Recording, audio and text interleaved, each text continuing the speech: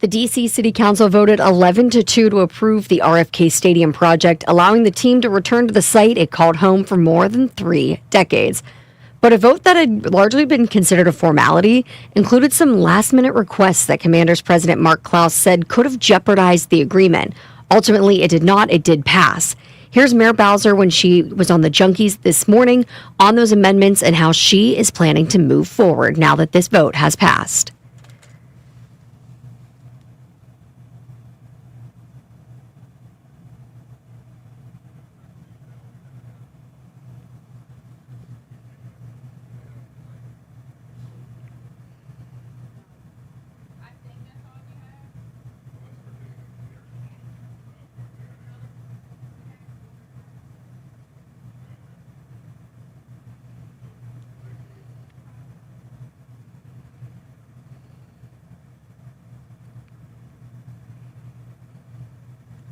And you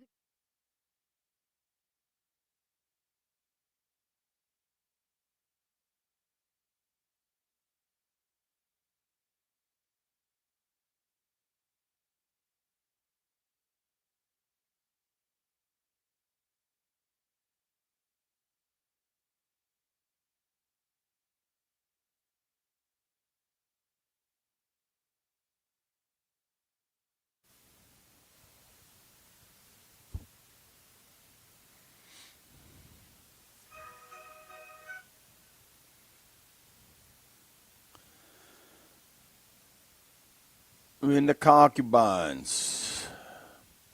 What up, everybody? It is 10 a.m. in the District of Columbia. Points north, south, east, and west. We're out west, Ashburn, Virginia. Commanders getting ready for the Las Vegas Raiders.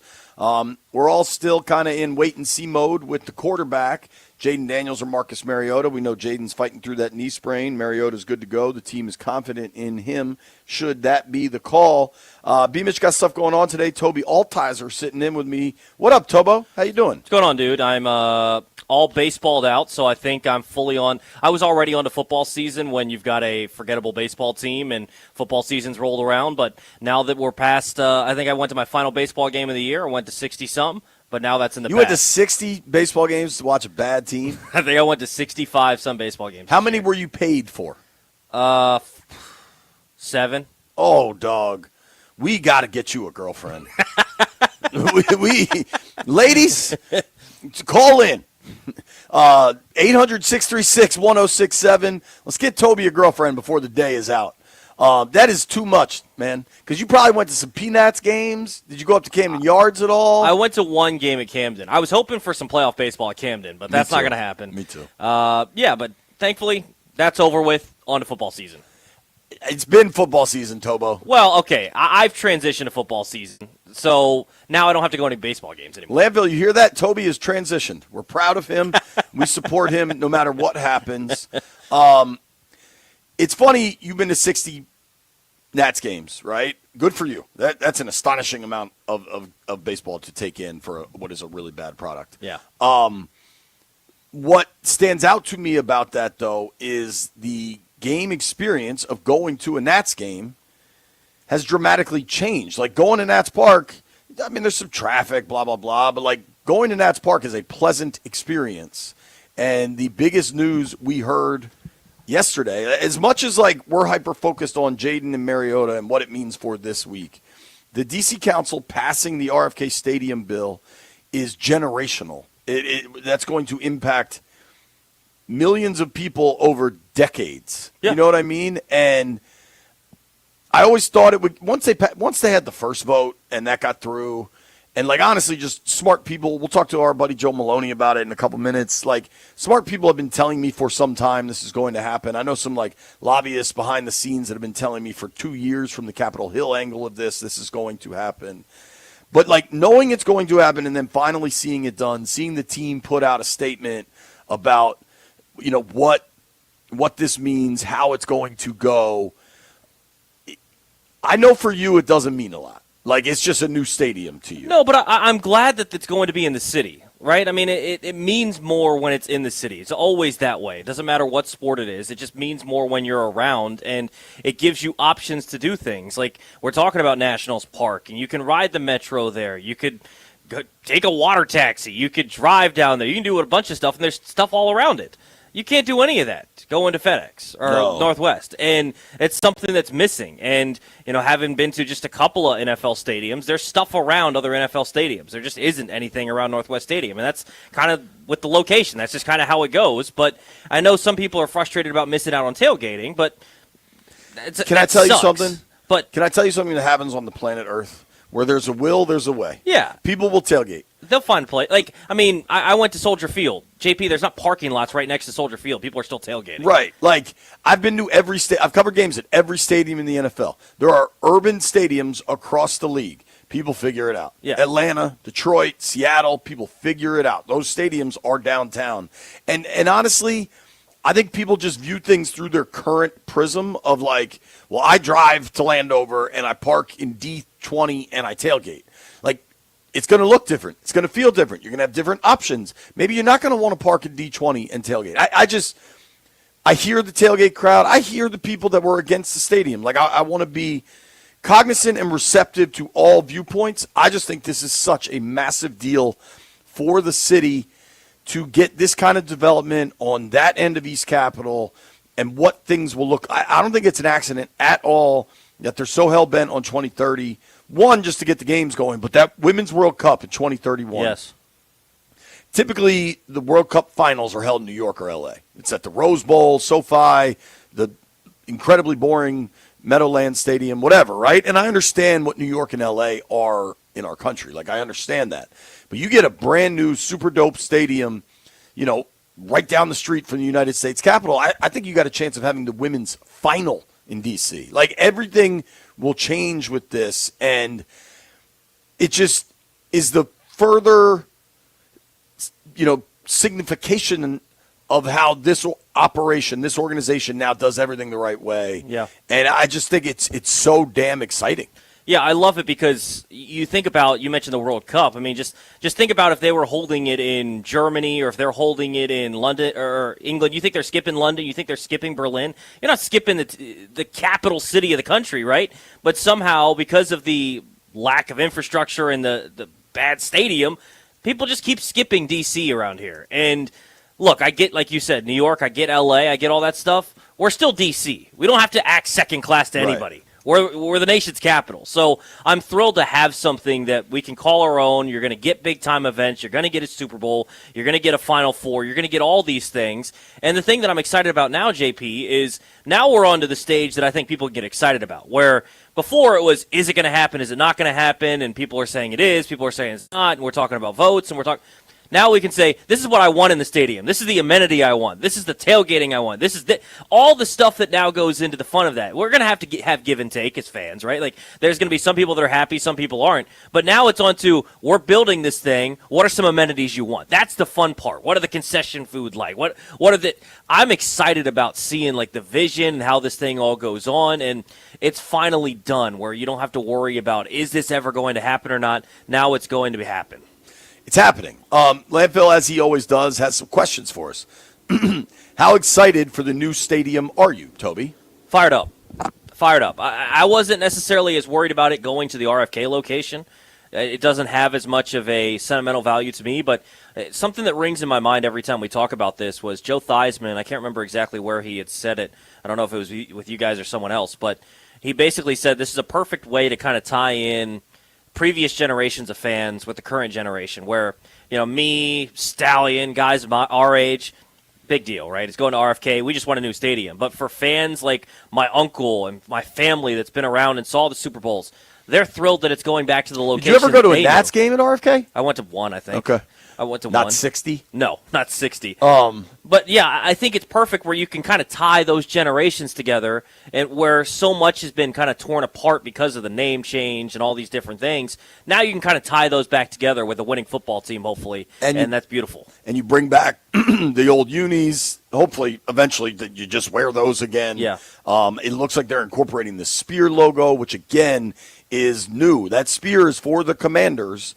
They're not going back, but it does give you a sense of tying it all together. I think the leadership of this team now is really trying to make this embracing the past and moving forward. As far as the new stadium for me, I'm thrilled. One, just driving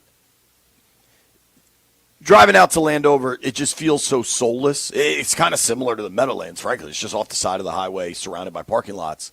I think this means something. So if you're my age and you remember RFK and the seats bouncing, it means a lot. It was funny, though. So I was at NBC last night, New All Ears. Go check it out on YouTube. And there's a young PA there, Kai, who I like Kai a lot. He's a smart kid. He's been out here for training camp and stuff. And I was like, dude, are you excited about RFK? And he's like, not really. Like, I think if you're – like, I think Stallion has said this. Like, I think for young people, the location of the stadium doesn't really matter. They just want a dope new stadium. Yeah. And that's okay. Like, you know what you're going to get now? A dope new stadium. And I think if that's your drive, awesome. If it is the nostalgia of RFK, awesome.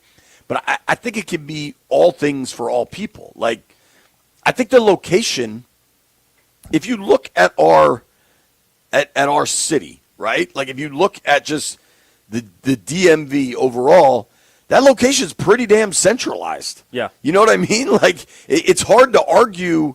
Like, if you're coming from Fairfax or Germantown, it's probably a little bit closer. If you're coming from Southern Maryland, it's probably a little bit closer. Like, there's Metro's an option. Like, I think by 2030, the amount of, like, driverless cars and stuff, like, I just think everything's going to look so different, and I think it just makes a ton of sense. I think it shows that this group doesn't mess around and gets stuff done, and I think it's really exciting. Landfield asks a good question here. He says, do you believe this is actually the final vote? And I had that thought driving out to Ashburn this morning, like, dude, this is actually done. Like, it's done. Yeah. And could there be other procedural stuff? Of course. But I at least feel like this is done. And next step is like shovels in the ground. Yeah, I mean, it feels like the next vote might be on whether that third parking garage or whatever it is, like stuff that is ancillary to the actual big stadium, right? That's going to happen. Stuff around it may be issues, or there's going to be hiccups, no doubt, in the construction, and there's going to be different things that pop up, but nothing to this point, or at this point, is going to be to the level of what we've been talking about where, is it going to get derailed with some of the reports that came out yesterday or before the first vote, and is this ever going to happen? It's going to happen. It's just now the extra stuff that comes with building a new stadium. And, yeah, I'm thrilled about it. It's exciting, man, and hopefully fans are excited. I think a lot of people understand the enormity of it, and if you don't, and it's just like, okay, cool, they're getting a new stadium, that's cool too. There's no wrong answer unless you're one of the people that's like, no, I wanted it in Dumfries or stay in Landover. I mean, I'm just thrilled that we're going to have like the crown jewel of a sporting capital finally, right? Just having something where you can go to the stadium. It's not constantly talked about how dumpy your stadium is, and you feel second class because your stadium is second class, right? And you can finally feel like, okay, in the nation's capital, we're hosting big events. You're going to have – I know people get annoyed with the Taylor Swift stuff, but the fact that Taylor Swift on a massive concert that people are spending thousands of dollars on tickets to go to, they're skipping D.C., like that shouldn't happen. And so you're going to have that now. You're going to have a Final Four. You're going to have a Super Bowl. Some K-pop. I've never had a Super Bowl anywhere that's really been accessible to me, right? I mean, I'm thrilled about the draft coming here, but that's totally different than the Super Bowl. Yeah, it's a different right? entity. So it's going to be so sick to have all that stuff now in D.C. where we have big events all the time, like you talk about. Every 4 years there's a presidential election, inauguration, all that stuff. Right. We have big events like that all the time. There's protests that get hundreds of thousands of people. Right? But for us sports fans, you finally get that big-time event that everyone else around the nation gets to seemingly enjoy. The New Yorks, the LAs, heck, even Minneapolis hosting a Super Bowl, all those cities. Minneapolis should not host a Super Bowl. D.C. finally gets one, right? D.C. gets one for the first time in something like that for the first time in forever. Yeah, man, it's really exciting. Landfill, what's your excitement level? Do you feel like it's really a done deal? I'm like 85% sure that it's a done deal. I honestly thought like 3 votes ago was going to be the final vote, so I'm still a little skeptical on that one. My excitement level for the stadium, I'd say I'm like a 5 or a 6. Now, let me ask you something. Will you go to the new stadium? Maybe once. Really? Yeah. That's exciting. When's the last time you went to Northwest? When they got crushed by the Bears on Thursday Night Football. Oh gosh. Oh, you went with Greg. Yeah. That was the day Dick Butkus died. Okay. I think I've told this story. So that's a Thursday night game. I'm there early, and a person with the organization, when the news got out that Dick Butkus died, somebody that worked for the team, for the Commanders, was like, damn, he couldn't wait till tomorrow? Just because there was an obvious sentiment like Bears ain't losing on the day Dick Butkus died. Bears are going to win. And they definitely did. They definitely did. That was the low point of the Rivera era, and there were others. Jeffrey, you were clear. You were, I don't want to say few, because I know that this subset of people existed, and I think it hits home for you as somebody that grew up kind of in the shadows of where Northwest Stadium is now. You wanted them to stay there. Now it's official. They're going to move. How are you feeling about all this? I'm happy about it. The team returning back. Look, like I said, I only wanted it to stay there for personal selfish reasons, because it's easier for me to get to the stadium. That's it. But a new stadium in D.C., I'm excited. I can't wait till it's built. Also, Jeff, by the year 2030, you think you're going to be living in the same place? Like, you might move, dog. Yeah, I'm not going to be living in the same place. I might not be living in the same place in a year. Yeah. I mean, considering how many people try to steal your car, I've long advocated for you to move. Yes, I am getting out of the hood. I can't do it no more. We need to get Jeff to, like, McLean. Like, let's find Jeff a safe neighborhood. No. I think I'll go to Southern Maryland. I'm a Maryland boy. I like Maryland. I want to be by the water. I like the weather. I'm not going to Virginia. Sorry. Yeah, how are you feeling? Way different than Maryland weather, by the way.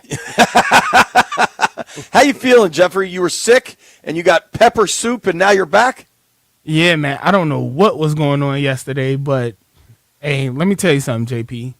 That pepper soup will have your body temperature by at least 20 degrees when you eat it. It will raise it so high. I was so hot yesterday after eating that soup, man.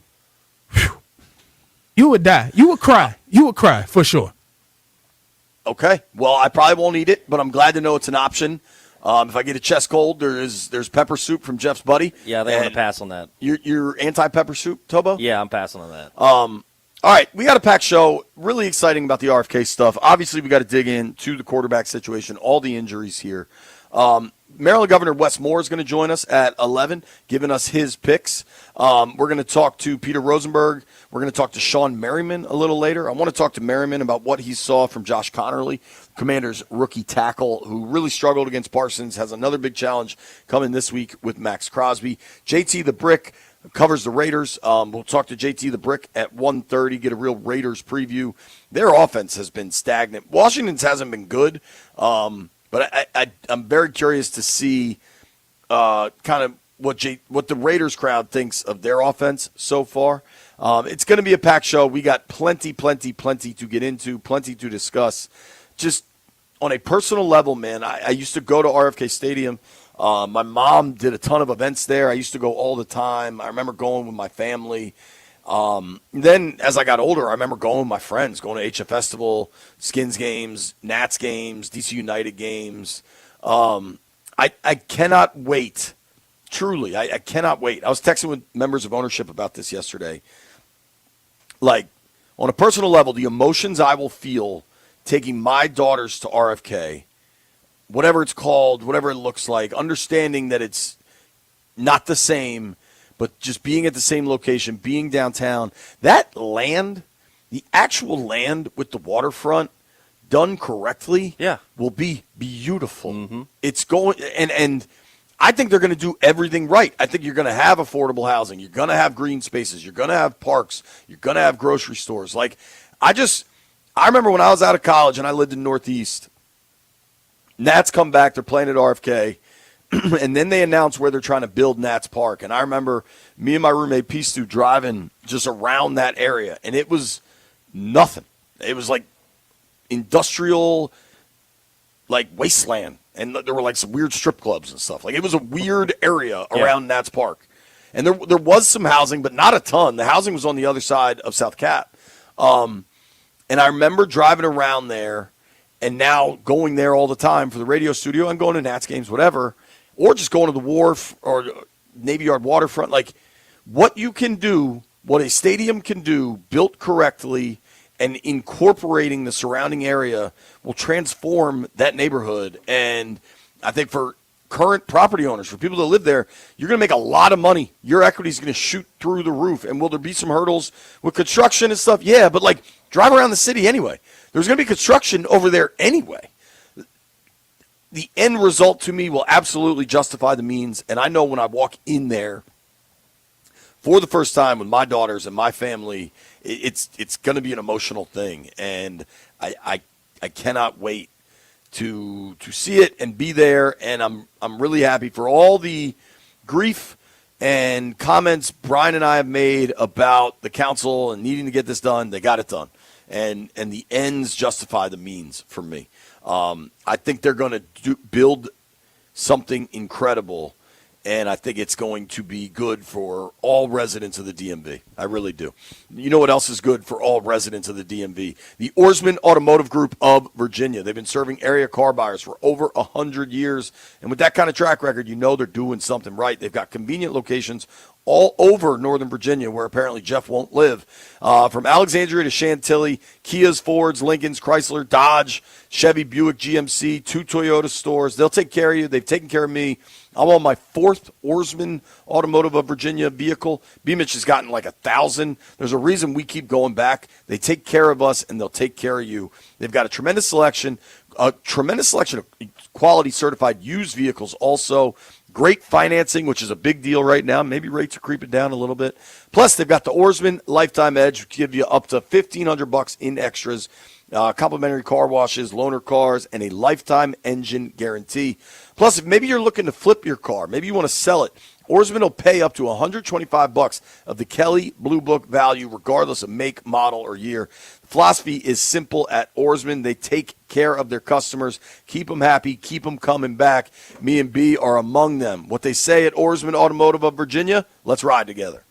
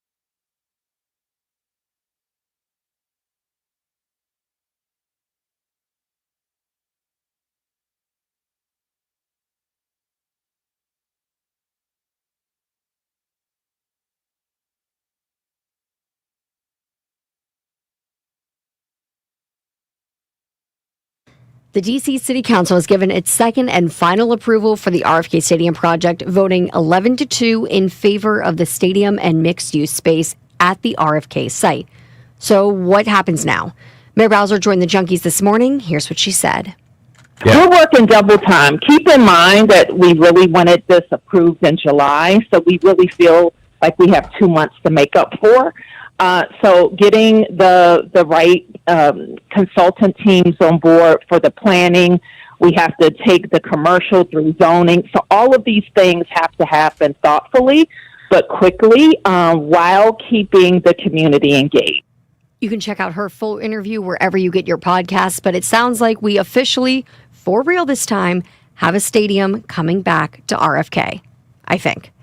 From the Crop Madcap 5-Star Sports Desk, Savannah McCann on the Fan.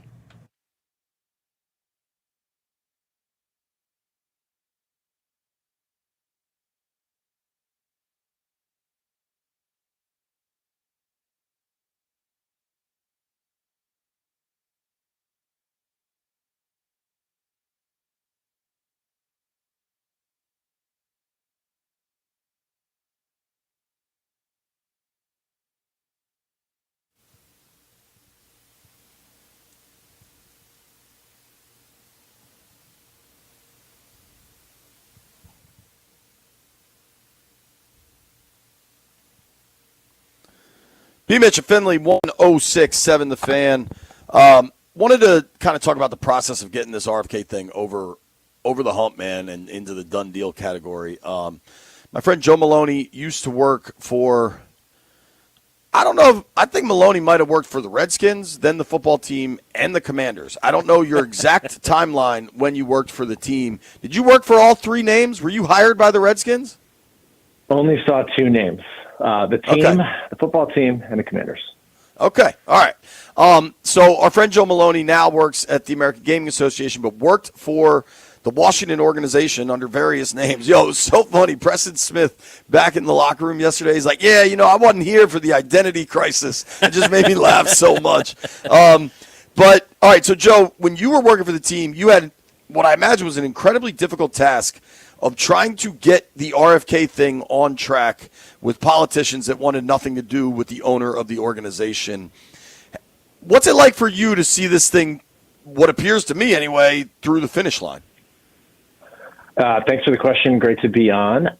I'm immensely proud to have played a role. The stadium search and the RFK effort, it's probably 10 years old, right? It goes back to about 2015 when, believe it or not, Bruce and Dan were roaming the halls of the Wilson building trying to get. Oh, dude, I got a one-on-one with Bruce on Freedom Plaza after he went to City Hall, and they just thought they'd waltz in there and get it done.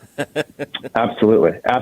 So I was part of the club for 3 years, so I guess you could say I've owned basically a third, if you will, of this stadium exercise. So, yeah, I'm super happy to have been a part of it and played a very, very small role.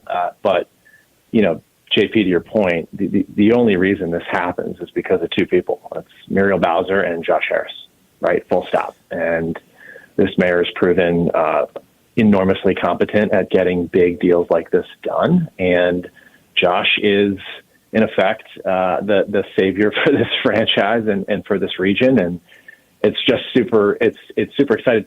As happy as I am to play a small role, I'm just particularly just happy for the fans. I mean, just hearing you talk about what the experience is going to be like for you when that day comes, what it'll be like for B. Mitch, who I know is not on the show today, but for the legends that played on that turf and on those grounds, it's just going to be a spectacular moment.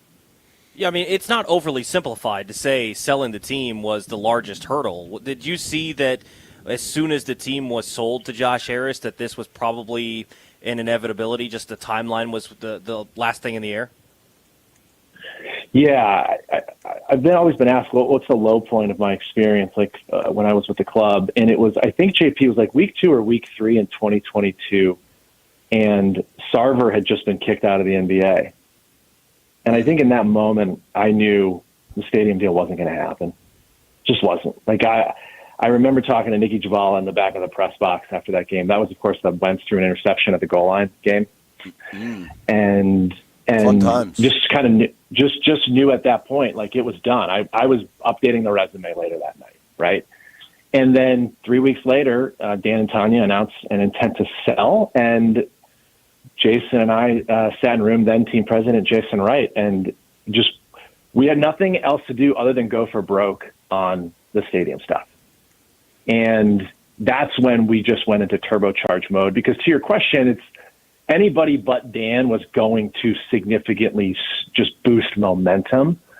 And when it became very obvious in the spring of 23 that it was going to be, a Josh Harris and a homegrown native investment group was going to come together, everybody wanted to be a part of this, no matter the jurisdiction. But obviously, RFK was going to eventually, be a front runner, just given the emotional and the spiritual ties. So it truly, it's Josh Harris and Muriel Bowser, period, full stop. Yeah. Remember which local reporter was first to tell you Harris was going to get the team when everybody was talking about Bezos? Talking with our friend Joe Maloney here. He's at American Gaming Association now, used to work for the Commanders, really tried to kickstart this effort to get back to RFK when the going was very rough. I want to, for a lot of fans, they voted on this thing. Then they had to vote again. Now it seems done. The team put out a statement. How much more procedural stuff is there? And, what, if any, hurdles still remain? Yeah, there's a ton left to do, but landfill can rest easy. Landfill can rest easy. There will not be another public vote or public referendum on this in any form. The work that gets done now is regulatory in nature. It's environmental in nature. It's permitting. It's entitlement. It's deeding. It's engineering. There will be a public input process that will take place in and around the site and the communities that are there. There's advisory neighborhood commissions, ANCs, as they're referred to in DC, that will have input into the process, and the team will lead that and shepherd that alongside the city. So there's so much that you will hear about, but this deal is done, and this stadium is going to get built. Ground will be broken, and the process will begin. But just know that the process moving forward, it just becomes very tedious, very expensive. But politics is ultimately an exercise in how and when you decide to deploy political capital for the purposes of achieving an objective. That work is done. The objective has been achieved, and the Commanders are coming back. How legit is 2030 to you? I think that's going to be super hard. And I think the league was right to be very clear about its deadlines on council consideration. When the then DC United ownership and the DC Council and the mayor came to an agreement on Audi Field, that was sent to the DC Council in June of that year. That deal did not get done until the following December, JP. So they sat on that for 18 months. And so I think the Commanders were particularly clear about expectations around timing in order to be competitive for some of the stuff you guys were talking about in the previous segment. There's major events, and these major events, they run very, very stringent and disciplined selection criteria and selection processes. And so if you want to be in the mix for 2031 Women's World Cup, all of the sort of hyperventilating around getting this deal done so you can be in position to win those types of events at your stadium, that was all very real. And so they're gonna be putting a shovel in the ground as soon as possible. But I do think it's going to be really, really hard. I think the only example out there of a stadium getting built on an absurd timeline was Allegiant Stadium, and I think they did that in just under 4 years. The standard timeline to achieve, something of this size and this scale is certainly in the 4 to 5 year range. So we're super close. We got to move quick. Allegiant is also Vegas, and they just get stuff done and don't have. I feel like correct. Looking at Vegas versus anything else is SoFi. Now, granted, they had mudslides or whatever. That took a while. I feared you would say 2030 seems hard, but I also kind of deep down knew that. You know what I mean? It's, right. I don't know, middle of September of 2025. Like they got a lot to do. How excited are you just on somebody that worked in the trenches on this thing and now know it's going to happen? I'm I was hearing you talk about what it's going to feel like when you bring your daughters, and I play that scenario a lot in my head, JP. And I got to remind everybody, I didn't grow up here, right? I went to RFK when the Nats came back for that magical 2005 summer, and that was a ton of fun. Chad but that informs how I think about what my experience will be like. And I live in Bethesda. Like, we're going to go drive to Bethesda Metro on a Sunday morning. We're going to park there. We're going to take the train to Union Station. And I just always imagine a beautiful fall day, and I'm walking down East Capitol from Union Station. It's a 45-minute walk. And it's going to be euphoric. People are going to be pouring out of their homes on Capitol Hill. And you are going to walk across that massive greenway that they're going to build leading up to the stadium as you pass the armory on your right. And it's going to be this awe-inspiring structure. And you're going to turn around and you're going to look down East Capitol and you're going to see a sea of humanity following you in burgundy and gold. And I just get chills thinking about it. And I just simply cannot imagine what it will feel like to be somebody like you or somebody like B. Mitch that will have that moment as well. It's just going to be magical. It truly will be. And I think, look, I respect the folks like Landfill and others that like don't feel that. But if there's one thing I truly felt in my job and my responsibility, just simply because of where I am right now in life, I'm a 45-year-old with kids that, and I'm on soccer fields and I'm at preschool drop-offs and everything. And if you are any individual over the age of 35 that grew up with this team and saw this era of glory back in the 80s and 90s, like that's what this means to you. And for those that are under the age of 35 and just didn't quite have that and have only known malaise with the first half of their fandom with this franchise, like, it's okay to feel that way. But I can assure you that this structure and the environment that they'll create, and to what you said earlier in the segment, like this ownership doesn't miss. That's going to continue, and it will feel that great for everybody.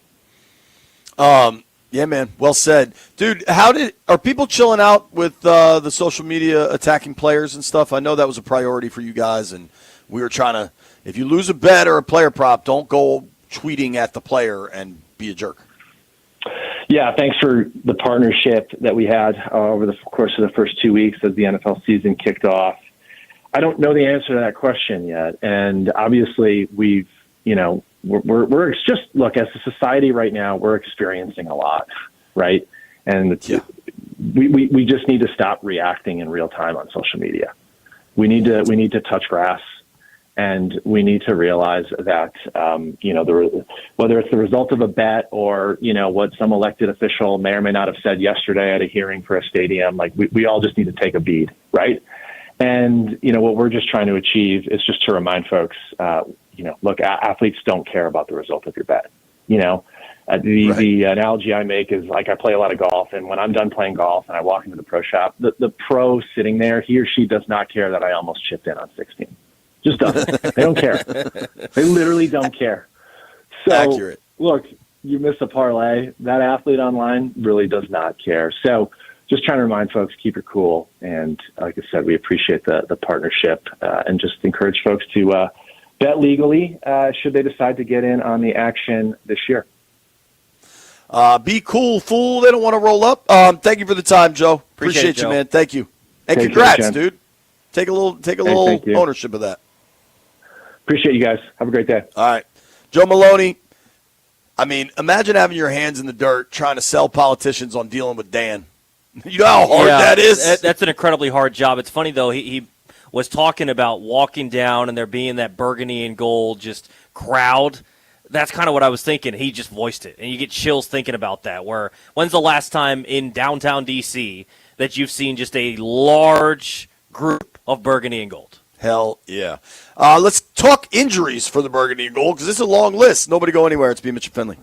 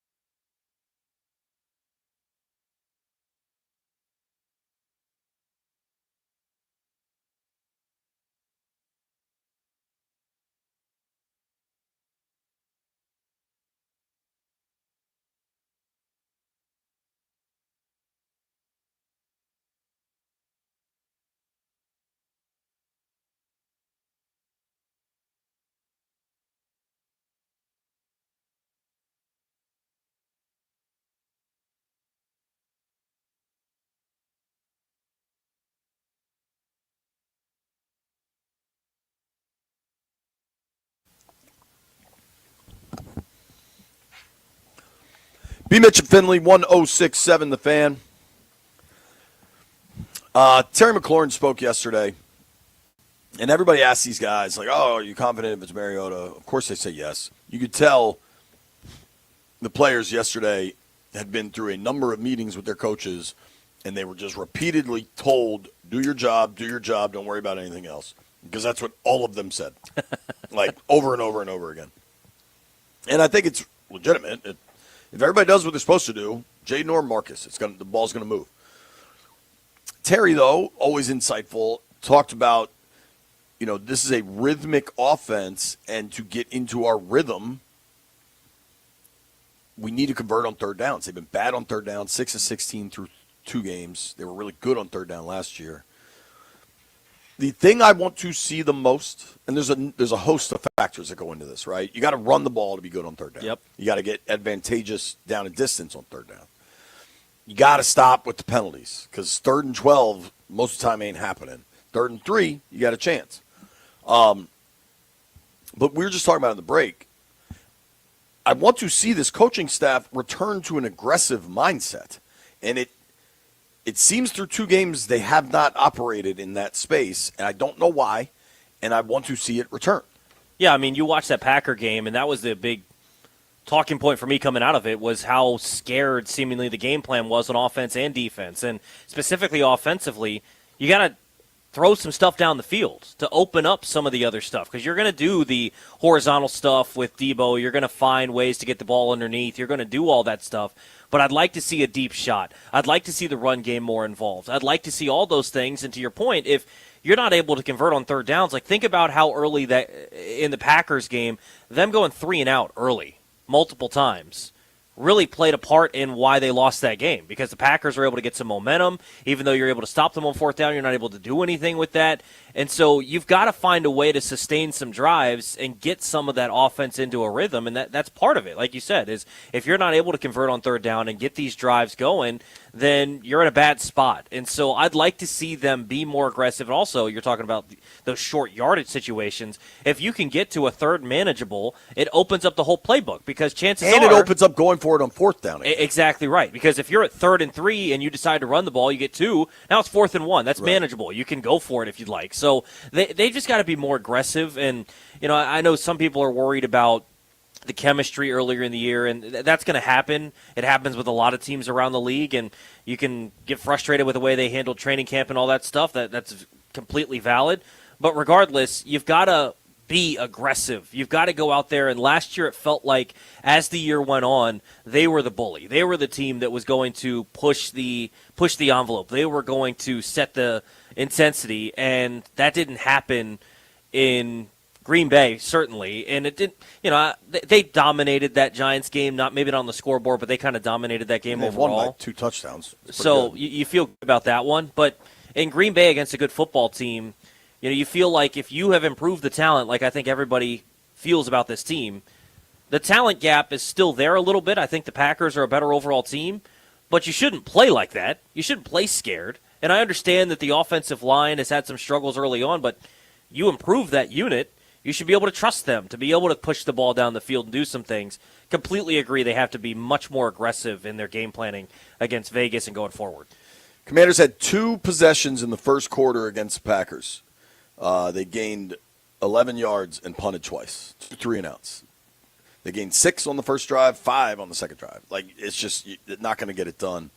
I am trying to remind myself to look at the totality of 2 games across the league. And when you look at the totality of everything we've seen thus far from 32 teams, I think Washington's totally fine.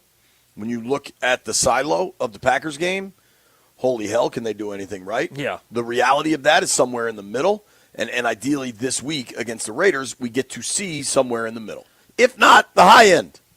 You know what would be okay this weekend? Kick the Raiders' ass. That's okay. Yes. No one will be upset. I'd prefer it, actually. I bet you would, Toby. I bet you would. We got a game tonight. Bills, Dolphins. Packed slate this week. When we come back, Maryland Governor Wes Moore will join the program for his weekly picks. If you bet with the Gov, you're going to make some money. Nobody go anywhere.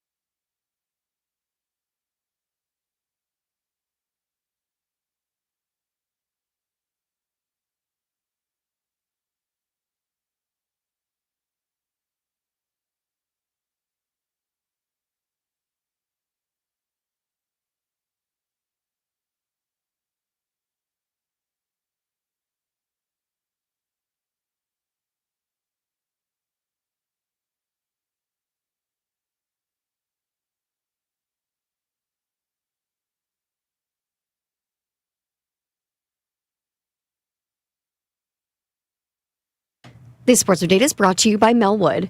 College football's transfer portal season just got much shorter. The NCAA Administrative Committee adopted a proposal to eliminate the spring transfer portal window. This goes into effect this season. Precise dates of the transfer portal will be determined next month.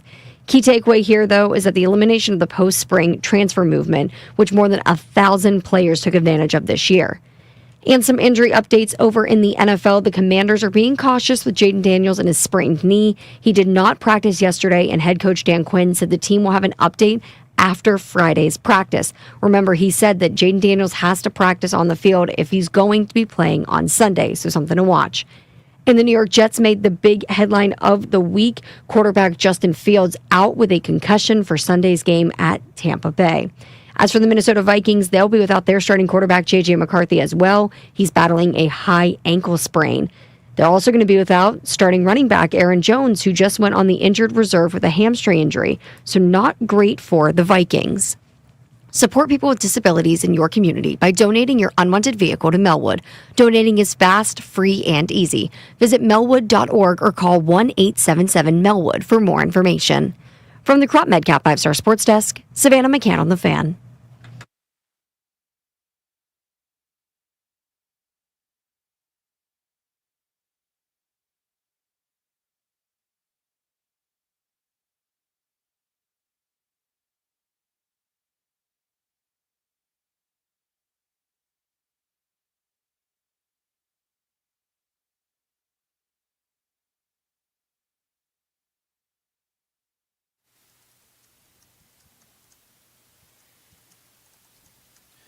B. Mitch and Finley, 1067 The Fan.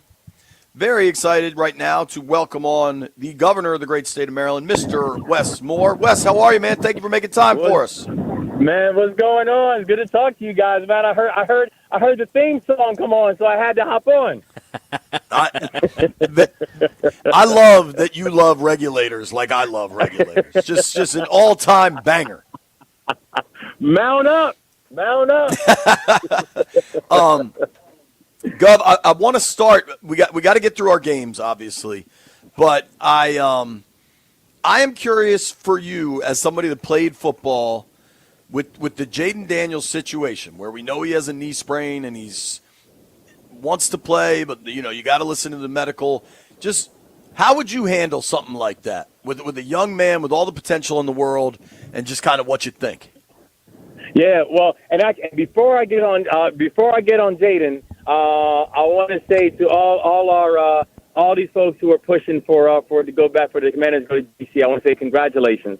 I know this was a long road for a lot of folks, and a lot of folks are happy right now. And in fact, I can tell you a lot of my family members who are Commanders fans are happy right now. So to all the Commanders fans who are happy that today has come, I say respect. And I'm happy for you. But also to all the Marylanders, I just want to let you know that what we have and what that area is going to be better than what it is right now. We're excited to be able to work in partnership with the Commanders ownership team to make sure that they're going to honor their word about what they're going to do. But also my word to the people of Prince George's County in Maryland is that that area is going to be even better in the future than what it is right now. So I think this is a win-win all the way around. But respect to all those Commanders fans who are happy that it's good that Washington Commanders are going back to their spiritual home.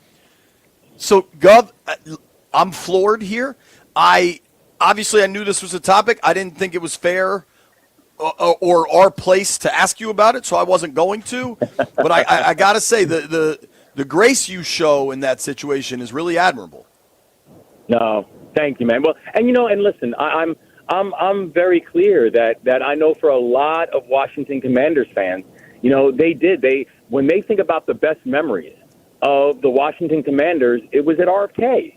Like, that's where they were hoisting up Super Bowl trophies, and that's where you got a chance to see the Riggs and the Williams and all Sure. the things that people, when they think about the history of the franchise, that's where some of the best memories are. And so, and the thing I really appreciate is that, this process, we've been working very closely with the new Commanders ownership. And listen, it's been a night and day conversation. I was not governor having to deal with the old Commanders ownership. But I'm thankful for the relationship that we built with the new Commanders ownership, and I know that they have a very clear vision that is not just going to be that they're going to have a new stadium over in the RFK site, but really a build out of Landover and a build out of what the space is right now, where the Washington Commanders have called home for decades. And so I'm excited. I'm excited about the future. I still think that the Baltimore Ravens are going to knock out the Commanders in the Super Bowl one day soon. But I'm excited about what the future is going to be. All right. Well said then, sir. Yeah. And I didn't get to Jaden. To Jaden, right, I would say this. I would say Jaden needs to be careful and listen to the docs on this one. Listen, you're young and you have an amazingly bright future ahead of you. And the thing that I would just caution for anybody who's like he should rush back and all that kind of stuff, I would just say two things. One, I would say you're playing the Raiders this weekend, so let's keep it in perspective. Mariota's going to win this game, and so you don't have to worry. And there's no reason to rush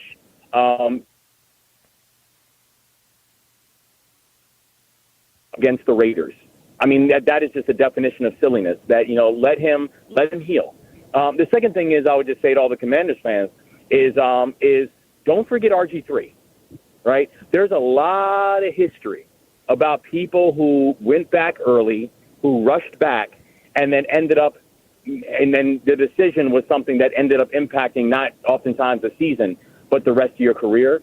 So, listen, if the docs say that Jaden's good to go, then let him play. But if the docs are like, I don't know about this one, it's week 3 against the Raiders. Like, it's all good.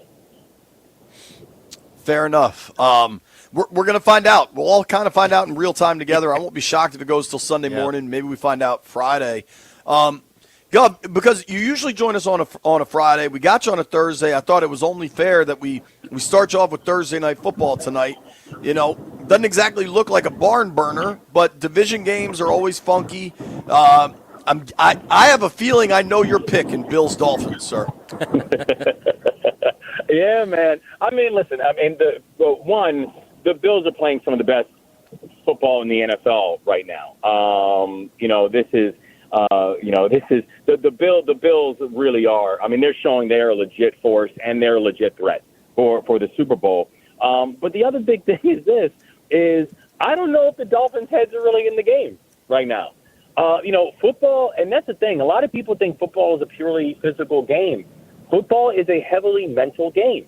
And when a team is not in the heads aren't in the game, it becomes a very complicated road for that team. And right now, your star player, the one who is the ticket drawer, has just got a lot of stuff going on in his life right now. And you've got rumors about new accusations about Tyreek Hill. You have trade rumors. I mean, I heard a crazy one that they're talking about he could potentially go back to the Chiefs. I mean, there's just so much swirling around in the locker room right now that I think it just makes it very difficult to say, oh, no, but despite all that, we're going to go beat one of the best teams in the NFL. Like, I don't see that. I don't see it happening. So I think that I think the Bills win this one, and I don't think, usually the problem with Thursday Night Football is it makes your Friday kind of messed up because you got to stay up and watch the whole game. I don't expect to be watching the whole game tonight. I think my Friday's going to be fine. I mean, to your point, Gov, it feels like the Commanders haven't played in two weeks. Like it feels like it's been a while since that Thursday game. Second game for you to pick up, Rams and Eagles, 2 NFC heavyweights, 1 o'clock at the Lincoln, Philly. Rams and Eagles, who you got? So I got to tell you, part of the reason that I'm very proud of my record, even though this year I'm starting off a little slow, I'm 500. But I was like at 70% last year. And part of the reason I was at 70% because I like picking upsets. And this is going to be an upset. I think the Rams are going to beat the Eagles. I know it's in Philly, and I know the Eagles are 2-0, but hear me out. And I think that the Eagles are a very good team, and the Eagles are playing good football. And again, 2-0 is 2-0.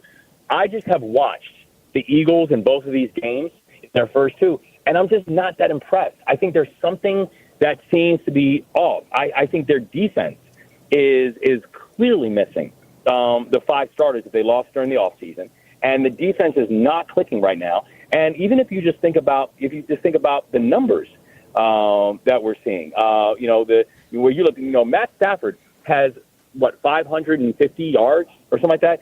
Jalen Hurts has half of that, less than half of that. Jalen Hurts is at 250. Williams right now, Kyron Williams is neck and neck with Saquon Barkley. Like there's the Eagles are 2-0, but they're not putting up the same kind of football, or the same kind of stats that we're used to them, putting up. And people could say, yeah, but remember last week they played the Chiefs in Kansas City, and I'm like, yeah, but the week before that they played the Cowboys. So let's be clear that it's not like they're knocking out amazing teams, and not to mention the Chiefs are just not playing well at all. So I'm going with the upset in this one. I think the Rams go into Philly, and I think they beat the Eagles this weekend.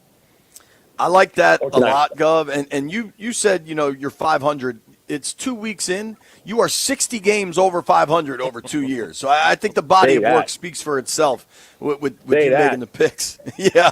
If you're betting with the Gov, you'll make a lot of money, man. I'm trying to we'll keep the pick.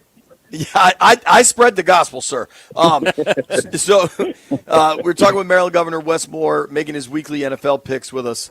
Really interesting game. The Chargers have looked great to start the season. And it's been high profile. They had the Brazil game, then they were on Monday Night Football. The Broncos coming off that bad loss to the Colts. What do you make of this one? SoFi Stadium, Los Angeles, Denver versus Chargers. It's crazy because the Chargers are actually making me a believer. And I've always been real skeptical of the Chargers, where it's like, I know, and the Chargers kind of start off hot, but then it starts getting cold, and they don't like the cold and all that kind of stuff. But they're playing really good football right now. So I really got to give it to them. I mean, this is a good team with 560 passing yards already this season. I mean, Justin Herbert is actually showing that he's legit. He's whipping it out there. So and also remember it's in LA, so I don't see the Broncos. One thing I think the Broncos are always tricky at home, just because of the altitude. And it just takes a lot for teams to get used to the altitude. So I always give a little bit of a hint to the Broncos when they're playing at home.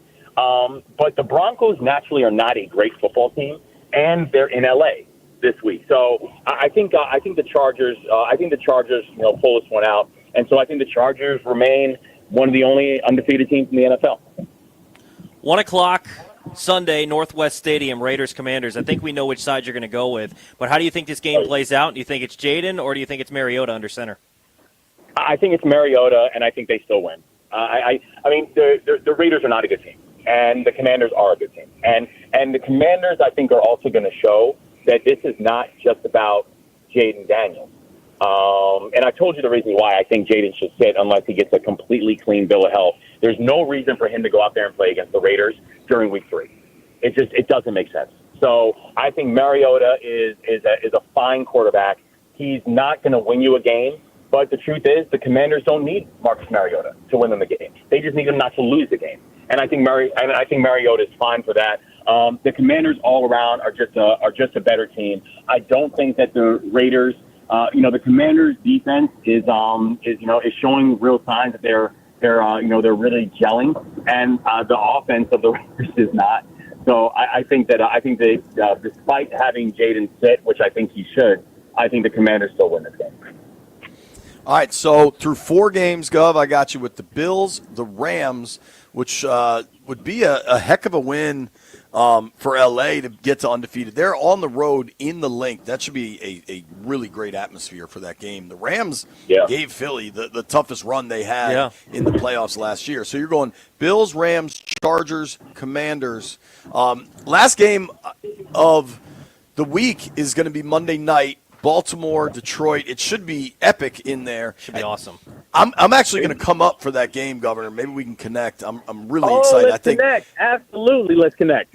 When M&T is rocking, it's a pretty special place to watch a game.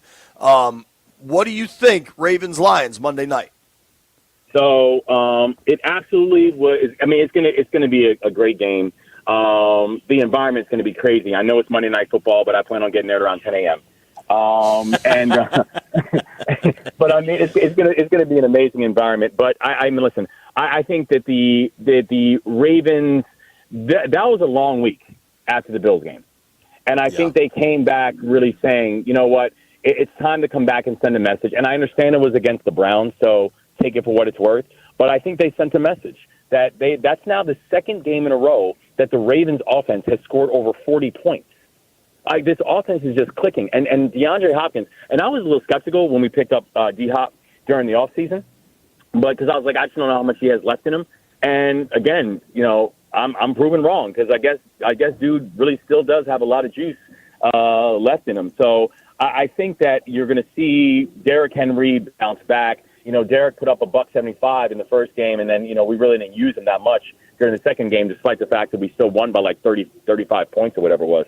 But I think that the Lions are a legit tough team, but they're not going to come into Baltimore and beat Baltimore in Monday Night Football, especially with the Baltimore Ravens roster actually really jacked up since last year, and the Lions roster did not. The Lions did not make any real big, substantial, and impactful moves during the offseason.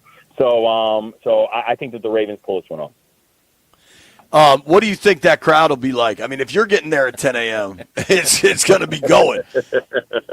It's going to be crazy. And because listen, I think folks, we're just really excited about this team. Because I mean, if you look at us on paper, there's not a weakness to this Ravens team. I think we have made significant improvements on the defensive side, picking up Alexander during the offseason. We drafted starts during the offseason. You still got Kyle Hamilton, and you still got Marlon Humphrey, who's like both of them are all pro defensive players. And then on the offensive side, again, like I always say, it's like the Ravens offense is like a video game. It's like you have Lamar Jackson, Derrick Henry, Zay Flowers, D Hop, Bateman. I mean, like Mark Andrews, likely getting healthy. It's like, what do you do with them? And so I think a lot of all of us we're feeling really good about this team.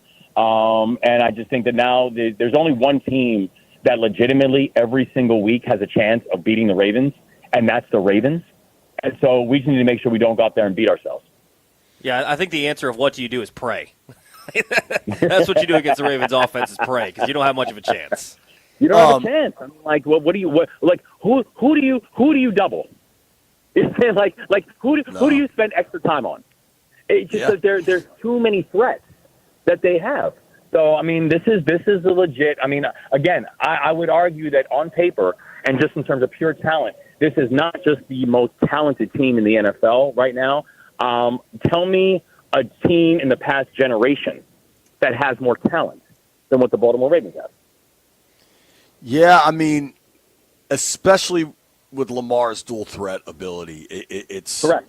It's hard to think of like the level of explosiveness that team has. Gov, I know you're a busy man. We got to let you run. I got you in the books for all the plays: Bills, Rams, Chargers, Commanders, Ravens, Terps. Big Ten opener going to Wisconsin. Maryland boy Malik Washington is quarterback. Gov, I'll tell you this: if I can get +10, I like +10.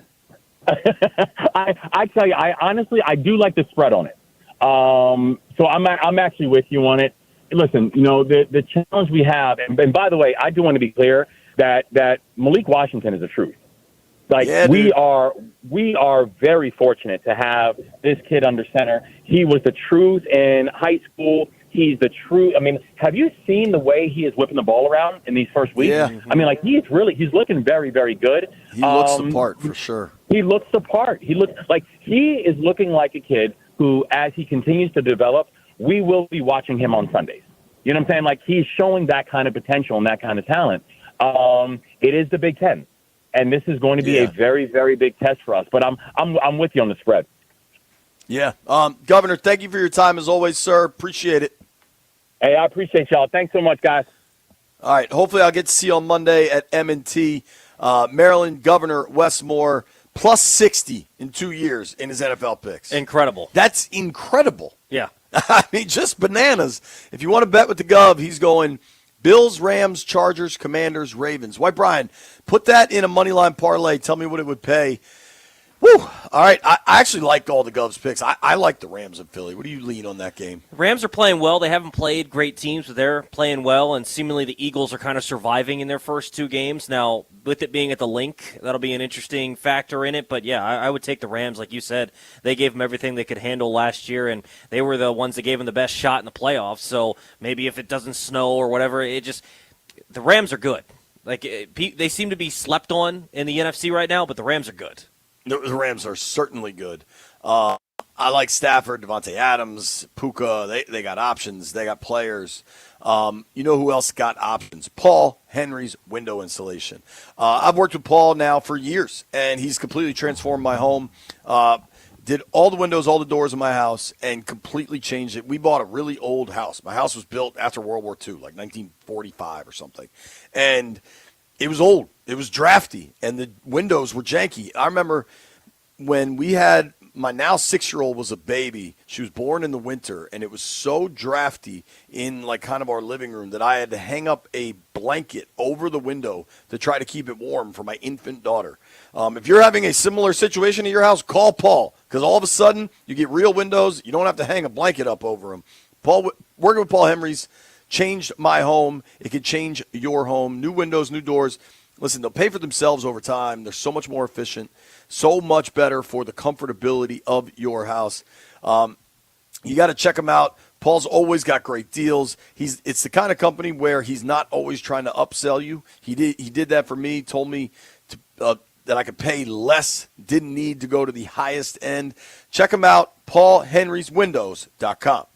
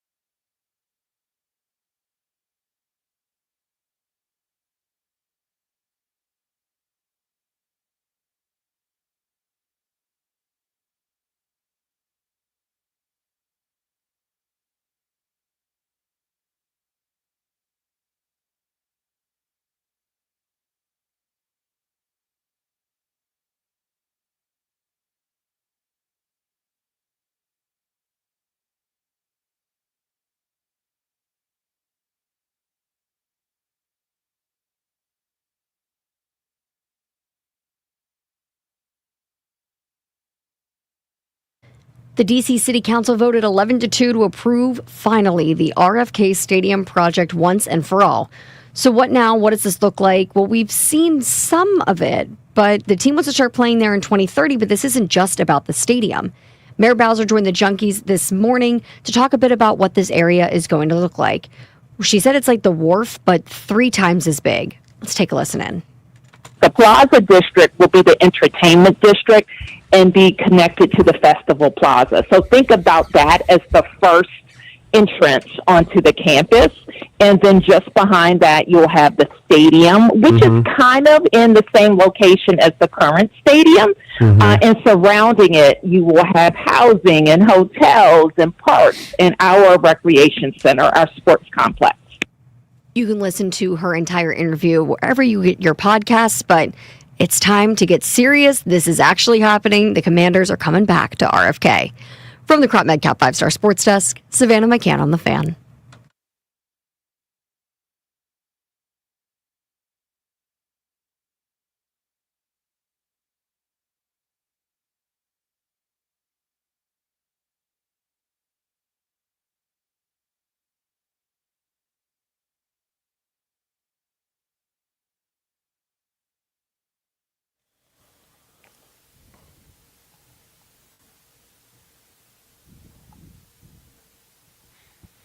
This song's so ridiculous.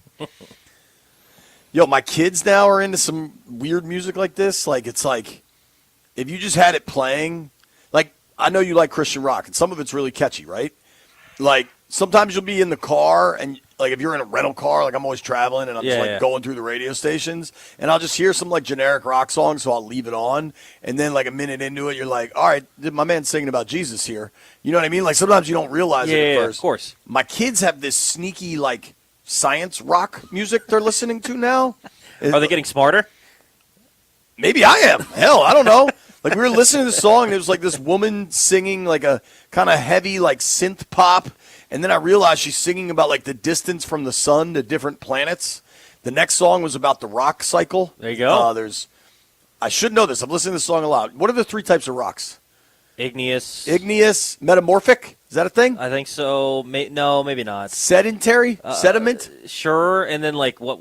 Isn't there like a pig something? I don't think there's a pig rock. Well, it's like something more than that. Landfill, you know the 3 types of rocks?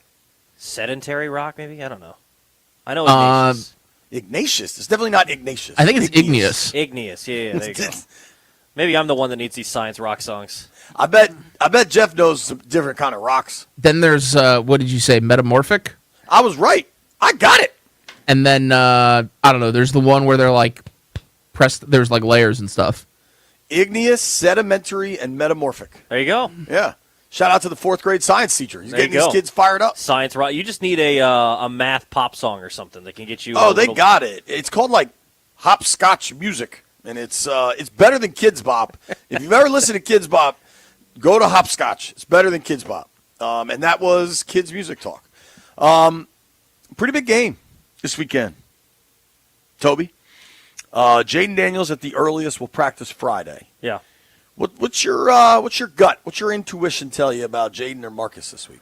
I think it's going to be Mariota. I don't think you can overlook any opponent. I don't think it's one of those things that you can just immediately go, oh, it's the Raiders, so don't play them. But I'm also not overly worried about Jaden. I don't think that they're going to put him in harm's way. I know some people are going back and relitigating some of what happened last year. And I don't know. I mean, with the rib injury, I think they looked at it and said there was really no chance of further injuring it and putting him in more danger than he already is by being a quarterback on the football field. I don't know that that's the sort of injury that you're looking at here, where if you look at it and say, you know, can he get more hurt by going out there and just doing his normal things? I would say that a sprained knee, you're more likely to have something like that than with a cracked rib. So I think they're going to be cautious with this one. I think they're going to lean to go with Mariota, but it's not something that I'm looking at saying, oh, it's because the Raiders. I'm looking more so at Jaden's health, and I still think they can get it done with Mariota. You know, if they just go out there and execute, you were talking about how the messaging this week seemingly has been do your job. If they just go out there and execute the offense and the defense plays well, I mean, realistically, defensively, if I'm Joe Witt and Dan Quinn, there's 2 guys I'm circling, and Brock Bowers really isn't 100%. Honestly, like people are looking at playing Washington this week saying you got him at the right time. I think you got the Raiders at the right time too. Ashton Genty by week 14 is going to be a totally different back than what he is in week 3. Brock Bowers isn't 100%, and Geno, while he shows some capability, threw 3 picks the other night. So I think you're catching Vegas at the right time, and I think you can beat them with Mariota, but it's not one of those things that I'm saying just because I'm scared and this and that, and because it's the Raiders, I'm starting. I think you truly got to be in the best interest of Jaden. I think missed one game and reevaluate, and I think he'd probably be ready to go for week 4. For me, it's a 3-step process, right? We had Dr. Carter Mitchell join us earlier this week, who's a orthopedic surgeon in sports medicine. Like, he's an expert in the field. And he's like, depending on the sprain, he could be completely fine. Like, people just rule out the Jaden is fine aspect of this. But what Dr. Mitchell also said is, I'm not there. I haven't seen his knee, so I don't know. Like, 1, trust your medicals. 2, coach's eye test. Cliff and Dan are going to watch Jaden like crazy when he does get on the field. And if he doesn't look right, the coach could just sit him. Coach reserves that right. 3, Jaden. Hey, coach, I'm good. Hey, coach, I think I should rest. Like, Jaden will have input in this decision. What is good is that you have an entirely different situation than what so many people are freaked out during the Robert days when Robert was calling the shots and Dan was his enforcer. That won't be the situation here.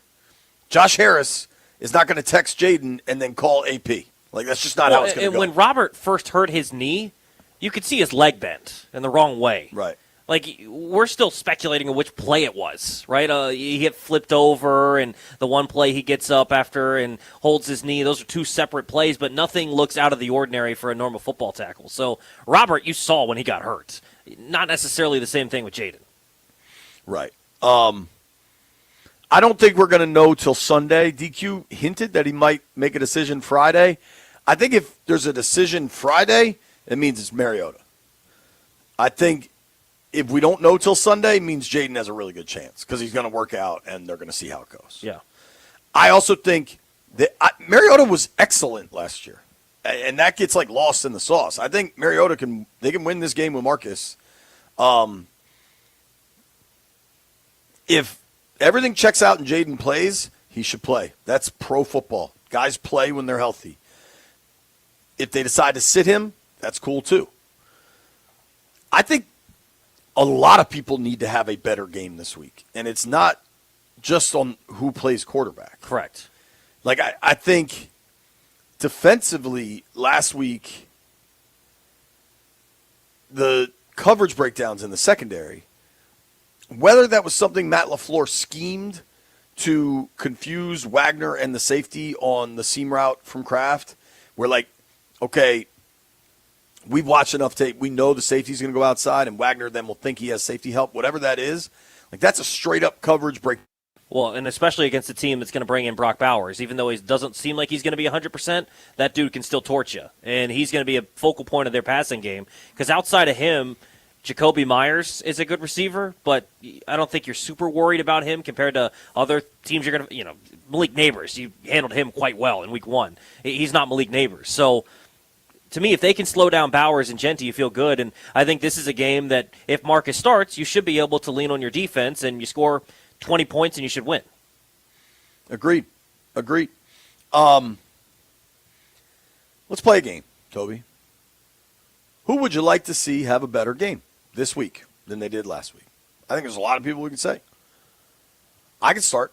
Yeah, go ahead. ahead. Want me to start? Yeah, go ahead. I'd like to see Brandon Coleman have a better game. Yeah. I think Brandon Coleman's a really talented young player. I think moving inside the guard helps. I don't think he played his best. He did have to come out. It seemed like he got banged up there a little bit.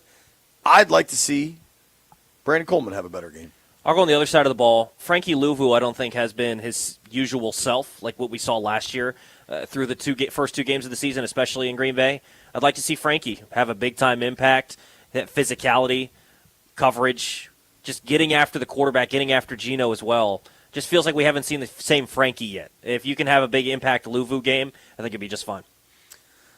I'd like to see Javon Kinlaw have a really – week 1, he was excellent. Yeah. Last week, a lot quieter. I'd like to see more from Javon Kinlaw.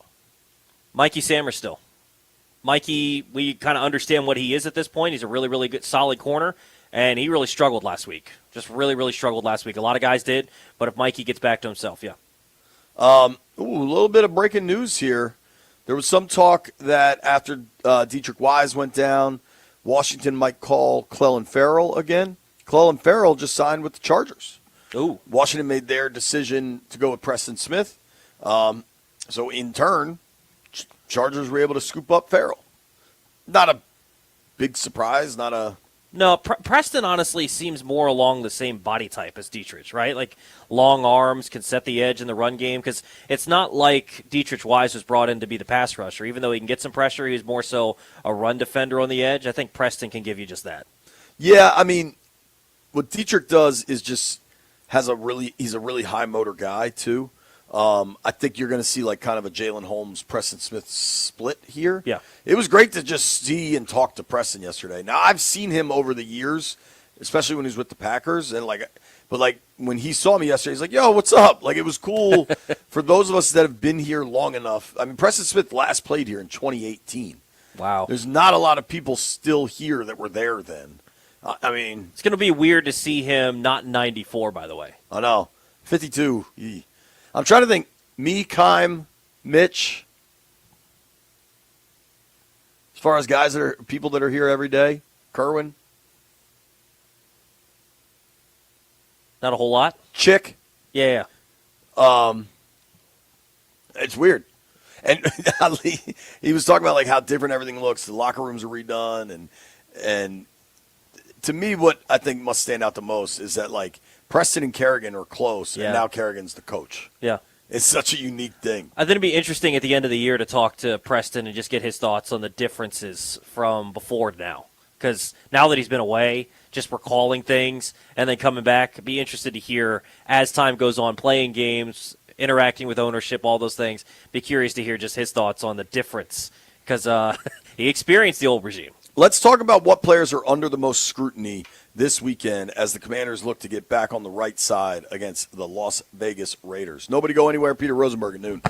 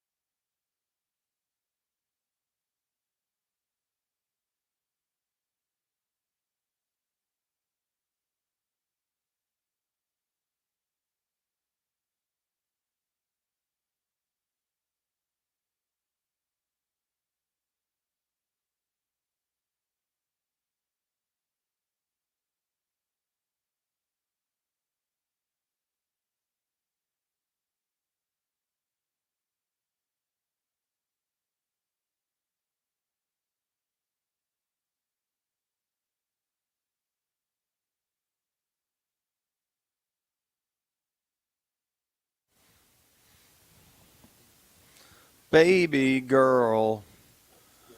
Live in Ashburn, Virginia, as the Commanders are getting ready for Week 3 against the Raiders. You're listening to B. Mitch and Finley.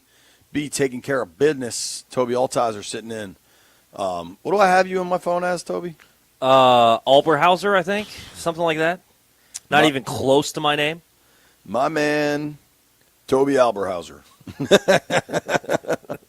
Sounds about right. Who's the player on the Commanders you think is under the most scrutiny, which is an interesting word, this week? Marshawn Lattimore. He looked better in week 1. He looked like somebody that maybe you could trust, and I was actually kind of buying into the secondary and kind of the plan that they had against the Giants. I thought they did a good job against Malik Neighbors, and, Wan'Dale Robinson was able to get a little bit going, but for the most part, I trusted what the secondary was doing. And then week 2, you had penalties, you were just getting cooked, and just looked back to the Lattimore that we saw at the second half last year, and unless some injury popped up that we don't know about, he's not injured. So that excuse for the end of last season is gone.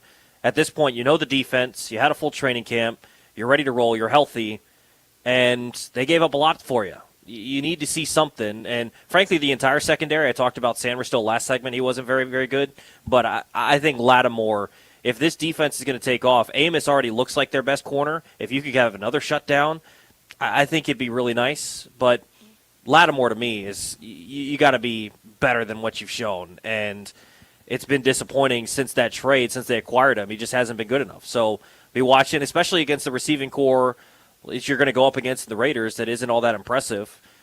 You got to be able to be a shutdown guy again. Yeah, you got to wonder kind of where Lattimore is. I thought he looked pretty good week 1 against the Giants. Giants aren't the same threat as the Packers, who just throw speed at you everywhere. I was talking with somebody last night. Just the career matchups, LaFleur versus Quinn. LaFleur just eats his lunch. Yeah. And you wonder how well schemed up Green Bay was last week for DQ and Joe Witt's defense. Joe Witt, speaking with the media now, Joe Witt is not a guy that hides his emotions well and is clearly pissed about the game that we all saw unfold in Green Bay. So Landfill has a bunch of players listed here for who could be under the most scrutiny. I want to talk about Matt Gay quickly. Matt Gay is the kicker this team brought in. And when you brought Matt Gay in, I mean, kicking, unfortunately, is binary. You make it or you miss it, right? There's not a ton of context to kicks. But I think Matt Gay, the conversation requires some level of context because you know what he's really good at? Inside of 45. He's really good at it. And you know what has been a problem area for him for most of his career? Outside of 45. Yeah. So last week, when you asked Gay to kick a 52-yarder and a 58-yarder, and he doesn't make them, had the distance on both, just missed them. That, to me, is not a Matt Gay problem. Correct. 100%. If he didn't have a great camp, didn't have a great preseason. The team elected not to bring in competition. DQ got asked about it. He said, no, not at this time. So you didn't try to compete at the kicker position. You know that the 50-plus is a limited area of his expertise. And then he misses 2 of them. That's not on him. I made this analogy with Mitch. You got a puppy and he pees on the floor and you don't get him to stop peeing on the floor. That's on you. Yeah. Like, this is the situation you've created. And to me, that points more towards the front office and the coaching staff than it does Matt Gay. Correct. I mean, you can't be mad at a guy who's shown you what he is throughout his career, and then you bring him in and he's still the same guy.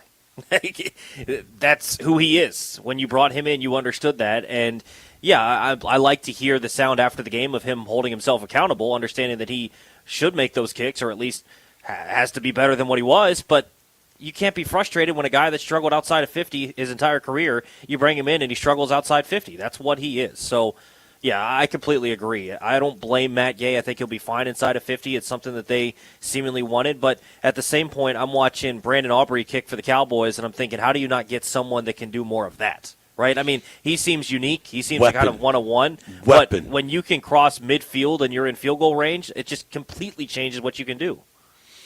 Weapon. You know whose seat's pretty hot this week? Josh Connerly. Yes.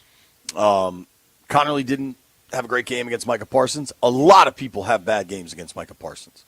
I was talking with somebody last night. There was one play where Parsons was triple teamed and still got through it. Connerly kind of whiffed. Allegretti tried to get to him. Eckler tried to step up. Eckler got tossed. Like, Parsons is freak category, but so is Max Crosby. I mean, this is the NFL. There's good pass rushers. You face freaks every week. Like, every team has somebody.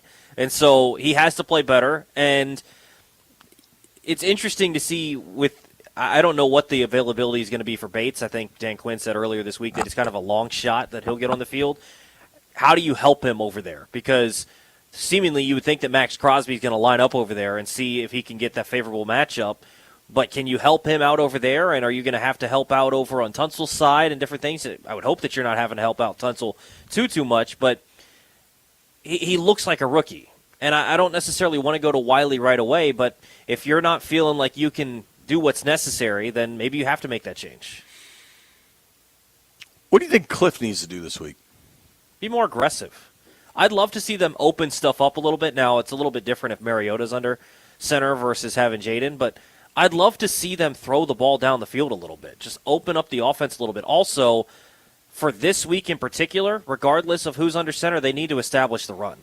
I don't understand last week how Eckler finished with 8 carries and Bill only had 4, when it was obvious that you handed the ball off to Bill and there was just a little bit more juice with him. Now that you don't have Eckler, I think that Bill's got to handle 15 carries, 12, 15 carries, hand the ball off and find ways to get the run game going, especially if Jaden's under center, right? If he's compromised at all, hand the ball off. And then 2, if you're going with the backup, hand the ball off. So I think you got to get the run game established, and I'd love to see them get the ball down the field a little bit to get the defenses to have to respect the deep ball. Got to commit to the run more. You got to run the ball better. You got to run the ball. Green Bay, if you go back and look at it, Josh Jacobs didn't have an overwhelming game, but he got the carries. They stuck with the run, and that's a lot easier in game flow when they're kind of controlling things to stick with the run. But, Jacobs ended 23 carries for 84 yards. Yeah. Like, it wasn't anything to write home about, but he still got the 23 carries. Washington's backs got 12 carries. Dude, Standing told me, I got to double-check this, but from a straight snap count situation, McNichols out-snapped Bill in that game. And some of that's Eckler goes out, but, I have been a little surprised so far, the focus on Eckler. You know what I mean? You trade away B-Rob, okay, and then Eckler's, commanding the carries. And Eckler's a good player, but I think he's better as a change of pace, dynamic, turbo set. He's a complimentary back, not a lead back. A lot of scrutiny for a lot of players. Peter Rosenberg joins us next. You'll hear from Cliff Kingsbury a little later in the program. Nobody go anywhere.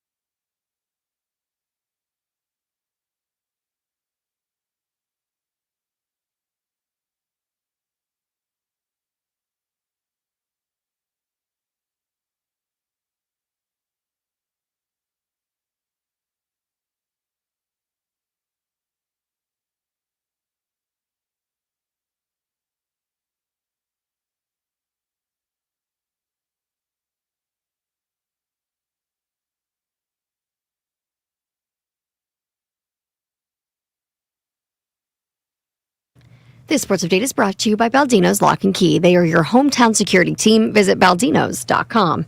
Jaden Daniels currently dealing with a sprained knee injury. While he isn't expected to be out long, his availability for the Week 3 matchup against the Raiders is reportedly in doubt. That is per Yahoo Sports. If he can't play this weekend against the Raiders, Commanders backup Marcus Mariota is getting the nod. The Commanders did win all 3 of the regular season games he played in last year, so a little bit of good news if Jaden Daniels is in fact out. And some off-the-field news for the Commanders. Their plan to return to the site of their former home at RFK Stadium cleared its final hurdle yesterday. The D.C. City Council approved the legislation. The bill passed by an 11-2 vote and is now being sent to Mayor Muriel Bowser. The Commanders will invest $2.7 billion and cover the rest of the cost of the overruns to build the 65,000-seat stadium. The district will contribute $1 billion to the stadium deal. So let's talk cash. What does this actually mean for D.C. residents? Mayor Bowser joined the Junkies this morning. In fact, all D.C. residents can see their equity go up, but the amount of their property taxes are capped from year to year. And senior citizens even have more of a tax cap. So you'll see equity increases, but you won't necessarily see your tax bill go up. And that's important to protect existing residents. If you want to check out the rest of that interview, you can listen to that wherever you get your podcasts. Baldino's Lock and Key is your hometown security team for auto keys and fobs. They make car key problems look obsolete. With 9 area locations throughout Virginia and Maryland, stop by one near you today, or for more information, visit baldinos.com. From the Crop Medcap 5-Star Sports Desk, Savannah McCann on the Fan.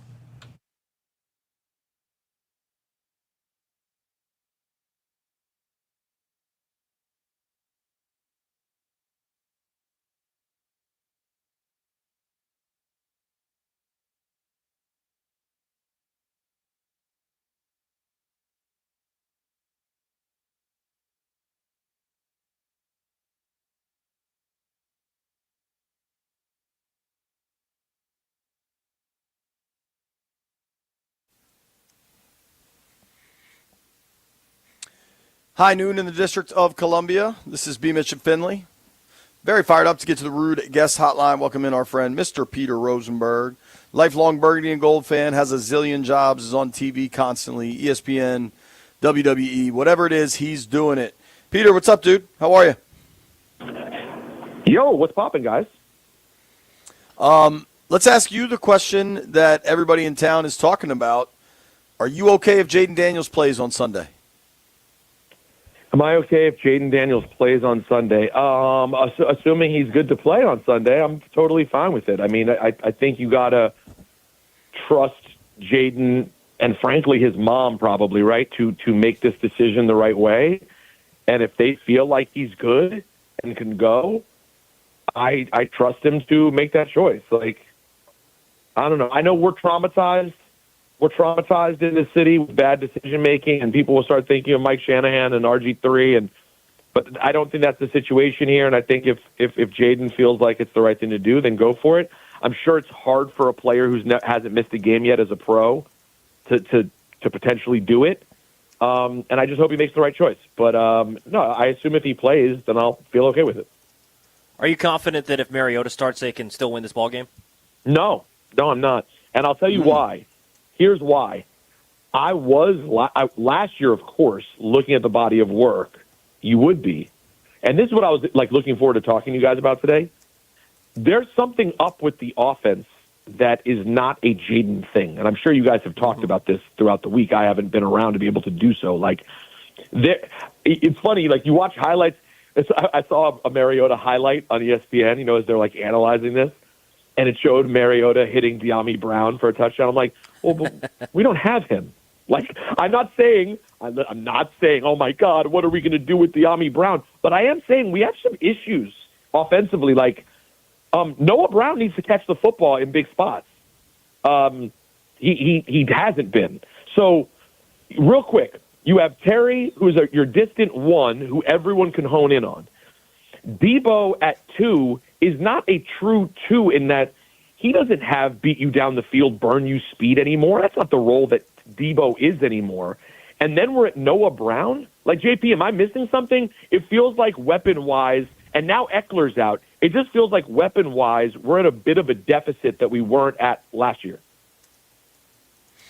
Yeah, but I think going into last year, nobody thought De'Ami Brown and Olamide Zaccheaus were going to be the weapons they kind of emerged. And really, De'Ami, I think you're probably remembering, De'Ami was Mr. January last year. He was awesome in the playoffs, but he didn't contribute a ton in the regular season.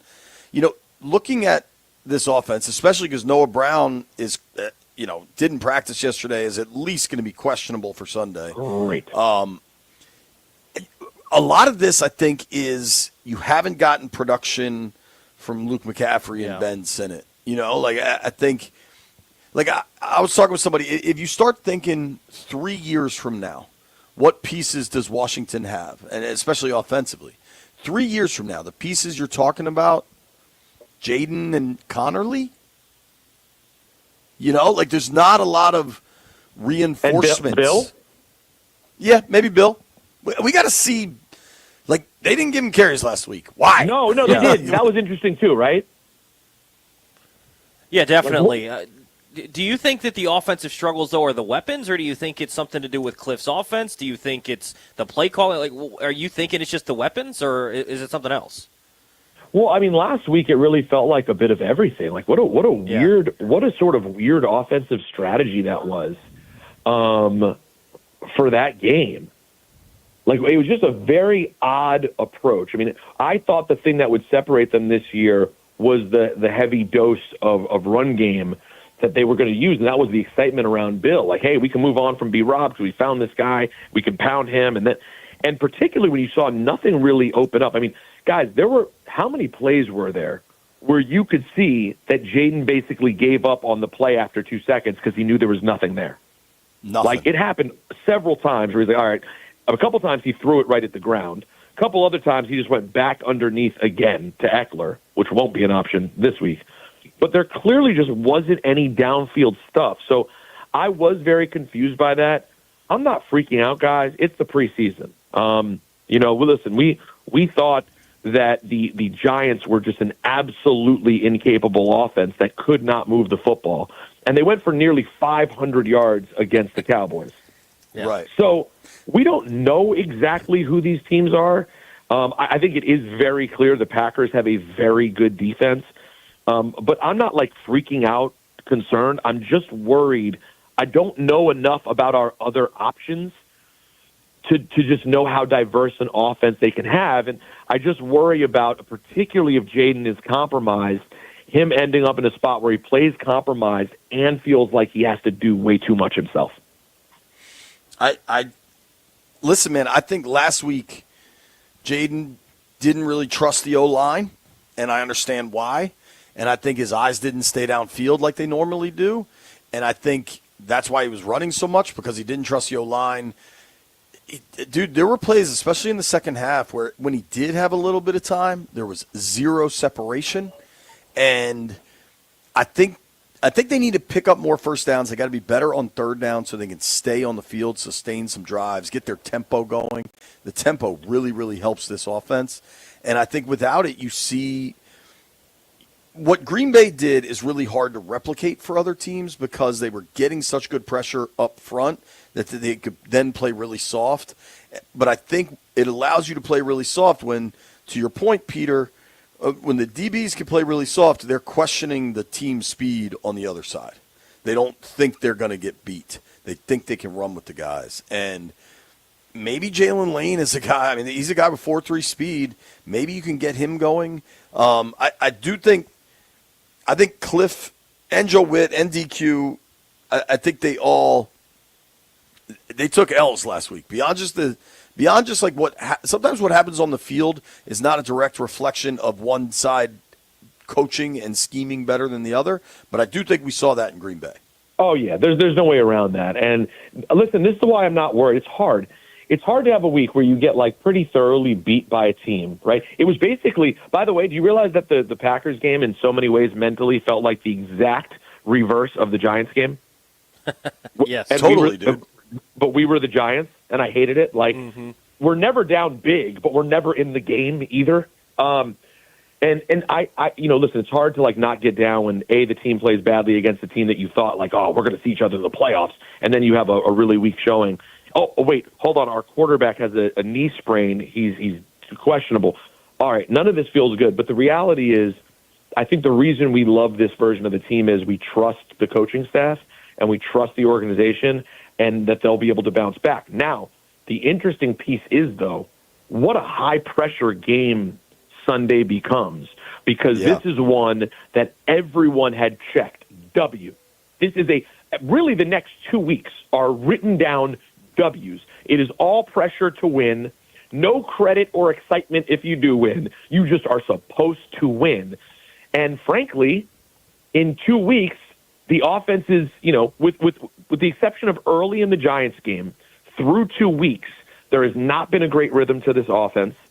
You can say some positive things about the defense, but it has not been a good first 2 weeks for this offense. And you may be doing it with Marcus Mariota, who certainly I trust, but it is not as dynamic an offense with him playing. Yeah, I know you got to run real quick here, Peter. I want to get your thoughts on the RFK finally getting passed, and seemingly all the hurdles are passed now, and it's going to get built there. What do you think?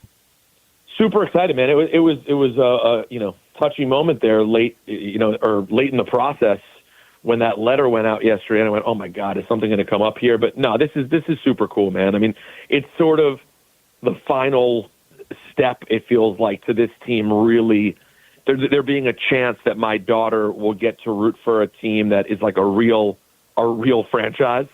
Because the only thing now when you say you're happy about everything, I know some people, their asterisk is the name, they're obsessed with that. I say, get over it. I really am. I'm over it. I don't care. I always thought it was the right thing to do to change the name. Commander is not my top choice, but I've gotten used to it. It's cool. Jerseys are looking more and more like the old jerseys. I'm all good. To me, the one thing that was the hang-up still is we play in a dump. I'd rather go see them on the road than at home. So the idea of them being in a beautiful building in D.C. is potentially so thrilling to all of us who have some memory. And for me, and God, JP, for me and you, pretty distant memories at this point of RFK. What a cool and meaningful thing. So, listen, part of me wishes that the building was renamed because people are going to be very confused. But I'm very excited about the building. I know you got a boogeyman. You think they win this weekend?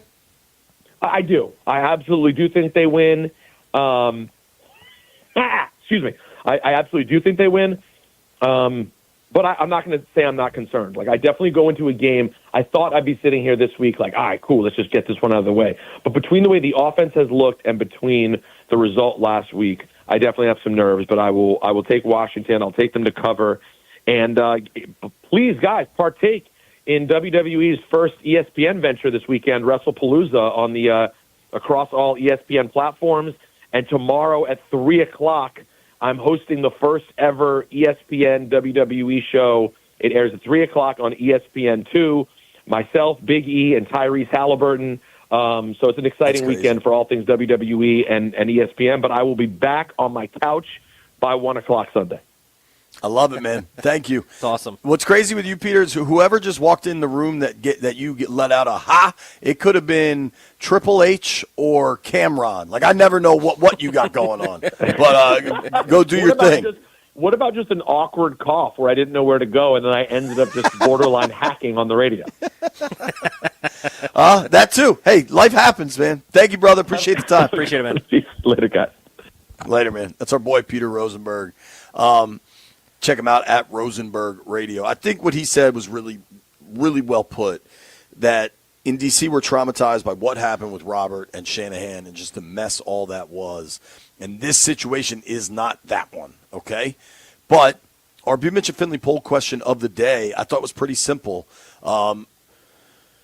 Who do you want to see at quarterback on Sunday, Jaden Daniels or Marcus Mariota? The B. Mitch and Finley poll question of the day is brought to you by AAA. Level up with the new AAA Commanders MVP membership. Get all the benefits of AAA, plus exclusive experiences, discounts, and tickets. If you're already a AAA member, upgrade for free or join today at AAA.com/Commanders.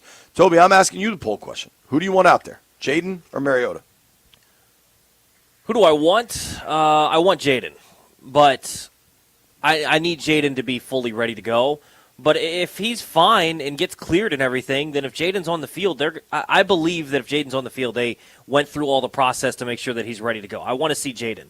I think it's going to be Mariota, though. I think for at least this week, you're going to end up going with Mariota, but I don't want to live in fear. It reminds me of how last week's game plan it felt like, JP, where we went into that game expecting to see this team play really, really well, and then you watched the game plan, and it seemed like they were scared. It seemed like they were intimidated going into Lambeau or something of that nature. I don't want to approach this Jaden thing. I want you to be cautious. I want you to understand. I want you to have a healthy respect to the injury and to treat it correctly, but I also don't want to hold him out for the sake of my own feelings. Like, right? If he's ready to go, let's play some football. So I would love to see Jaden if he's ready to go. If Jaden can go, he goes, period. If he can't, I am certainly more confident in Mariota than Rosenberg sounds. Yes. And that's okay. If Jaden can go, it's Jaden. If the approval's there, it's Jaden. We got some really good replies on Twitter. Commander Styles said, who do I want to see? Jaden. Who should I see? Mariota. Have Jaden ready for Atlanta. There you go. I think a lot of folks are saying that. We'll open the phone lines up on this. 800-636-1067. 800-636-1067. Who should be playing at quarterback on Sunday against the Raiders? Jaden or Mariota? I don't think it's that simple when it's an injury. This isn't like a quarterback competition. I don't know who I think it's going to be, which is more interesting. Usually by now I'd have a feel, but this all feels so similar to the Bears game last year, where we really didn't know. Cliff Kingsbury today said Jaden is preparing mentally, and Mariota will be the quarterback on the field. I feel like both these guys are pretty well prepared mentally. I think they can get this thing done. The only thing, and I don't know if this plays a consideration, JP, but the fact that the offense is out of sync, seemingly through the first 2 weeks, and Jaden's not going to get to practice except for maybe on Friday, does that play a factor at all? Knowing that the offense already wasn't clicking and then Jaden didn't get to practice this week, really? Does that play in, or is it more if Jaden's ready to go, you just go? But Mariota didn't get any work either. Does that enter the equation? Yeah. No, I mean, you're 100% right. I mean, Jaden at least got the work in the training camp, but Mariota hasn't gotten work really until now. I don't know. I think that's an interesting part of this. And the thing for me, when he says he's mentally preparing, that's why I think that Jaden, more so than maybe other quarterbacks, especially second-year guys, can get on the field without having to get on the practice field, because he goes through the VR stuff. He does all these various things that, to me, he needs less reps than the average second-year quarterback. Not to say that he doesn't need them for the chemistry with the guys. You always need that. But in terms of his preparedness, I think he'll be just fine if he has to step out on the field without really getting much practice time. Let's do this. Phone lines are open, 800-636-1067, 800-636-1067. AAA poll question of the day. Who should be a quarterback on Sunday, Jaden or Mariota? Taking your calls next on The Fan.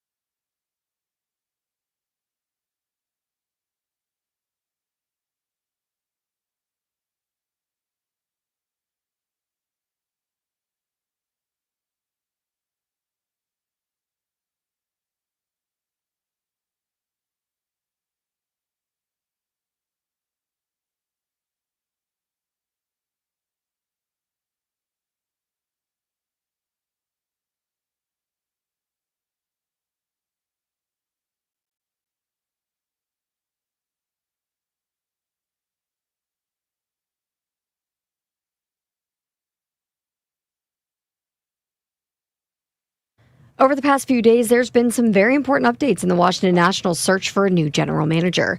It looks like a new GM could be coming sooner than expected. According to Brit of The Athletic, the Nats are looking to make their decision by the end of the season. Now, we've seen a few names floating around, but the latest, per The Athletic, Red Sox assistant general manager Eddie Romero has interviewed for the general manager job. Again, they're looking to make a hire by the end of the season so that they can spend the entire offseason to look for a replacement manager. And some college football news, Kansas and Arizona State are in discussions about moving their next season's matchup to London's Wembley Stadium. If they can finalize the move, it becomes the third college football game overseas next year. From the Crop MedCap 5-Star Sports Desk, Savannah McCann on The Fan.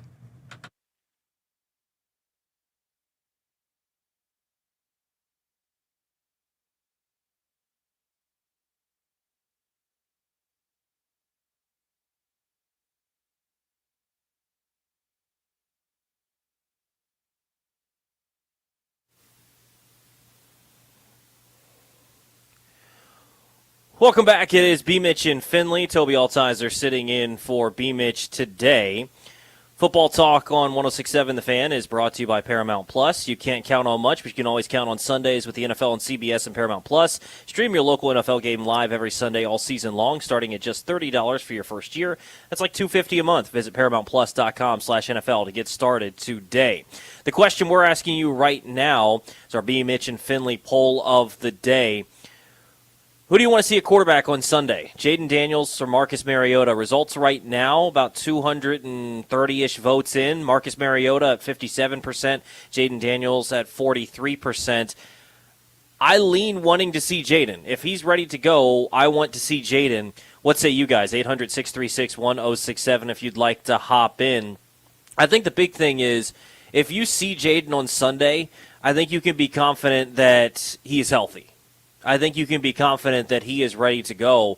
But I think this team also has the confidence in Marcus Mariota to go out there and be able to get the job done. I think you can see that in how they played last season when Jaden had to miss time.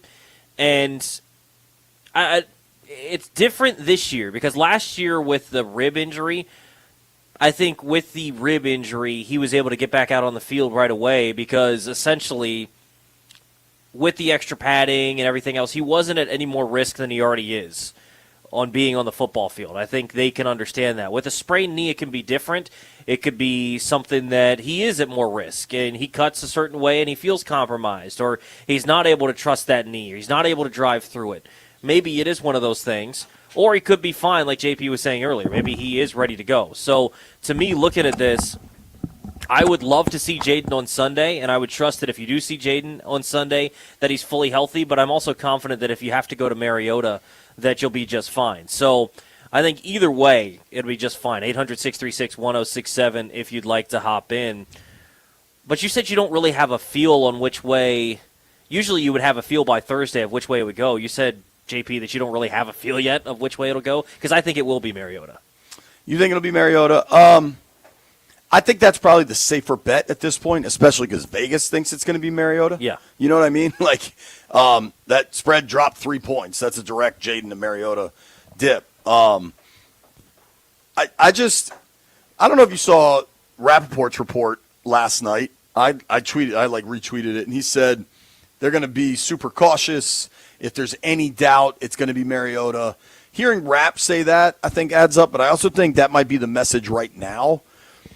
You also wonder what Jaden's involvement in the decision-making process is because he's going to want to play, period. Correct. We'll take your calls on this, 800-636-1067. Who do you want to see out there, Jaden or Mariota? Who do you think it will be out there? I think the safe bet is Marcus, especially when Vegas moves the line that significantly. And then, there's the smaller thing of Marcus addressed the media yesterday. Normally that's the starting quarterback. If they do have Jaden practice tomorrow, Jaden will probably do a very brief media availability tomorrow, just kind of NFL mandates that quarterbacks have to talk.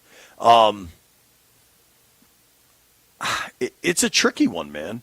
I don't know that there's a clear answer. I do know they kind of need to win. Yes. And I think Jaden gives you the best chance to win, right? No question about it. It's plain and simple. And two, you don't want to put him out there compromised. There's no question about that. But at the same point, Jaden can get it done from the pocket. The problem is, I don't know that you've fully seen him be able to get it done from the pocket through the first 2 games of the season. So when he's had to be able to use his legs a lot because of the offensive line still gelling, because I do think that unit is going to be good as the season goes on. I just think it's going to take some time for them to gel. But he had to use his legs a lot against Green Bay.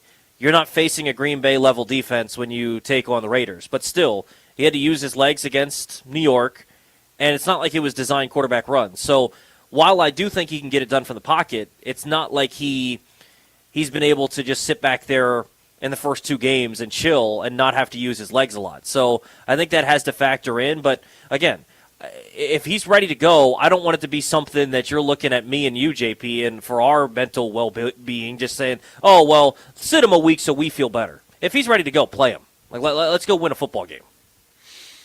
Right. There's no weight. Like, people are like, oh, it's a long season.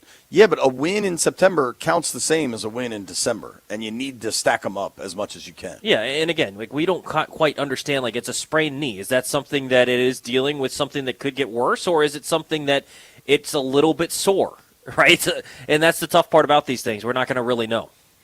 Landfill, what about you, dude? Where you land on the Jaden or Mariota? I mean, if Jaden's healthy, go with Jaden. But if otherwise, I got to go Mariota. I mean, that's me. Who do you think it will be? You got a feel?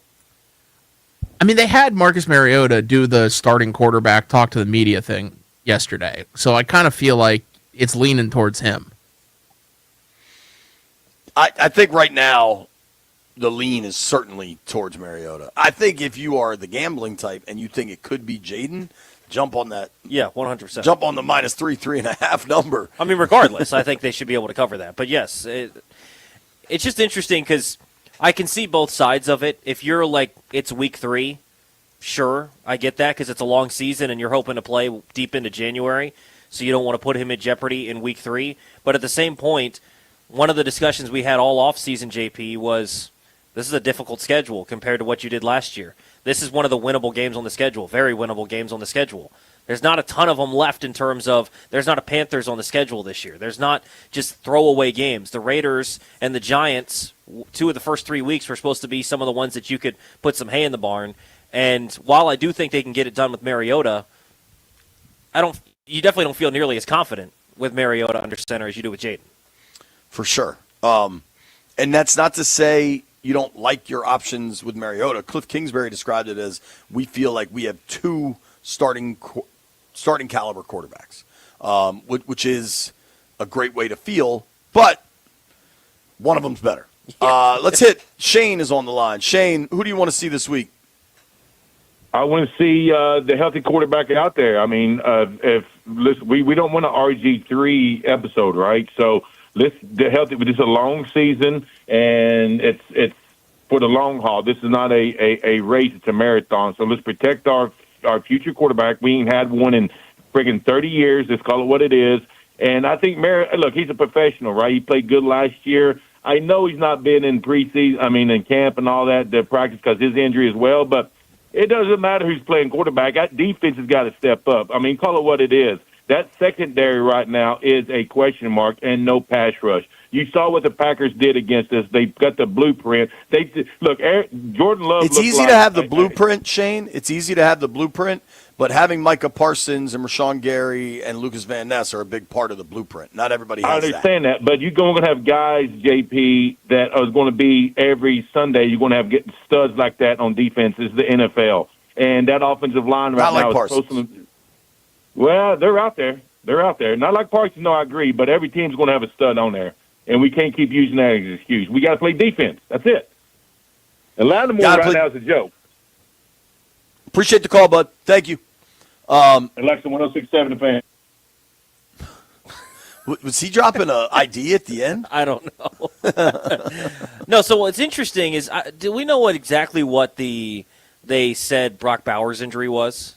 Because Brock Bowers just suited up and played last week. Now, he looked a little compromised. He was wearing a big, bulky brace. Does that play a factor, JP? Like, if Is it something that if Jaden has to step out there with a brace, maybe you're a little bit more careful and say, maybe not? When we had the doc on earlier this week, he said it doesn't necessarily – you don't necessarily have to have a brace. Like, it all depends on the grade of the sprain and whether it's a microscopic tear or like a partial tear.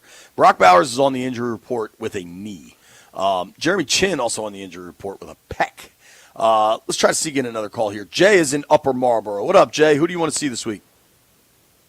You know, how you guys doing? I wouldn't mind seeing Marcus. I mean, of course, I want to see JD5, but if he's not ready, you know, of course, let's hold him back. But I think it brings in a bigger question is, like, what's going on with Adam Peters? I think Adam Peters has constructed this roster just in a terrible way. Last year we got away with it because everybody played above themselves, but this year it's really catching up. You know, even the quarterback thing now, Marcus was hurt, you know, the entire preseason. We didn't really make a move. Now, I don't think he's probably even 100% himself. So, you know, I don't know. I'm just not really too big right now on AP. And I know a lot of people love him, but I think that he's kind of dropped the ball. Interesting. How about this? Thank you for the call, dude. How about this from Pete Carroll? Talking to the Raiders media, said of Jaden Daniels, we have to prepare for him playing, and the bet is that he probably will. They might not practice him until later in the week, but we're going to count him going. We have a lot of background about Marcus on the staff and all that, so we know what his capabilities are, we think. And so we're playing for both guys, but primarily for Jaden. I think fans, there's a disconnect with what the league thinks. And that's why I don't have an opinion on this, because I bet he's limited on the report tomorrow. I bet they run him out there for like 4 reps so they can say he practiced. Yeah, I mean, it's something, too, that, for what it's worth, all the Twitter docs that look at the video and everything say that he's going to play. I don't know how much stock you put in that, but he also finished the game, right? I mean, he came out of the game. He was limping around at the end of the game, but he finished the game. So, I don't know. Last year, we didn't think there was any chance that he was suiting up for the Chicago game, right? I mean, he came off of that injury and then was able to get out there. He's also young. It's one of those things where he's getting all the treatment possible for this. He's had a little extra time. If this were a Sunday to a Sunday game, maybe it's a little bit different, but immediately getting stuff done on Friday and then working on stuff all weekend and then getting ready for this practice this week, where essentially he's been able to get all the rehab and do all the stuff necessary, and then he'll get on the field on Friday. I don't know. If they feel like he's ready to roll, let's roll. Totally. Let's get my man Commandante Tequila on the line. Commandante, who you want to see this week? I want a wealthy quarterback. Oh, I'm sorry. I want a healthy quarterback. That's my main concern. That's what I want, you know, just a healthy quarterback, not a wealthy quarterback, a very healthy quarterback. And then most quarterbacks are wealthy. Yep. So let's play it, you know. We got this game. Besides, Max Crosby, he's on vacation, so he'll be bumping heads with 2 guys for sure. All right. Appreciate you, Commander. Appreciate it. Thank you for listening, as always. I like wealthy quarterbacks, too, because that means they're probably pretty good. Some of them are just wealthy.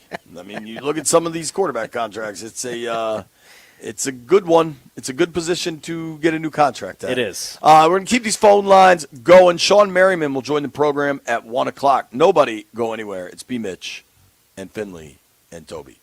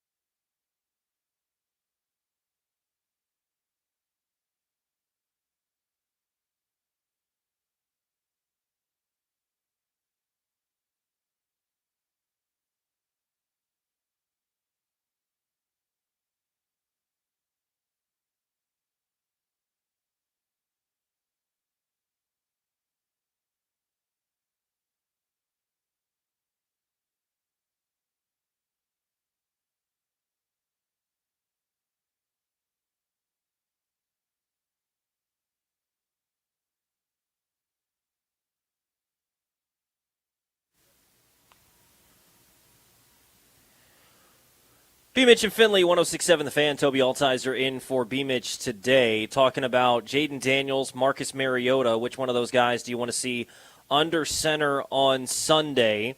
800-636-1067 if you want to hop in. Just an interesting part of this, and I don't know how this factors in, is because the offense hasn't been in sync. Does it matter that Jaden is going to miss practice time this week, and then you decide ultimately that maybe you do sit him? Because look, even if he does get on the field, he might be good to go, but I don't know that he's going to be fully 100% regardless. I don't know that anybody at any point in the NFL season, if you played any games, is ever fully 100% once the season starts.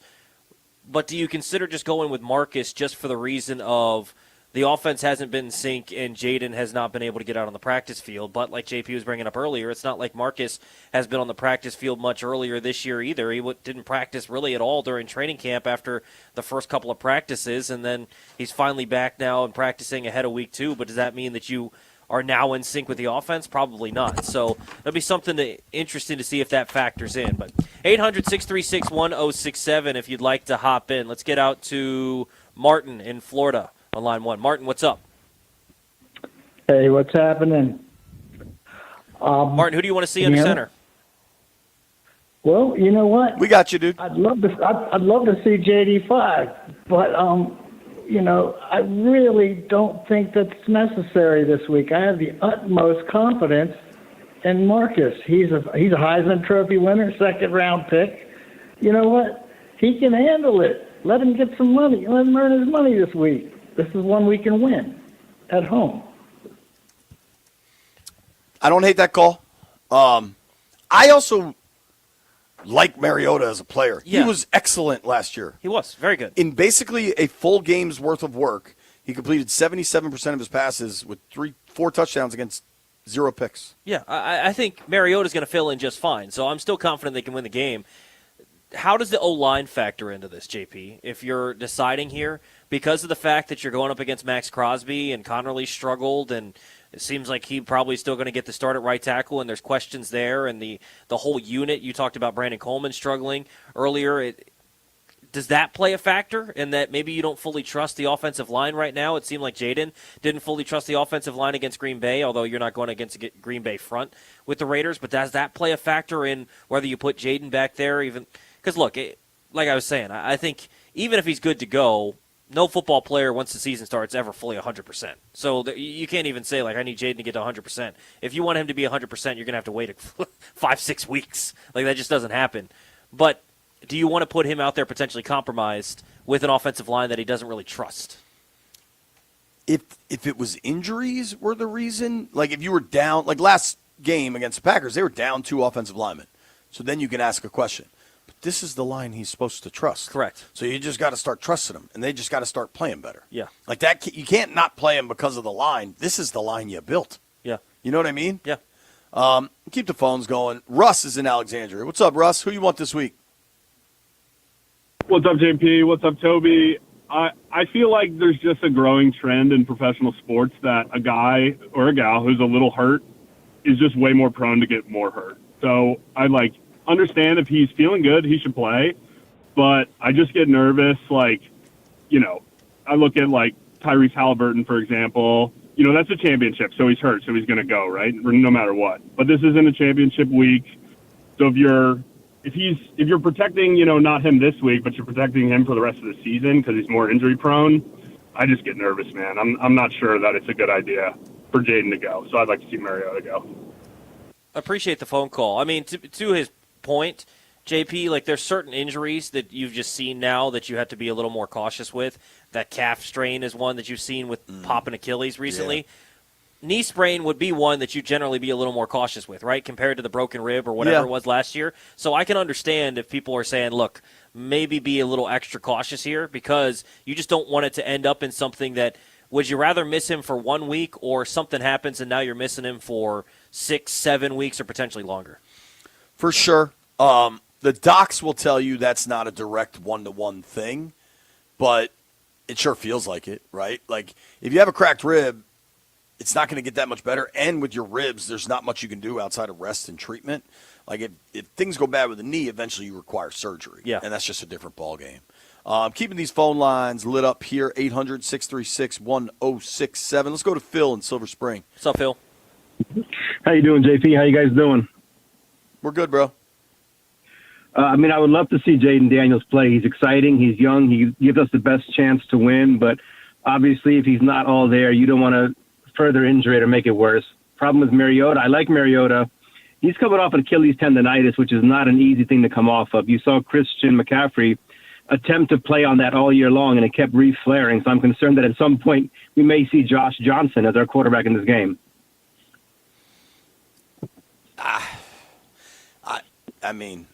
If Johnson play, listen, man. Let's hope Mariota's okay, and they were just being extra careful with him in training camp and preseason. If Johnson plays, you're in some trouble. I also wonder this, and it's a fair question with Johnson. Like, will Jaden be inactive emergency quarterback, or would he be the backup? I would think if you're not going to play him, he's got to be inactive emergency QB, right? Maybe. I just don't see any way that you – because, yeah, I mean – But that is a complicating factor, is Mariota coming off the injury. 100%. And it's just tough because of this being early in the season and the offense hasn't clicked. There's just – it seems like everything's out of sync right now in terms of the timing. Jaden wasn't trusting the line. I don't think he was really trusting what he was seeing against the Packers. No, the trust was not there. He was dropping his eyes like it was – Yeah, so I don't know. I don't know if that plays a role or not, but – I'm confident that Mariota has to play. You're going against the Raiders defense that isn't that good, right? You should be able to get things done. I think they understand now, having some extra time to prepare for this one. They probably self-scouted and realized that they played timid. I think Dan Quinn even said as much that, we can't coach scared, we can't play scared. I think they're going to come out aggressive and they can win even if they have to go with Mariota. Something that at least it's a real answer. Just switching gears real quick on Bill. I was glad Cliff at least gave a real answer, but I don't know that this is good news. Cliff Kingsbury, when he spoke to the media, said, every time Bill has touched the ball, good things have happened, but that the challenge is playing without the ball. That's a specific question of pass pro. And then when he did run a few routes with Jaden, he didn't run them right because the pass was nowhere close to him. Well, and you could even see there were a couple of times that they ran some sort of sweep or something getting out on the edge, and he's supposed to set a block on the edge, and he just whiffs. So there are some real questions about him as a blocker. But to me, JP, if you don't ever want to give full tells, right? You don't want it to be if Krosky Merritt's in the game, they know that's getting a handoff. You don't want that to be the tell. But he's your best runner. Like, there's no question to me who the best back is to hand the football off and let him go in between the tackles or outside. It's Ja'Cory Krosky Merritt. You've got to hand him the football, find a way to get him the ball. But if they can't trust him in other areas, you can't just telegraph that whenever he's in the game, he's getting the football. When we return, lights out, our boy Shawn Merriman will join the program. Nobody go anywhere. It's B. Mitch and Finley.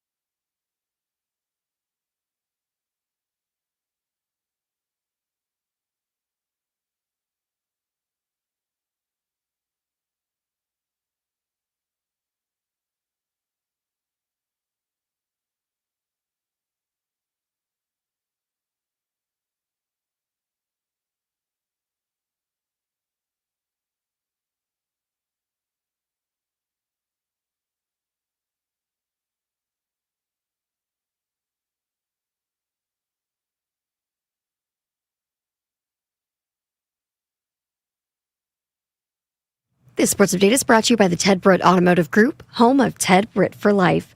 Week 3 of the 2025 NFL season is kicking off tonight with the Bills and the Dolphins. For tonight's matchup, the Dolphins are going to be without the services of tight end Darren Waller for the third game this season. 2 key contributors, number 2 wide receiver Jalen Waddle and edge rusher Chop Robinson, both questionable for the matchup. For the Bills, they're going to be without 2 of their best defenders, defensive tackle Ed Oliver and linebacker Matt Milano. Around the rest of the league, the Bengals-Vikings matchup is no longer going to be Joe Burrow versus J.J. McCarthy. It's Jake Browning versus Carson Wentz. Speaking of quarterbacks, a little bit of good news for San Francisco. The 49ers could be getting Brock Purdy back.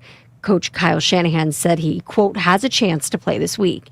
And the D.C. City Council has given its second and final approval for the RFK Stadium project. The team's hoping for 2030 opening of the stadium, but D.C. residents and fans could start seeing some work being done now. When we say 2030, activity is already starting. Designers and planners and infrastructure folks were waiting for yesterday's vote to really get to work. So D.C. residents will begin to get trained. D.C. companies are going to start to get business because the work has to begin right now. You can listen to the full interview of Mayor Bowser on The Junkies this morning anywhere you get your podcasts. For over 65 years, Ted Brit has set the bar for the best car buying experience in the D.C. area, hands down. Ted Brit Ford Fairfax, Ted Brit Ford Lincoln Chantilly, and Ted Brit Chevrolet Sterling, all home to Ted Brit for Life, lifetime vehicle coverage. All of it just a click away at tedbrit.com. From the Crop MedCap 5-Star Sports Desk, Savannah McCann on The Fan.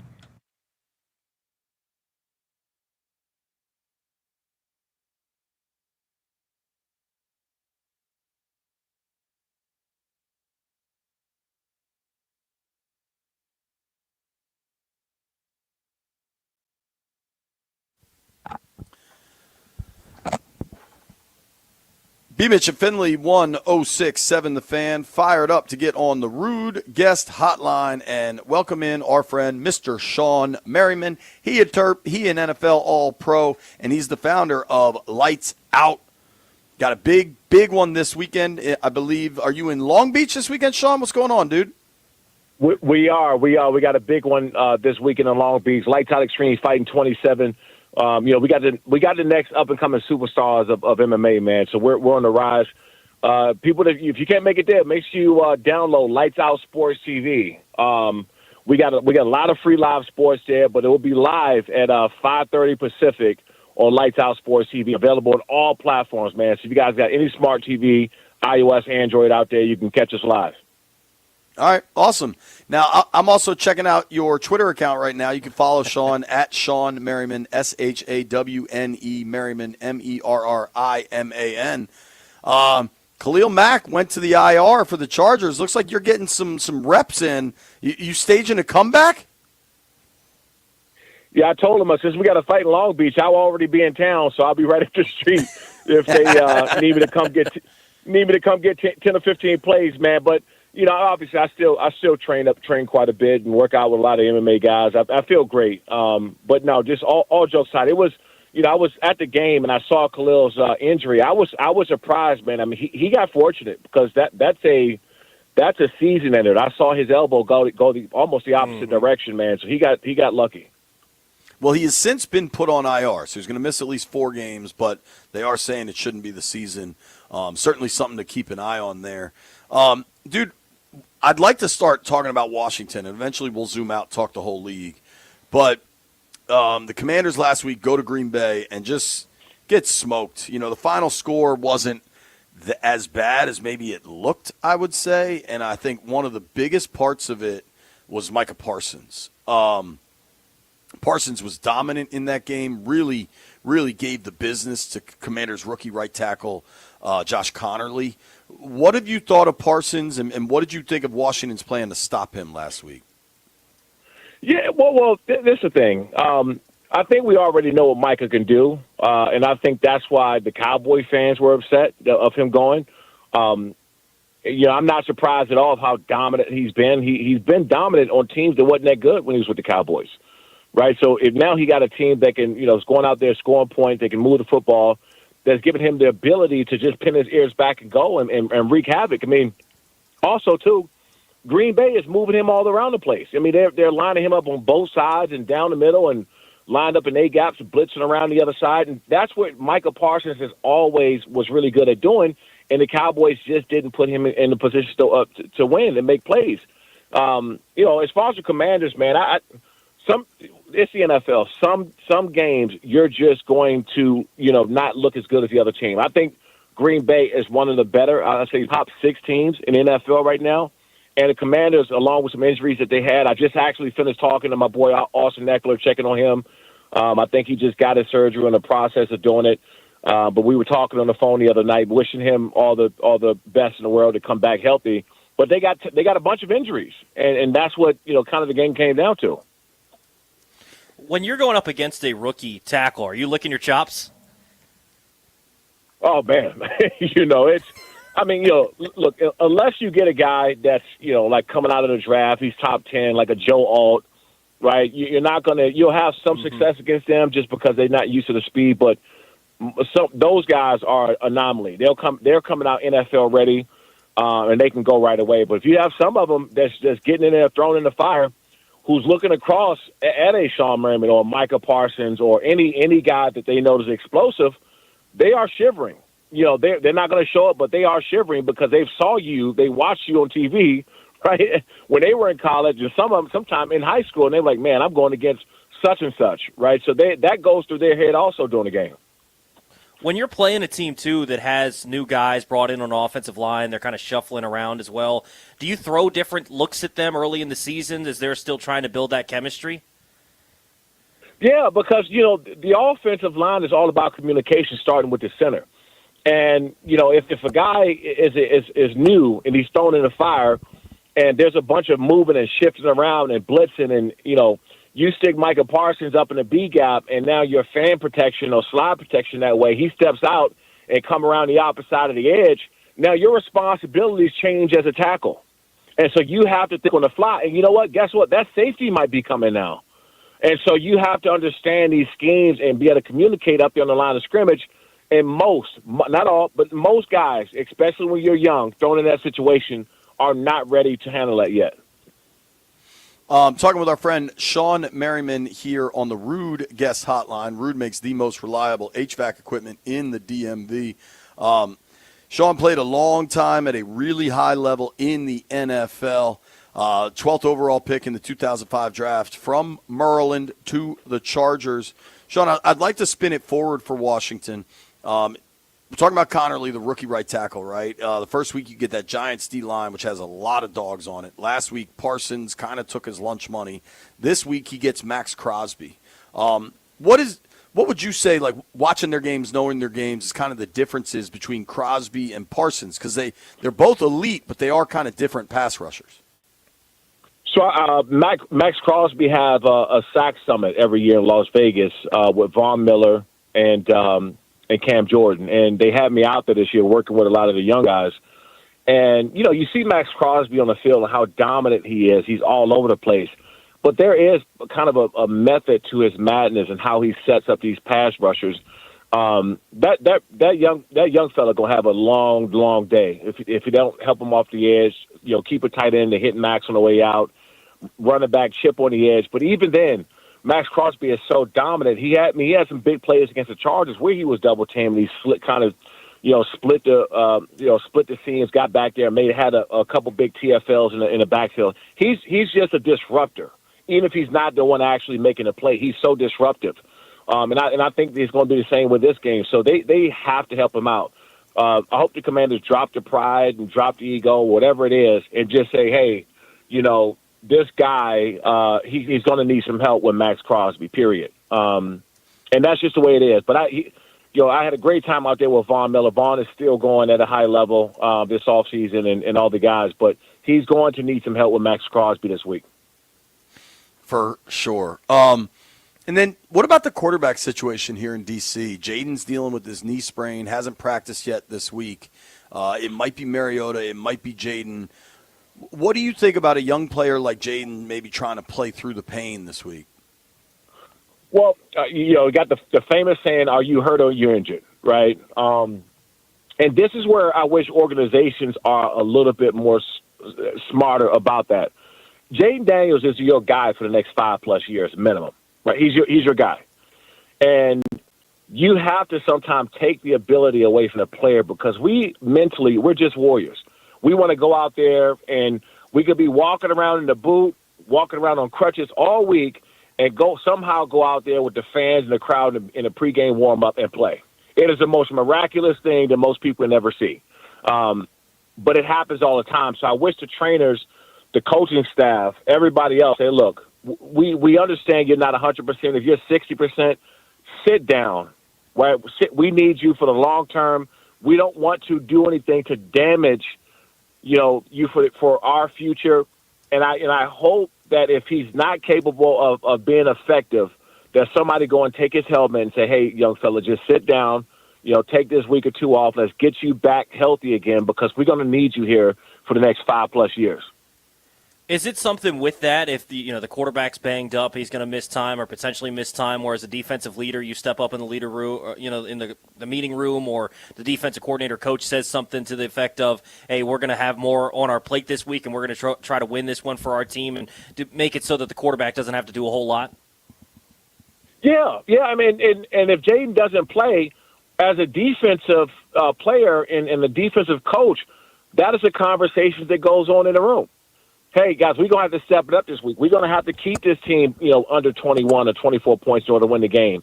We're going to have to get some field goals. We're going to have to get some turnovers. You have to take that responsibility on the defense side of the football because your guy on the offensive side, your quarterback, is not there. So if they have the leaders, which they do have the leaders on the defense side of the ball, that needs to be the mentality this week. Whether Jaden Daniels go or not, we got to go out there and do our part to put them in the best position to win because even if he does play, he may not be effective enough for us to win the game. Talking with Shawn Merriman here on the Rude Guest Hotline. Shawn, let's zoom out from the Commanders matchup this weekend. Your Chargers look really good. Good. What do you think watching them through 2 games? Herbert looks dialed. That defense looks good. Like, what is the ceiling for that team?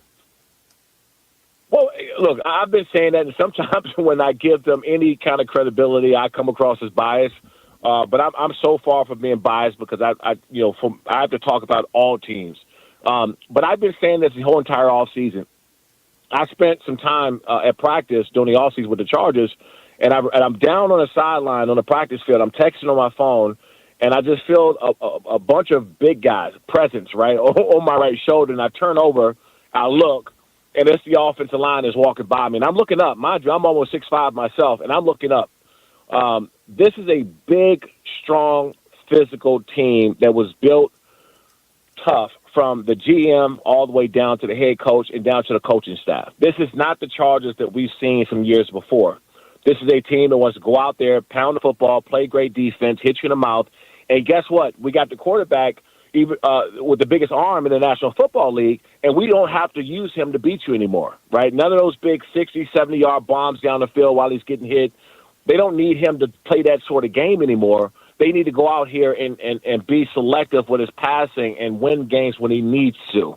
That is a scary team to play because Justin Herbert could go out there and take over a game. He could go out there and win games for you, but they don't need him to. Not the way that team is built right now. And if you look at Jim Harbaugh's past and what he's done in his every program, every organization he's been at, what has he done? Year 2 through 4, that's where he starts to slam on the gas, and that's where they are right now. Yeah, I mean, it's been so impressive to see their first couple of games. Herbert's been really, really good, and they really haven't gotten the run game going yet. How do they get that run game going? Well, this is the thing about the run game. The run game hasn't been going because people know how well they can run the ball, so they kind of stacking that line of scrimmage, bringing extra guys up. Well, guess what's happening? Keenan Allen, Ladd McConkey, they're finding seams, they're finding holes in the defense, and they're making people pay.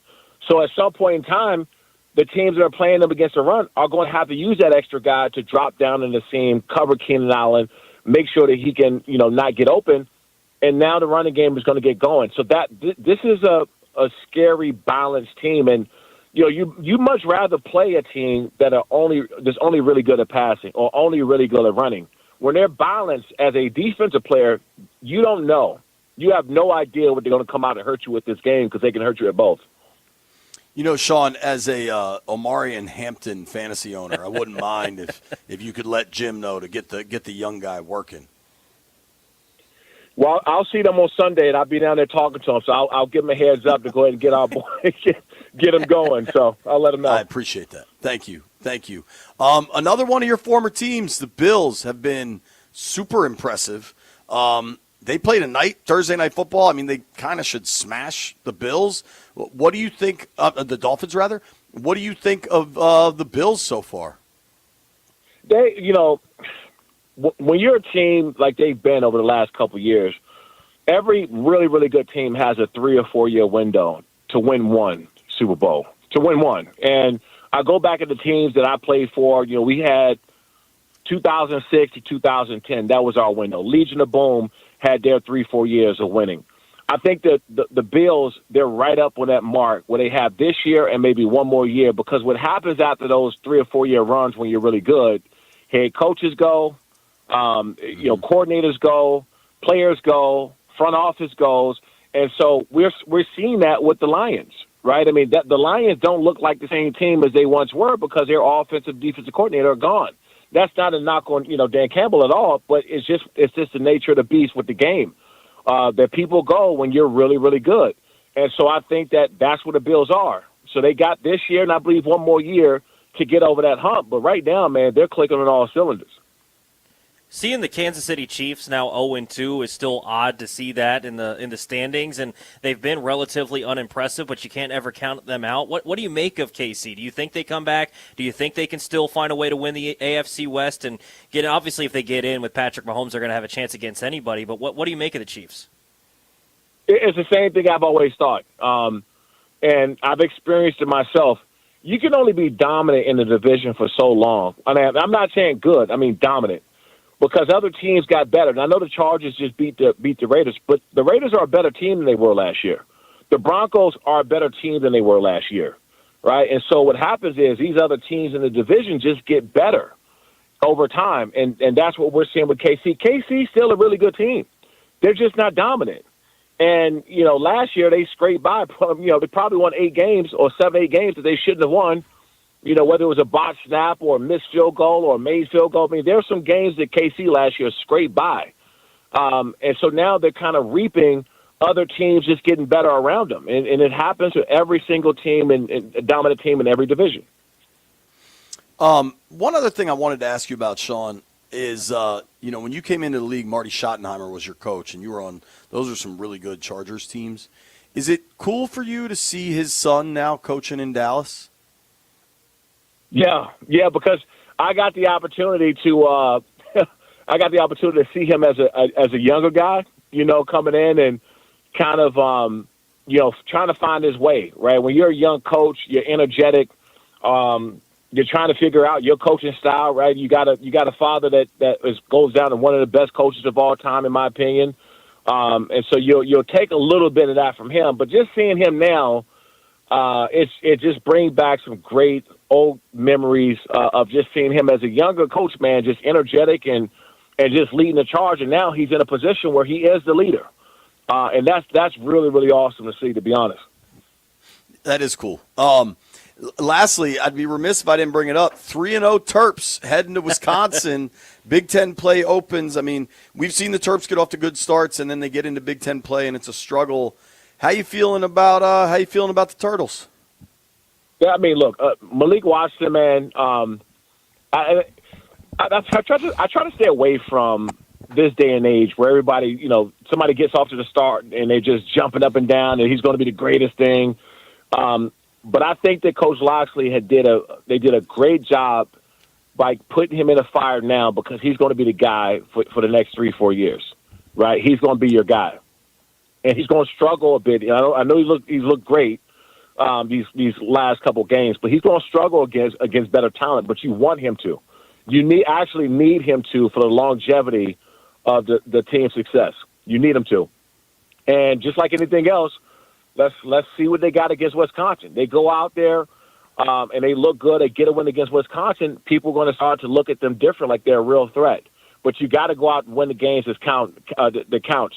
But this is a different team, man. You see that they're clicking on all cylinders. I don't think they've had a quarterback in this position that's as capable as Malik Washington in some time, and he's just getting started. And I'm looking at this game. There's so much he has to learn, but you see it, right? You see those traits of him being able to be great one day, and so it's going to be fun to watch him over these next few years. Yeah, for sure. I got to meet him. I was the MC at the Annapolis Touchdown Club dinner, and Malik was the player of the year, and I got to meet him. And just as like the young man, I was super impressed. And the size he has is like textbook NFL size. Yeah. He seems to be the real deal. As are you, Shawn. Everybody check out Lights Out this Saturday night. Check it out at lightsoutxf.com or Smart TV, whatever you got. Shawn, I hope the fights go great. I hope it's a packed crowd and you enjoy yourself Saturday night, man. You got it, fellas. Appreciate it. Thanks for having me. Thanks, as always, for the time, man. Shawn Merriman, one of the great pass rushers in NFL history, one of the great pass rushers in University of Maryland history, DMV native, all-around good guy. That's Shawn Merriman. Join us. Always appreciate his insight. When we return, taking a trip to Vegas to figure out exactly what the Raiders got, JT the Brick gives us a Raiders preview.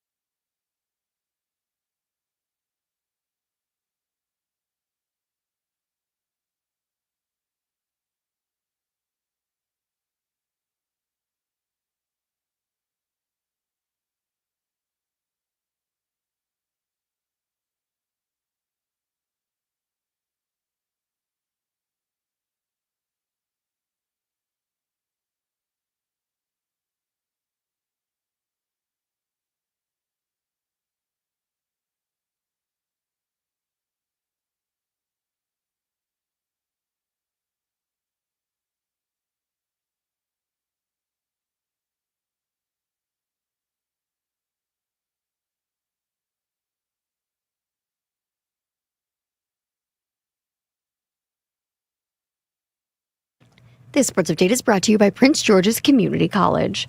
The Packers injury report did not have Micah Parsons' name listed, which should be good news for them as they prepare for their Week 3 matchup against the Browns. Parsons been dealing with the back injury, played just 45% of the snaps in Week 1, saw an increase to 68% of the snaps against the Commanders. Now, but does this mean that Parsons is no longer on a snap limit? Well, head coach Matt LaFleur only said, quote, "We'll see." And with Khalil Mack on the shelf, the Chargers are turning to a former first-round pick to fill the void. Defensive end Cleveland Farrell reportedly signed with the team as a Mack replacement, according to Jordan Schultz. Farrell opened training camp with the Commanders in 2025, but was cut in August. Not your path, fast-track your career instead. Continuing education offers in-demand, fast-paced job training. Train for tomorrow's jobs today at pgcc.edu. Register now. From the Crop MedCap 5-Star Sports Desk, Savannah McCann on the Fan.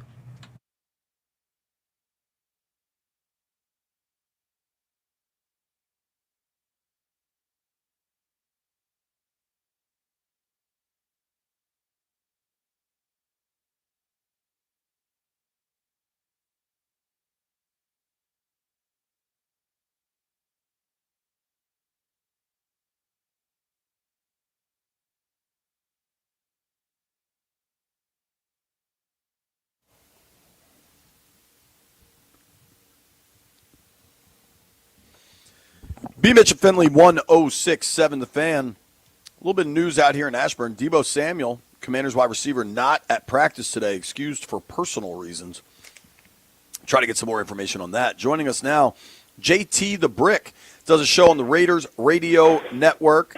You can hear him on Mad Dog Radio, the JT and Looney podcast. Does it all. You can follow him on social at JT the Brick. JT, how you doing? Thanks for joining us today, man. Thanks, guys. Big game coming up. Just left Raiders headquarters as the Raiders will travel to the nation's capital on a short week, coming off a disastrous loss on Monday Night Football, where we had all the momentum in the world coming off Week 1, and now our offense is back to square one. So in that game, Geno really struggled, I thought. The run game couldn't get going. What version of the Raiders do you think is going to show up this weekend? The one that looked good against the Pats or the one that struggled at home against the Chargers? Well, obviously, as a Raider employee, I'm going to tell you not the bad one. I'm going to tell you the good one. And, look, Geno's been a very good player in this league, which no one seems to remember. And I didn't know this. This is year 28 for me with the Raiders. I've covered Geno's career nationally, but when he came here, because of Pete Carroll, you started looking at the last 3 years, the last 3 seasons, which would be 2002, 3, and 4. He was top 6 or 7 in comeback wins, completion percentage. I mean, his numbers were fantastic, plus winning. He won a lot of games. So we know that Geno can play well. I mean, look, the problem is Geno has one of those games every once in a while. If he has 2 of them back-to-back, on a brand-new team with a massive fan base globally, as much as we love Geno out here and he just started, people are going to be like, whoa, we didn't see this coming. So this is a critical game. It's called the bounce-back game. It happens in baseball, all sports. You have a pitcher who goes out there and he gets bombed in the first inning. You take him out of the game. His next start, he has a great game. We need that in Raider Nation. We need Geno to go out east and have a big game and protect the football. 2 of the interceptions he threw on Monday night were at the goal line and in the end zone. So he forced the football. He made a couple of critical mistakes that he typically can't do, and I think he'll recover from it. How healthy is Brock Bowers? It felt like he didn't look quite the same. He was able to get on the field for Week 2, but felt like he didn't look quite the same. How healthy is he going to be for this matchup in Washington? Well, I'll throw it right back at you. How healthy is Jaden Daniels? I don't know. I mean, Brock, I'm not a trainer. Brock was not 100%.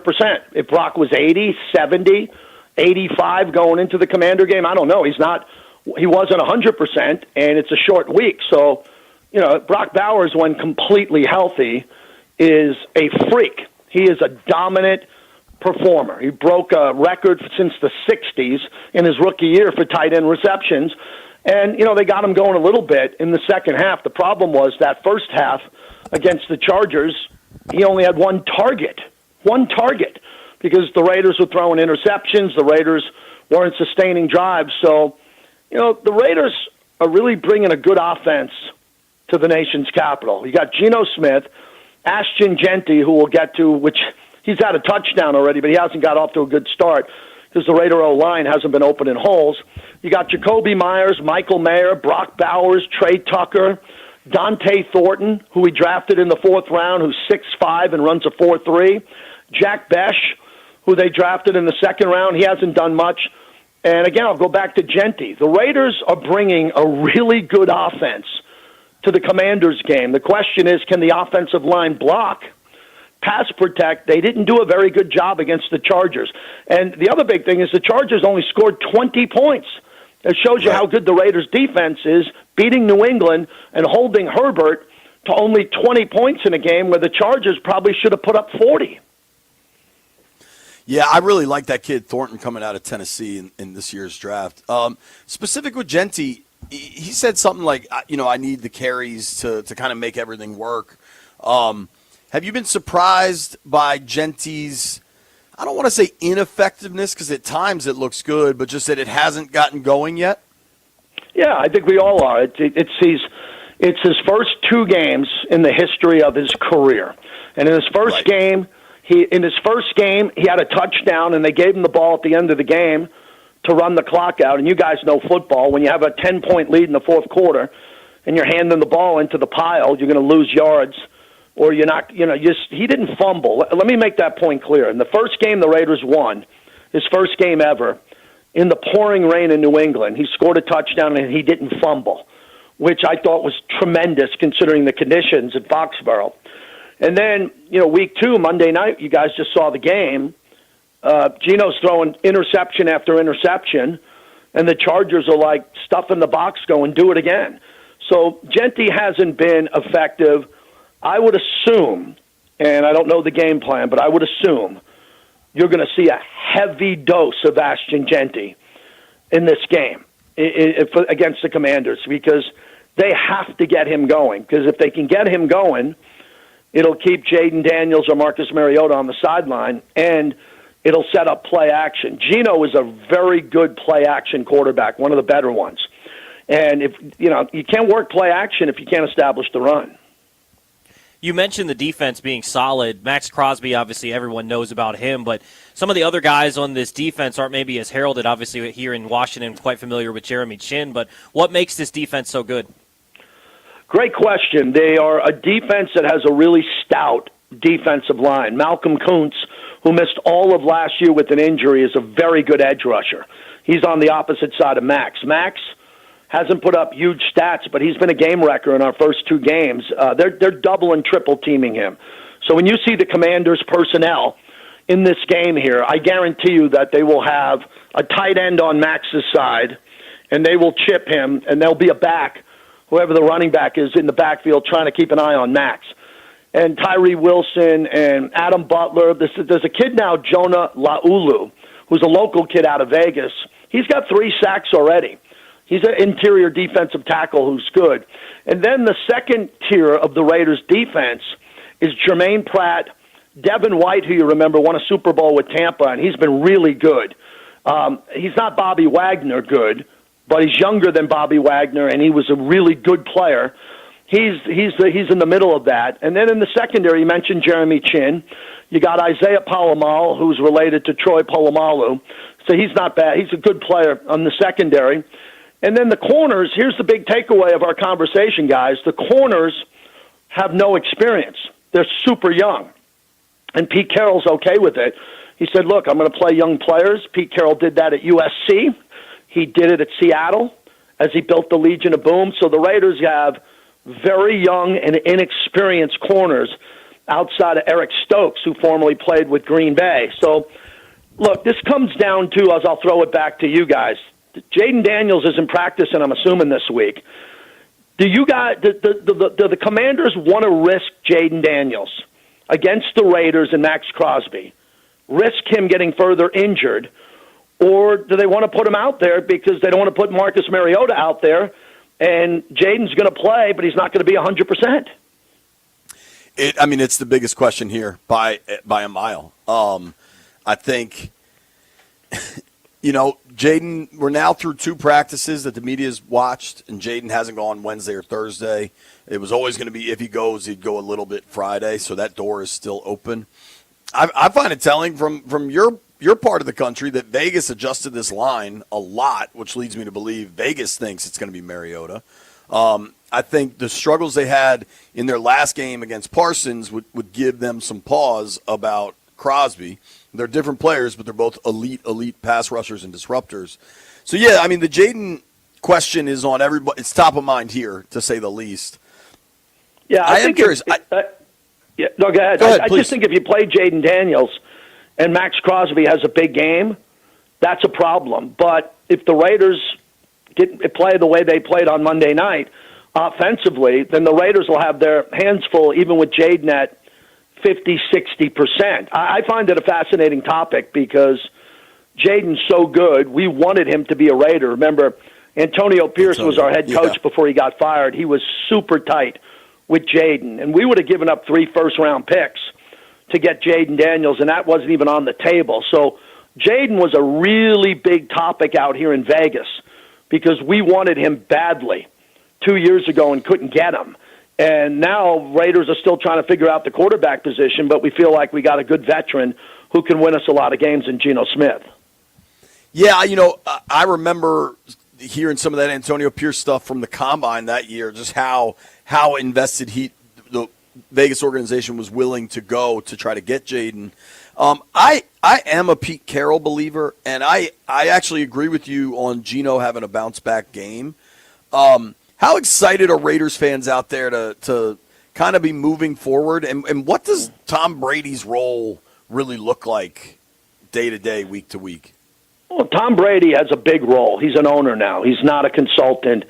He's got a nice chunk of the team. He's not one of these athletes that have 0.5% of 1%. He owns 10% of the team. He is completely invested in the Raiders. But as you guys know, he works for Fox.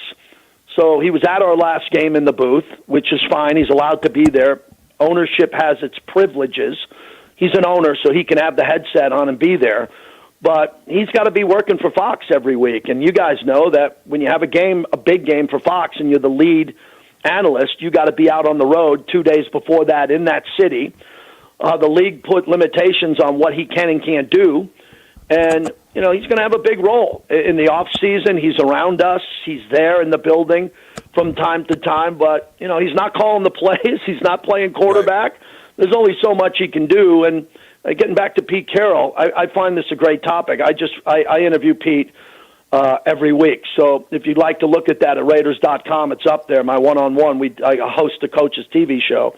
And he really is invested in Dan Quinn. When Pete sat out for the year, he was talking to Canales, who was one of the guys he mentored, and Dan Quinn and Pete are super tight, and Dan Quinn gives a lot of his success to Pete Carroll, who was his mentor. And then Pete says a lot of cool stuff about Bobby Wagner. He's arguably the best player Pete Carroll's ever had. It's Russell Wilson. People say Marshawn Lynch. I think it's Bobby Wagner, because Wagner became a first-ballot Hall of Famer under the guidance of Pete Carroll and what Pete Carroll taught him about schemes and defenses. And Pete knows Bobby real well, and Bobby knows Pete's tendencies, so I think that's going to be a chess match coming Sunday. Yeah, there's so much interwoven stuff in this matchup that I'm really excited to see it. The Raiders, I don't know if Raider fans are the same, but Washington fans love whining about short weeks. For Vegas to play Monday night and then have to fly to an East Coast 1 o'clock game, are Raider fans up in arms about that? I am. I'm furious that the league screwed us with this schedule. Let me go one step further. We played the Chargers on Monday night.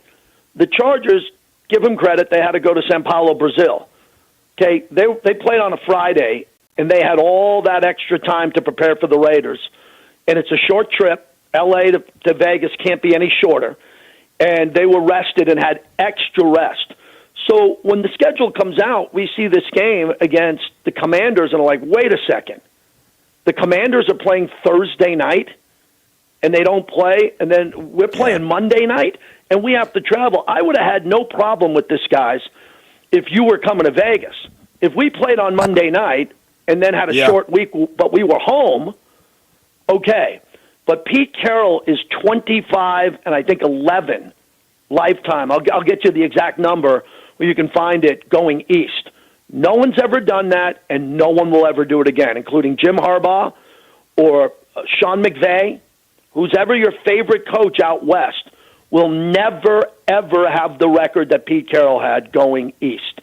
So that's one thing that the Raiders are excited about, and Geno Smith said at his press conference he's happy that this is a short week because the Raiders want to put that stinker behind them, and they want to play now. They want to get that behind them and put up a win. So if Jaden Daniels was at 100%, I think the Raiders going into this game from a fan perspective, I'm just a fan, I think the Raiders would have had their hands full. But the fact that the Commanders have not looked good in week 1 and 2 and Jaden is questionable gives the Raiders, I think, a puncher's chance, if not more of that. Hey, JT, we really appreciate the time, man, and let's hope it's a good game. And, I mean, for Washington, no injuries, and we all just get to enjoy it on Sunday. Appreciate it, JT. Absolutely, guys. Pleasure coming on with you. Thank you. All right, thanks very much. That's JT the Brick from Raiders Radio. Give him a follow at JT the Brick. Good info right there. We come back. We got to make some bets, Toby.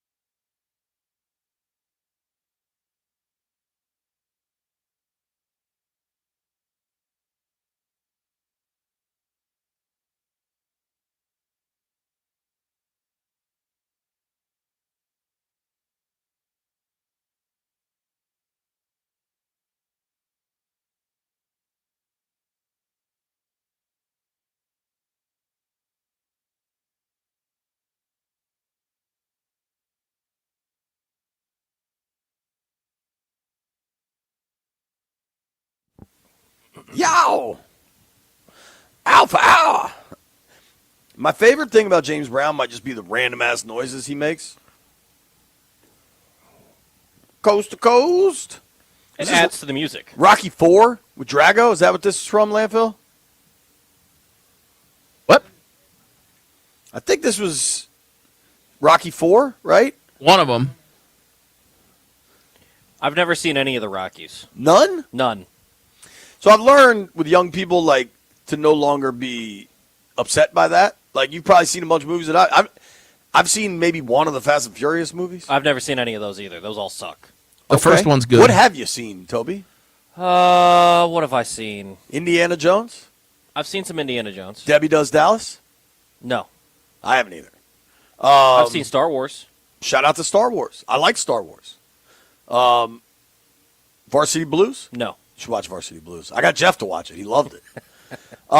We're going to run out of show if we keep talking about movies you haven't seen. It's true. So let's make some bets.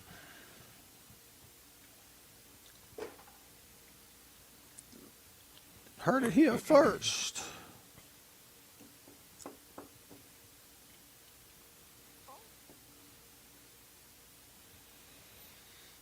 Haven't heard the dulcet tones of White Brian all day. What do you got, Dub B? Landfill cannot lose this week. He keeps fading the Nats. Landfill. That's Is he 4-0 on just betting against the Nats? That's tough. Yep. 3-0? 4-0 because they had a doubleheader, right? Yeah. Well, what's That is Landfill going to correct. do tonight because the Nats don't play? Josh Allen He's gonna lay the touchdown. points. Okay. Okay, Josh Allen touchdown. But Jeffrey. I think I'm gonna take the Bills minus 11.5. It's such a big number. I know. I just think it's the Dolphins not going to do it. I'm going to frustrate JP on the way out. Give me the Yankees over the Orioles. Mr. Baseball's not my favorite sport. I'm just betting on baseball. even It's though there's 11.5 point spread. There's a college game on, donk. What college game do we The have tonight? Charlotte 49ers against the Rice Owls. Give me Rice because they beat B-Mitch's Raging Cajuns. Ooh, good thing you said that when he's not here. I kind of like the under. You know what? I'm not here tomorrow, so I'm going to make a parlay because it kind of doesn't matter. I'm going to take Devon A-Chain. I got this, White Brian, I got A-Chain over 12.5 carries. Parlayed with, this is a Mitch Tischler special, just a weird-ass bet. Parlayed with the under of 42.5 in the Rice-Charlotte game. You booked that for me, White Brian? Yeah. Take that as a yes. Yeah, yeah. All right, what do you guys got in the aquarium? Tyreek Hill touchdown. Ooh, that's got to pay a lot. I could use that for my fantasy team. Did Landy make a pick? Oh, Josh Allen touchdown? Josh Allen touchdown. All right, I think all the boys are in the book. Thank you to everybody that listened to the show today. Thank you to Joe Maloney for joining us. Thank you to Maryland Governor Wes Moore for joining us. Thank you to Peter Rosenberg for joining us. Thank you to Shawn Merriman for joining us. Thank you to JT the Brick, especially for dunking on Toby. Grant and Danny coming your way next. If you made it this far, Toby owes you some sea bass.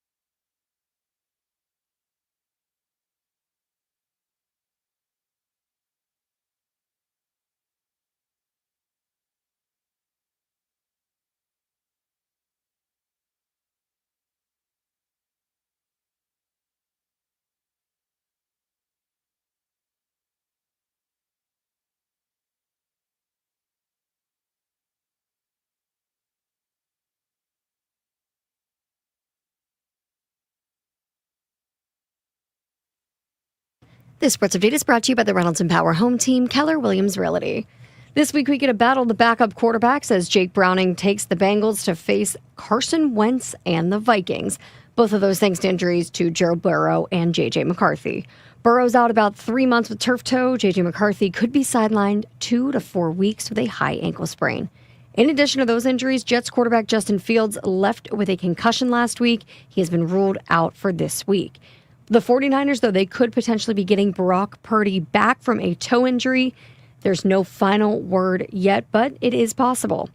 Commanders quarterback Jaden Daniels is dealing with a sprained knee injury and could miss this weekend's game against the Raiders. We'll be getting an update on him after practice tomorrow. Marcus Mariota, obviously the backup if Jaden Daniels is not good to go. And big day in the District of Columbia. Yesterday, the D.C. City Council voted 11-2 to approve the RFK Stadium project. So, what now? Yeah. We're working double time. Keep in mind that we really wanted this approved in July, so we really feel like we have 2 months to make up for.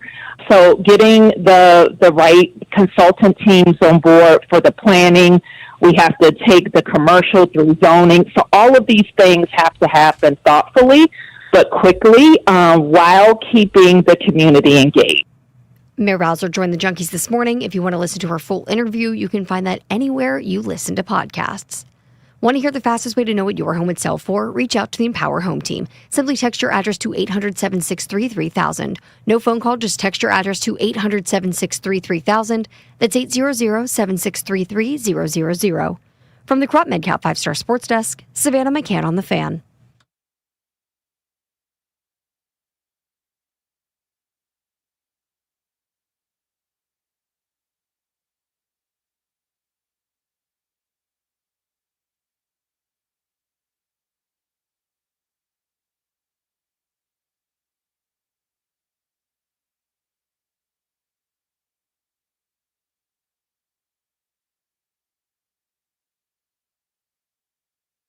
Yeah, Thursday. What's up? Welcome in. September 18th, 2025. Grant and Danny with you on the Fan. We will take you all the way up to 6:30.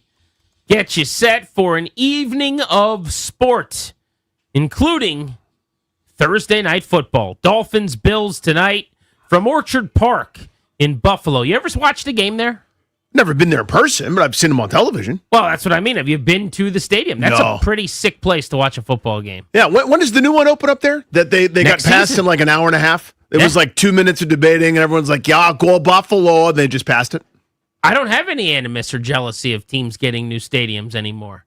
Because I'm getting a new stadium. Yay, Dad! I'm getting a stadium. We're getting a stadium. Danny's getting a stadium. Darius is getting a stadium.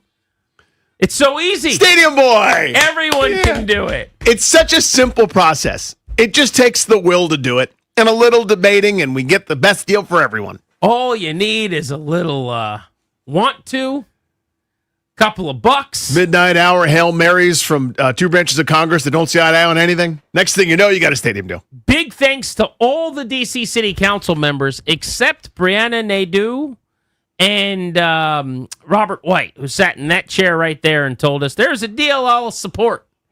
Well, it wasn't the one that ended up getting passed, I'll tell you that much. But 11 D.C. City Council members said, yeah, we should be able to have Taylor Swift in Washington, D.C. Yeah, it's pretty ridiculous that we can't host World Cup games in the nation's capital. Yeah, it's pretty odd that we don't have a stadium to house and home and host major events in the nation's capital, the most powerful city in the world. There will be a stadium in Washington, D.C. Danny, congratulations. Congrats to you, buddy. On all your hard work. Yeah, seriously. I should probably take some credit. We did it. Yeah, we did it together. As a radio show. Yeah, all we did, we were just like, hey, we don't quite understand what's happening. Could you please guys either do it or don't or whatever? But yeah, it's a long, drawn-out, complicated process, as you see. Nowhere is it more complicated than here. You know why. I mean, it's the folding layers of government, right? The local meets the national, then there's like the park services in there for a reason. And then there's like 2 dudes that are from this other branch. And then all of a sudden, all the lobbying efforts. Everyone's headquartered here, so everyone's got a voice. Everyone's pulling it in a different direction for their own agenda, etc. Whereas in like Kansas City, it's like, hey, the team's great. We got Pat Mahomes. We have a stadium. They're like, yeah. Same thing in Buffalo. They're like, yeah, this is like, we don't have much. The anchor bar is still here, and we have no commerce, and everybody's kind of leaving. We have the Bills, right? Yes, and they just do it. I'm in a great mood today.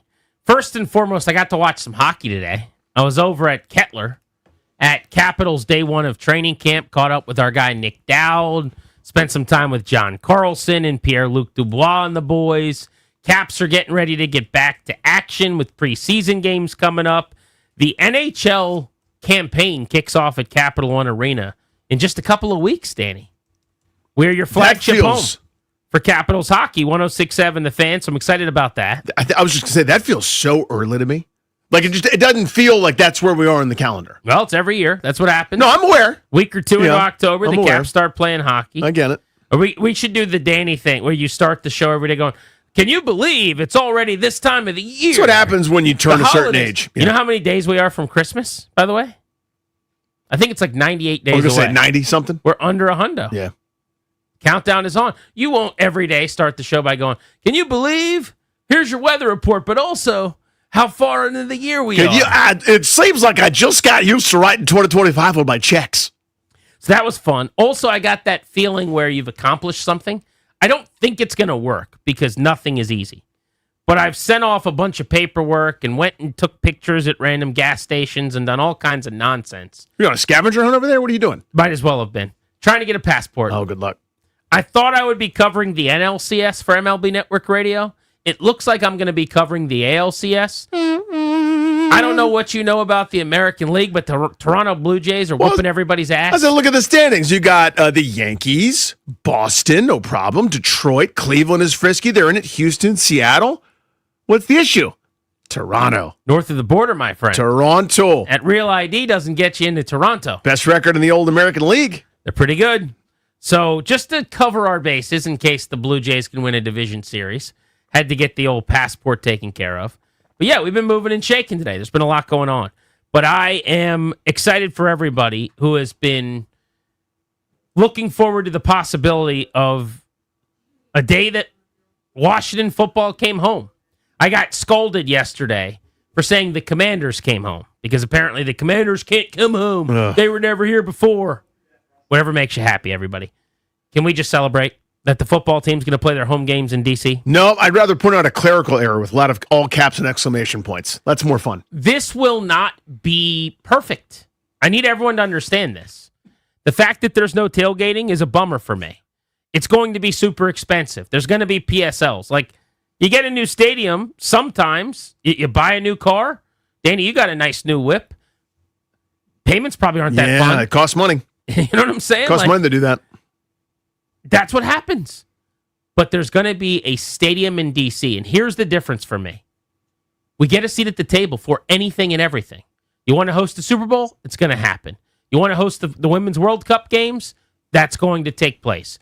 When the United States of America men's national soccer team is hosting World Cup and games are being played all over the country, they're not skipping D.C. because they go, yeah, we don't trust Northwest Stadium to house 60,000 people for the day, so thanks, but no thanks. Those days are over. We now correctly, as the number 8 media market in the United States of America, will be able to host anything we want to because we will have a beautiful Taj Mahal, incredible state-of-the-art, immaculate facility to do so. And frankly, anything other than having that possibility, whether you should not host things because you go, no, we're busier, no, we're not interesting. Because you can't. You should not be turned down. Beyonce telling you no can't happen anymore.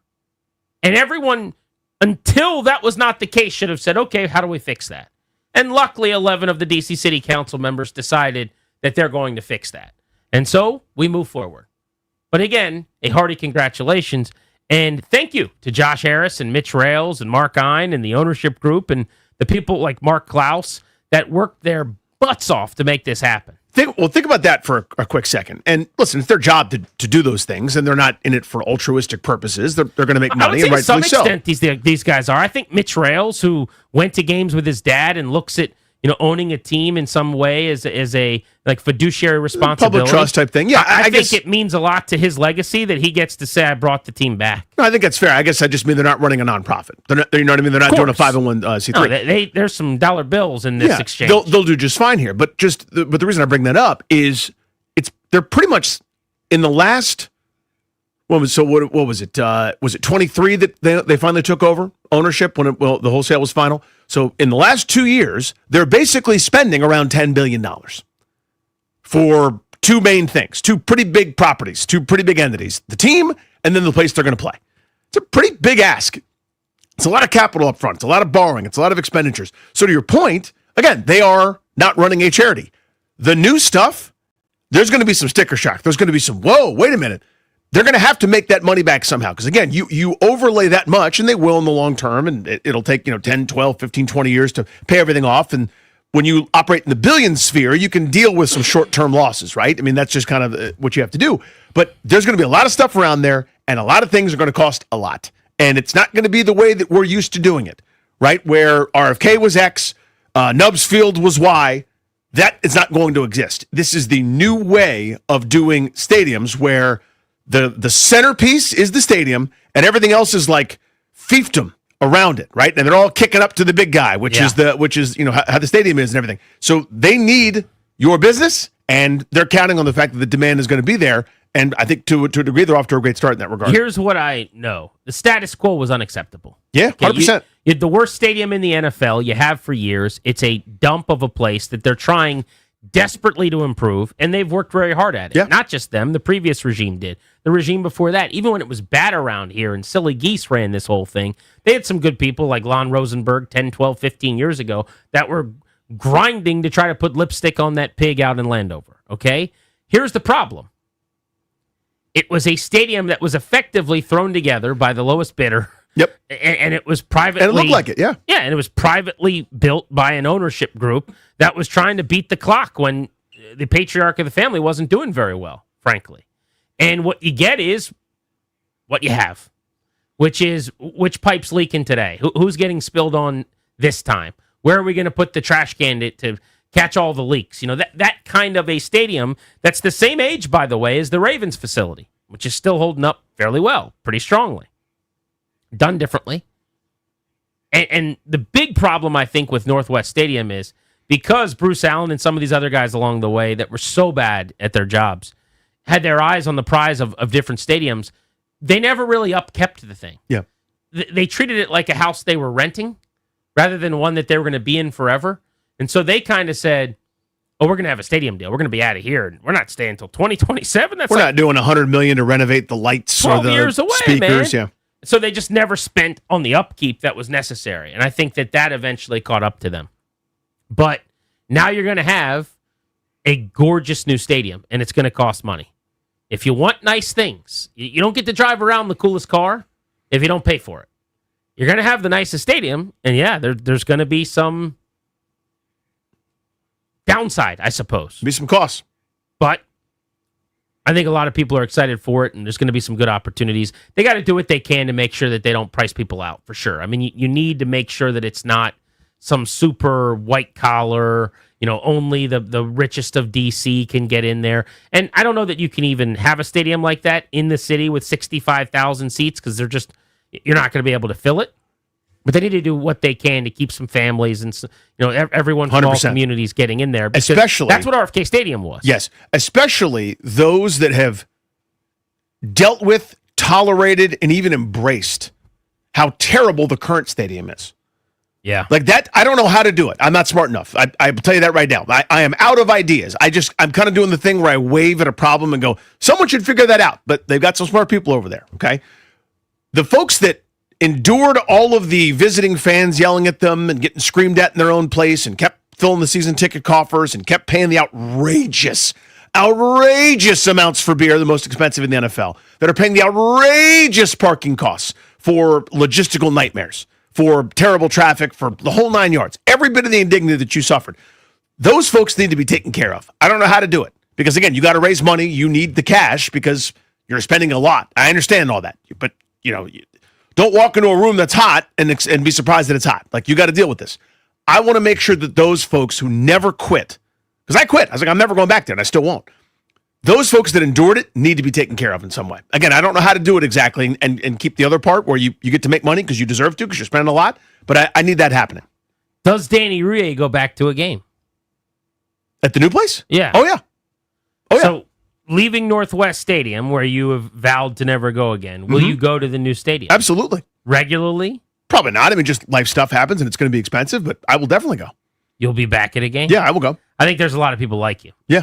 That have sworn off that stadium. Now, there's also going to be plenty of people maybe that can't afford the new thing either. That's my big fear, and they got to figure that part out.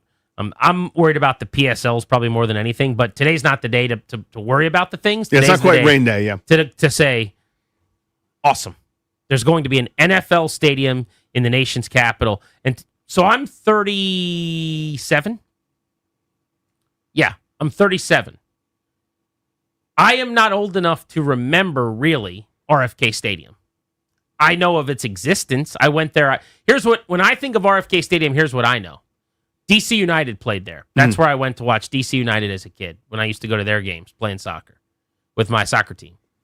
The Nats, when they came back to DC. Ryan Church and Brad Wilkerson. It was a dump. Yes, it was. It was Garrett Mock. It was Chico. Babyface Ryan Zimmerman. This kid just played at the University of Virginia, and now he's here at this ballpark. It is Elijah Dukes and Lastings Millage and John Patterson. That's what's happening at RFK Stadium. Yeah. It's not Charles Mann and Dexter Manley for me at 37 years old. But I did go once. I barely remember anything about the experience because I was probably, 6 or 7. The only time I ever went with my father. So if you are older than me, I think you probably have some fond memories. If you're younger than me, I don't think you do. But it doesn't matter. Because if you're like me and you're taking your kids in 5 years, my son will be, God, that's crazy to think about. He'll be 9. And hopefully I take my family to a game in that opening season. And it's just going to be going to the nicest stadium in the NFL and one of the state-of-the-art, most incredible stadiums on the planet when it opens. Downtown in D.C., our home city. It won't matter that it's on the site of RFK Stadium necessarily. If you care about that, though, you get something out of that part of it. If your father or my mom goes, who has been to RFK, used to be really hard to get tickets, believe it or not. I lifelong fan, only went a couple of times. Yeah, she couldn't get them. My mom has been a diehard Redskins fan since, she was born in 57, so since the 60s with her dad. I don't know, I'll have to ask her. I don't think she's been there more than a few times. But if she went, I think it would mean something to her getting off the metro and, walking in there in the same way that her dad used to take her by the hand. So everyone's going to get what they need to out of the experience. But I just think it's worth stopping and smelling the roses, however you feel about the move, because this is 15 years in the making. Easy. Yeah. I mean, the first time we started talking about a future stadium was shortly after Bruce Allen was hired. That's when I remember it. You're exactly what I was going to bring up. They brought him in and they kind of said, Bruce is here to smooth over and schmooze a little bit with relationships. His brother was a governor, you know. He was a politician who just happened to pretend to be a general manager, kind of. And so he punted in college that time. The punter. For Richmond. I think he a spider, though. Hashtag Bruce a spider. Anyway, that's a great hashtag. That bought me. That is a great. Can we do that? I haven't forgot about that. Hashtag Bruce a spider. The old hashtag. Yeah, next time Scott Van Pelt says he a terp, just remember, Bruce a spider. Bruce, he a spider. Oh, boy. Anyway. But yeah, that was, remember when he took over. To build the stadium. Yeah, so that was 2010, by the way. So Vinny Boombatz finally got kicked out. That was the fall guy for the first part of Snyder's regime. And the appeal of Bruce Allen were all these alleged connections that he had to be able to grease the wheels. Because, as you mentioned, his dad, coach, brother, governor, everything under the sun, he would know everybody and be able to get the thing finally. We were talking about it back then for his ability to potentially get a new stadium. Because 10 years into Nubbs Field, everyone already knew, okay, this isn't particularly great.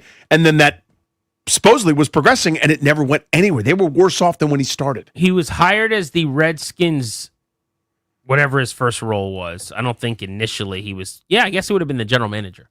December 17th, 2009. So that was basically that press conference, that week or two. That was when you first started hearing Bruce is here to work on a new stadium. Yeah, 10 years into Nubbs Field. Yep. Even, it was still 100,000 people or close to it or whatever. It was kind of okay. Like the next place down the line when it's needed, we didn't know how soon that would be. So this will be 15 legitimate years of whatever discussion, discourse, dialogue has been going on. Yeah. I mean, it's hard to fathom what we've gone through. I mean, because again, that place was still rocking in 13, 14, 15, 16. And I know the results weren't great. I was there. Well, look at the video I posted yesterday on Yeah. Twitter. Preston Smith signed yesterday with the Commanders. He was drafted and played here for 4 years. I covered him, and he's a really good guy, by the way, and a very talented player. I don't know how much he's got left. We're going to find that out this week and moving forward. But I posted one of the iconic plays he had, which was a sack fumble, strip fumble by Ryan Kerrigan, now his position coach here, and him scooping the ball up and scoring against Dallas in 2017.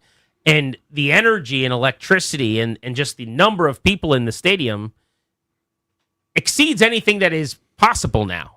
Like, that energy doesn't really even exist. And I'm talking about with a team that made the NFC Championship game last year. It just, the decibels and the noise and probably even a number of seats thing and an environment thing, it's not the same as it was then. And that was the last year of it, too. So 2017, there's the first drop. So 2017, they're still top 5, because the only reason they weren't higher is other stadiums were bigger in terms of home attendance. 2018 was the year it all started to tank, and then they were bottom 5. Let's go to Richard, who's in Springfield, wants to hop in on Grant and Danny. Richard, how are you? We're doing great, guys. You had a really interesting discussion about your youth and experience, or Grant's experience with RFK. For the older cats who not only remember RFK, but remember Robert F. Kennedy, what I want to know is, will the team somehow keep the name of Robert F. Kennedy in the stadium, considering all the new naming rights and the business side of it? Because if everybody's getting shook up about what happened in the last week or so, back in 1968, we lost Martin Luther King in April, and we lost RFK in June. It was a real shot to the stomach. So what do you guys think? Well, so I've actually seen... Yeah, so I've seen... Appreciate you. I've seen the team be asked about this. And they were non-committal, right? But they were very much open to the possibility, because and it's not even just paying homage, I don't think, to RFK, which may very well be part of it. I think it is that those letters mean something to the fan base, if that makes sense.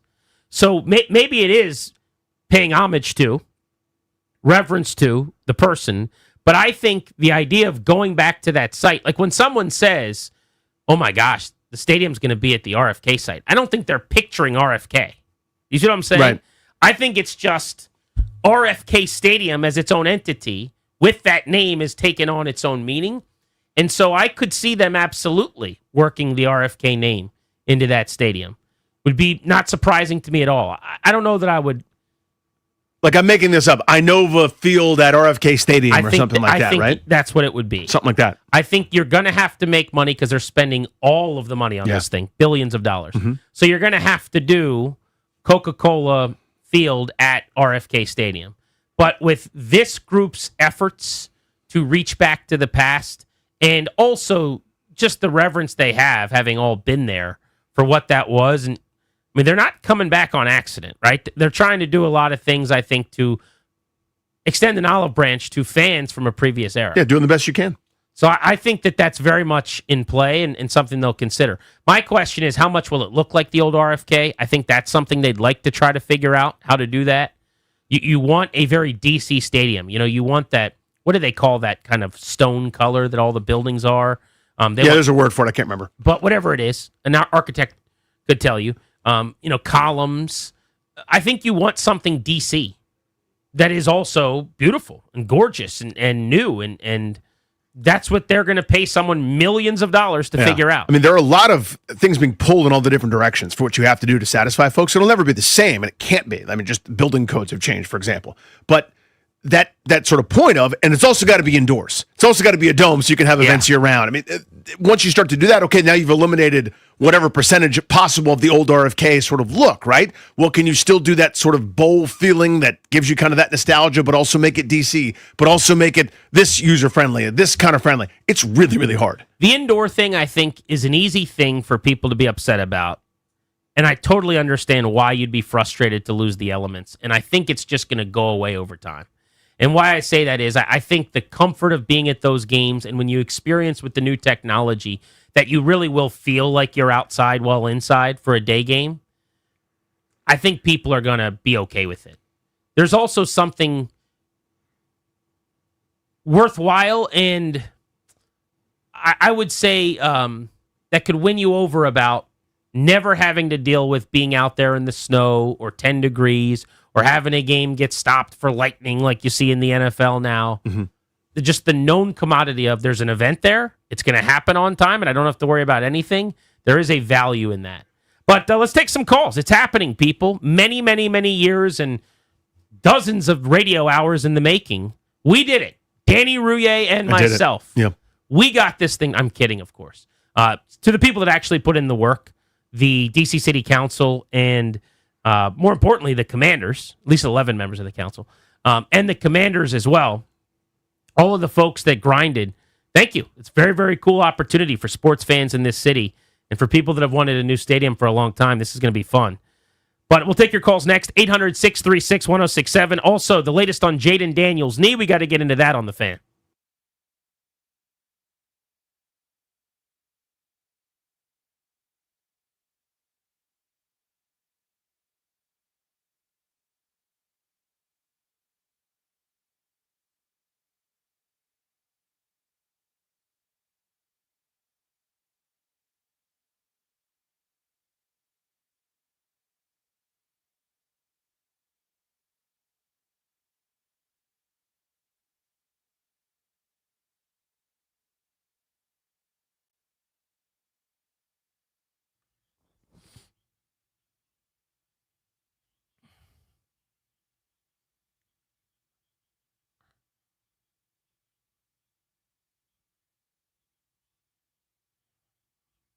Hey guys, it's Grant. Every NFL Thursday is your chance to hit the jackpot on FanDuel. FanDuel, you may know, is official sportsbook of 106.7 The Fan.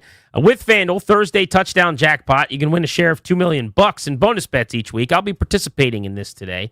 To get in on the Thursday action, all you have to do is place an anytime touchdown score bet on tonight's game, Bills Dolphins, before the game kicks off. Here's how it works.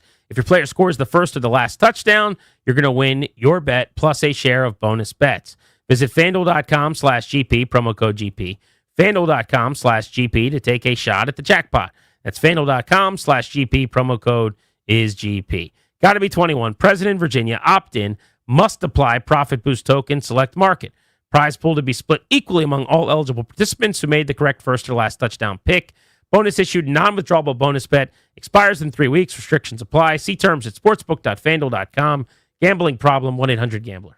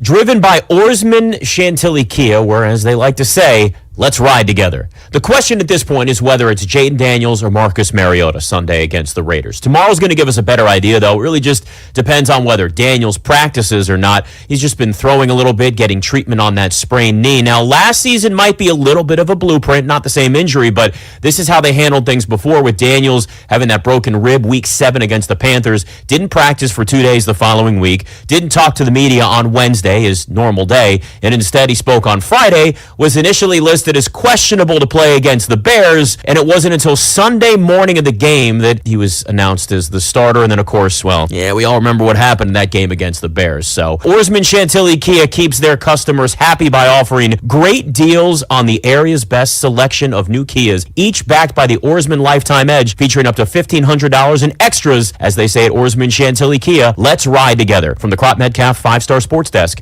I'm Nick Ashew on The Fan.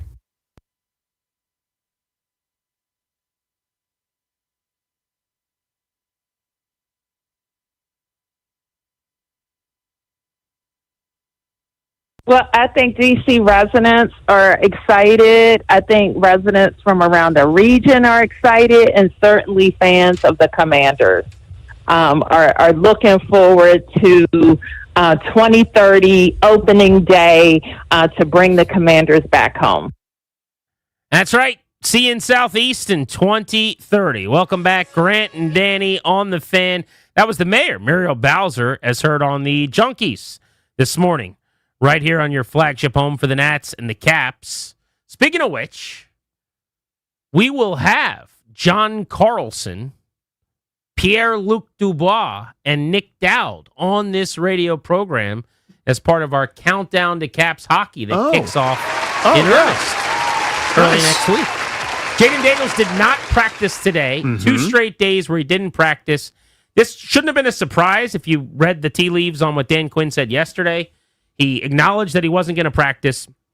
On Wednesday, said we'll reassess on Friday and see if he's able to get anything done. So it sounds to me like I'm guessing he is listed limited come Friday. If he doesn't practice, then we just know he's not playing. Because if it's Wednesday, Thursday, Friday, all no practice, after Quinn said he's got to see him practice some to play in the game, I don't think some would be a walkthrough on Saturday. Yeah, the only wiggle would be if Dan Quinn, I don't say goes back on his word, but then that wasn't as ironclad as we thought. That wasn't written in pen. Well, then Jaden Daniels probably talked him into letting him play. Or the pregame warm-up is so good and you know all the clean bills of health happen or something. But if you list him limited, the way it's been explained to me, all that has to happen is he's got to go out to the field and do something. If he goes out there and throws some of those practice throws into the net that he likes to do with the quarterbacks and do a little indo work and the individual drills, he's now limited. He did some practice, he couldn't do everything. Yep. That could carry a lot of weight for you, just doing one or two little things. And now you keep this possibility going, which is really what they want, I think. They want the Raiders to prepare for both because they feel like it might benefit, certainly, Mariota and maybe Daniels too. But I don't think he's going to play. We're going to get closer and closer to Sunday and get more and more information. But as of today, not practicing. We'll get more into what Dan Quinn and Cliff Kingsbury have had to say today about that in just a few minutes. But people want to hop in on the stadium.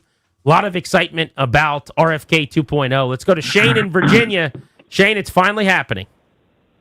Commander Danny, Lieutenant Grant. Hey, if it wasn't for you guys, it would never got here. Good job, Commander. That's a good bet. That's right. Good job, Commander. Hey, listen to me. Hey, it's an exciting day, right? Now I am now looking at pontoons. Now I'm gonna get my pontoon boat, and I'm going to sit out there by the river, and we're going to sit there and tailgate the way you're supposed to, like we do at the University of Knoxville. So, but hey, it's an exciting day. It only needs to be in one place, and that's right there with the old RFK. I'm actually driving by it right now, and they're tearing it down as I speak. So it's an exciting day. Not only that, man, I saw the last tour for the Pink Floyd Wall Tour there. So it's more than football memories. It's the shows there. And now that there's going to be an indoor, and it's like Olympics. You can start looking at Super Bowls now. You can start looking at bringing revenue back to the city and start and seeing a big turnaround. So well, look, here's what I'll say, Shane. Fast forward 1 decade from now, which I know feels like forever, but it goes by like this. They will have hosted a Super Bowl. They would have hosted Women's World Cup games. They will have hosted Men's World Cup games. And at that point, there will have already been an NFL draft that took place on the National Mall. All based on the business of getting this thing cooking. To Shane's point, U2 is, if not my favorite band, one of my favorite bands of all time. I saw them at RFK in May of 1997. I went to the HF Festival there. So I couldn't get Redskins tickets unless the Tremonti family couldn't use them, and my dad happened to play racquetball with Mr. Tremonti that week, and we were able to finally get a couple times in like my 20 years of fandom as a kid when they were still playing there. But I've been to events there. It was like that hub. It was the thing. It was the place that mattered the most probably to a lot of people in D.C. My brothers still talk about all the concerts they went to at RFK over the years. Mostly HF festivals, Warped Tours, whatever it may have been. But yeah, those are some of their favorite concerts ever. So I think that's actually a really good point as well. But the indoor part of it, SoFi's technology is pretty amazing where it feels like you're outside because it's kind of open air. There's going to be ways where garage door style that they might have some of it open air, I would even imagine. But most importantly, that translucent top, think Minneapolis, where during the day the sun's coming in, it gives off the appearance of being outside while you're inside. And when you are in a facility that is room temperature and that is pristine and designed perfectly, and the amenities and the aesthetics, what they're going to have available to you at your seat, hopefully. I mean, if they do this thing correctly, it will be such a significant upgrade over the crap that you've dealt with as a fan over the last several years, that even if you are adamant about being outdoors, even if you hate losing the elements, I think you'll go, well worth it. I don't like that it's indoors, but ... I think that's the worst case scenario. That's the floor. And I actually think most people will come around to the idea that I don't need to be sitting outside because in December, it's not freezing cold. And in September on the 8th, when they open, it's not 84 degrees and I'm beating up with sweat because there's not a cloud in the sky. Yeah, to your point about what they can do now in terms of the feel, it's going to be indoors. You'll be protected from the elements if that's necessary, but it's not going to feel like the Astrodome. It's not going to feel like going to one of the old municipal domes where you could play year-round in bad weather, because that's the only way they knew how to build it. Just concrete everywhere, and the only light is from electric lights. You're going to feel this new way of doing things. It's not a greenhouse, so it's not going to be like, incubated and hot, but it will be comfortable, and yet it's not going to feel like that same claustrophobic But you can dome actually thing. have open air indoors now. I mean, that's a thing. Like, I'm not smart enough to know the terms, so I say Use all the terms, go. But basically, that's what it is, right? You just open the curtains and whoops, we're outside now. There it is. There's the parking lot. I'm also not a crazy person, so I know that everything that you're promised is not going to happen in these construction projects. So like this idea that in the renderings, you'll see the Capitol right behind the stadium and it's just going to be staring right at you. Maybe they'll put a couple of hotels in a parking garage or whatever up, and now it's gone like they did at Nats Park. I get that stuff like that's going to happen along the way. This idea that everyone's just going to, get to Virginia and then get on a ferry and come across. Probably not. But they do have a chance to get real creative with boats and ferries and stuff along the water. And you can eat at a restaurant on the water out there. I mean, they could really turn those banks of the river over there into something beautiful. Rodney's in Bowie. What's up, Rodney? Hey, man, gentlemen, we as a fan base and the people that love your show cannot take for granted the effort that you two guys put into. Hey, look, listen, let me tell you something. You can call it a bit. You can call it whatever you want to call it. You guys interviewed this one councilman. I don't remember his name, but the questions that you guys were asking, I felt like I was taking an SAT test. I was like, they're stressing me out. They are stressing me out. That's great. He still voted against it, but yeah, we asked him, Yeah, thank you. Now, to be clear, I need to now I think he was being dead serious, so I now need to tell everyone we were doing a bit. Right. We're not taking credit for the stadium. That is not what's happening here. Now, if you want to give us credit, like our guy in Bowie, I will allow credit. We will accept it. Yeah. But we had nothing to do with it. And I want to be very clear about that. Nothing. I will go there. I will eat your food. I will watch your football. But we had nothing to do with it. I put forth, and I want to be, again, crystal clear about this, zero effort and time and energy towards the project. I did nothing here. I did nothing. Zero. I put forth considerable effort. Just in the way of wanting and screaming and losing my voice over the lack of progress. So I guess you did that. You did that. That did absolutely nothing. That did as much as acknowledging that there's a no-hitter when a no-hitter is going on. If I just did that in perpetuity, there would be no stadium. You ever been in the, I know you don't do it much, but you go in the ocean and you punch a little wave. You're like, that'll stop the ocean. That's how much I did. Never done that. Yeah. But I'd imagine it doesn't stop the ocean. It doesn't stop the ocean. I get It keeps the going. analogy. It keeps going. 800-636-1067. You want to talk stadium? We got Ted Wynn, who covered the Raiders at one point, now writes about the NFL for The Athletic at 3 o'clock today. And we're going to get into Jaden Daniels' health as well on the Fan.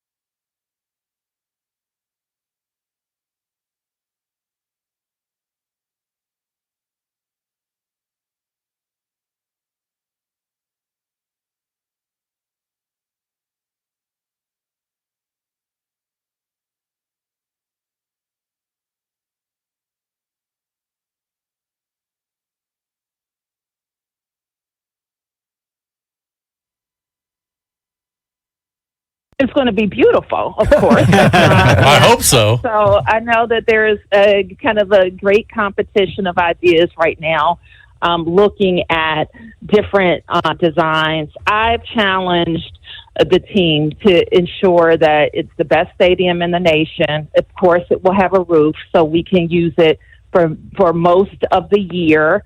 And, it should be an award-winning design. How important is it to you, Danny, that the design looks like the old RFK? That's a great question. I think actually that's wrestling with high that. on my priority list, actually. Yeah. I'd like it to evoke it in some way, which, again, is very easy for me to say. I'm kind of waving my hand at it. Well, what does that mean, evoke it? You want a nondescript bowl? Do you want a stone sort of cookie-cutter stadium that was all the rage in the 60s and 70s when that thing was built? No, not exactly. So I'd like kind of that. What they do a lot of houses that on the shows my wife watches on HGTV, outside it's like, this is our, I can't remember all the words, our Cape Cod or our rustic this or that and our Rambler, all the different words that they use, and the words like portcullis and pergola. They just use pergola like everyone knows what that is. And then inside, it's very modern and sleek, and it looks a certain way, even though outside it's not that. I want that to a degree, right? It's got to be convenient. It's got to be easy. But I would love it to somehow remind me of going to those games as a kid, even though I couldn't go that often. I want it to look like the old RFK and look very DC on the outside. And to your point, there's really no reason to worry about the inside, because you can't build something that's going to cost as much as this, new and state-of-the-art, that's not going to cover a lot of bases. But there are things I care about, like concessions is going to have to be high on the list. They've got to find a way to not charge people, $150 to eat and drink with their spouse at a game. Let's go to Shawn, who's in Auburn, listening on the Odyssey app. What's up, Shawn? Hey, guys. War Eagle. Hey, buddy. Hey, yeah. So the question is top 3 restaurants, like D&B spots. I talked to you earlier about this in the summertime. Last time I wanted to see if you guys had thought about it and know which one you want, like top 3 restaurants you want as a concession stand sub-stadium.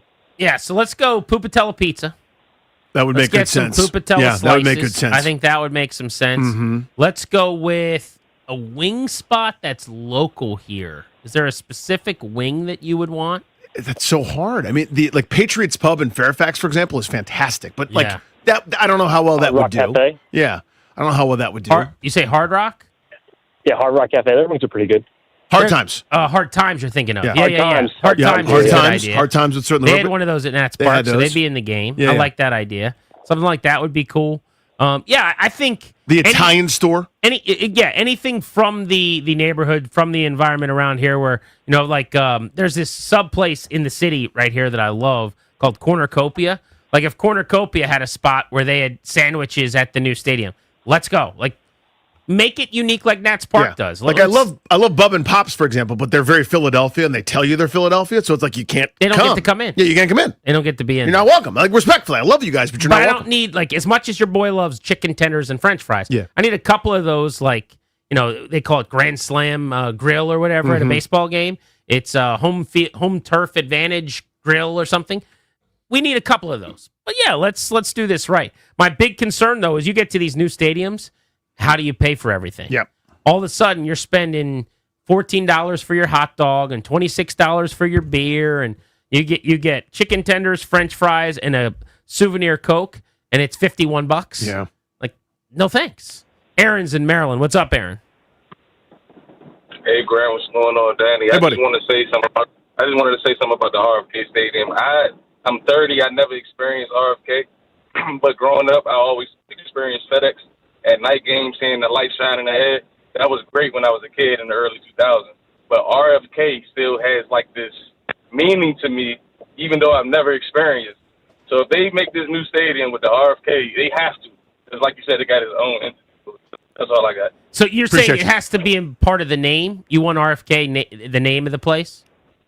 Yeah, for sure. And to look like it. Yeah, I think that's going to be the demand that most people have. By the way, did we brush way fast through this guy saying War Eagle a couple calls ago? We never acknowledged that, like we're Paul Feinbaum or something.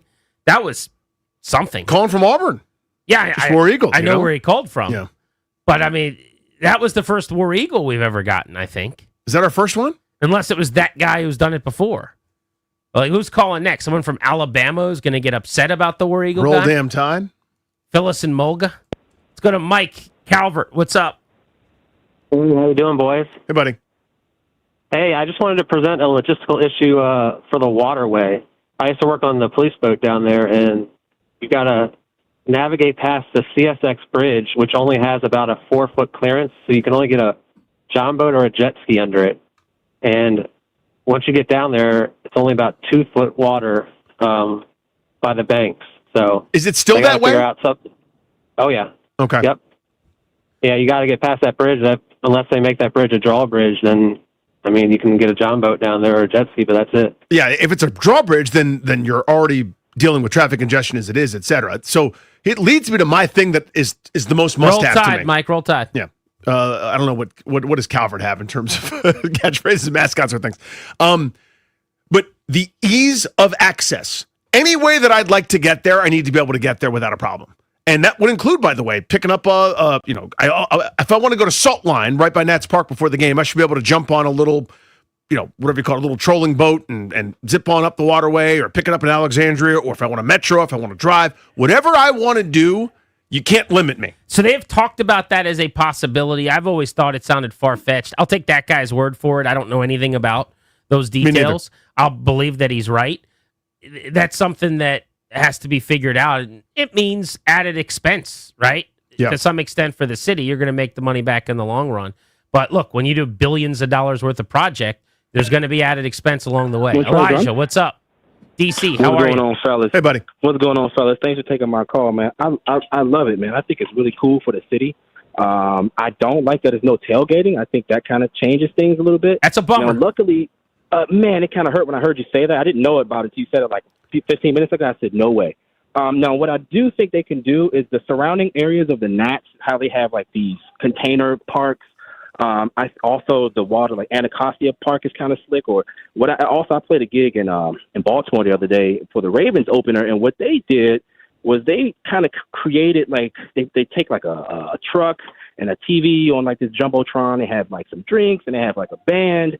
And if we can figure out a way for like the surrounding areas to kind of have like a little ports of, like these little ways that you can kind of like, oh man, there's like some tailgating-esque things for the Commanders game right here. Maybe I can go here. That's kind of the hope. Neighborhood. That's the plan. That's the idea, yeah. Is that there's going to be little pop-ups and fields and lots and things where something can happen. It's going to be mostly parking garage parking. You can't tailgate in the parking garage. And there's a limited number. We're talking a few thousand spots, period, as it is. So they're going to tell you there's going to be some tailgating. It's a very, very limited amount. Yeah. Real quick, we were in New Orleans, and you show your ticket almost a mile away from the stadium. You get on the grounds, and the whole place is a tailgate. That sort of party environment I thought was great. Party environment, yes, not a tailgate, though. Tailgate is out of your truck, I understand in that, your but chairs. You're just sitting there throwing bags or doing whatever, eating and drinking. And I'm not trying to be a jerk. I'm just saying it's a huge difference for someone like me who likes to tailgate. No, I know. You can't tailgate in New Orleans at all. But you're right. There's a party atmosphere where you go in, and it's like a block party where you can play bags and drink beer, but you got to pay for everything, and there's a concert and a band. I'm not saying it's not fun, right. and they won't be able to do stuff like that. But what people have done at the bad stadium for a long time that they've gotten used to that they love, the one good thing about it is you bring your food and you sit there and you have a lot of space and huge parking lots, and you actually get to grill and cook and pregame and watch football on TV at your car and then do it after the game. And that's not going to be a thing at this new stadium. Mm-hmm. That's one of the drawbacks. Let's talk NFL with Ted Wynn ahead of Week 3, starting with Thursday Night Football tonight. Formerly covering the Raiders. We'll get his insight on Vegas as well.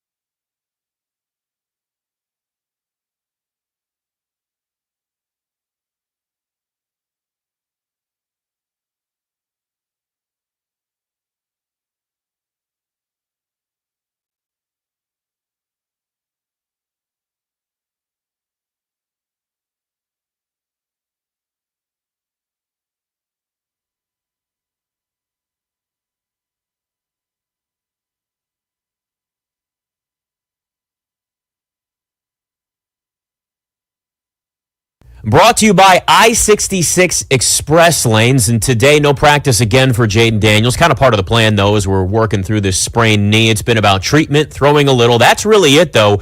Should have a better idea tomorrow once we actually know whether he practices or not. Marcus Mariota would be the starter against Vegas if Jaden is out. Josh Johnson would be the backup.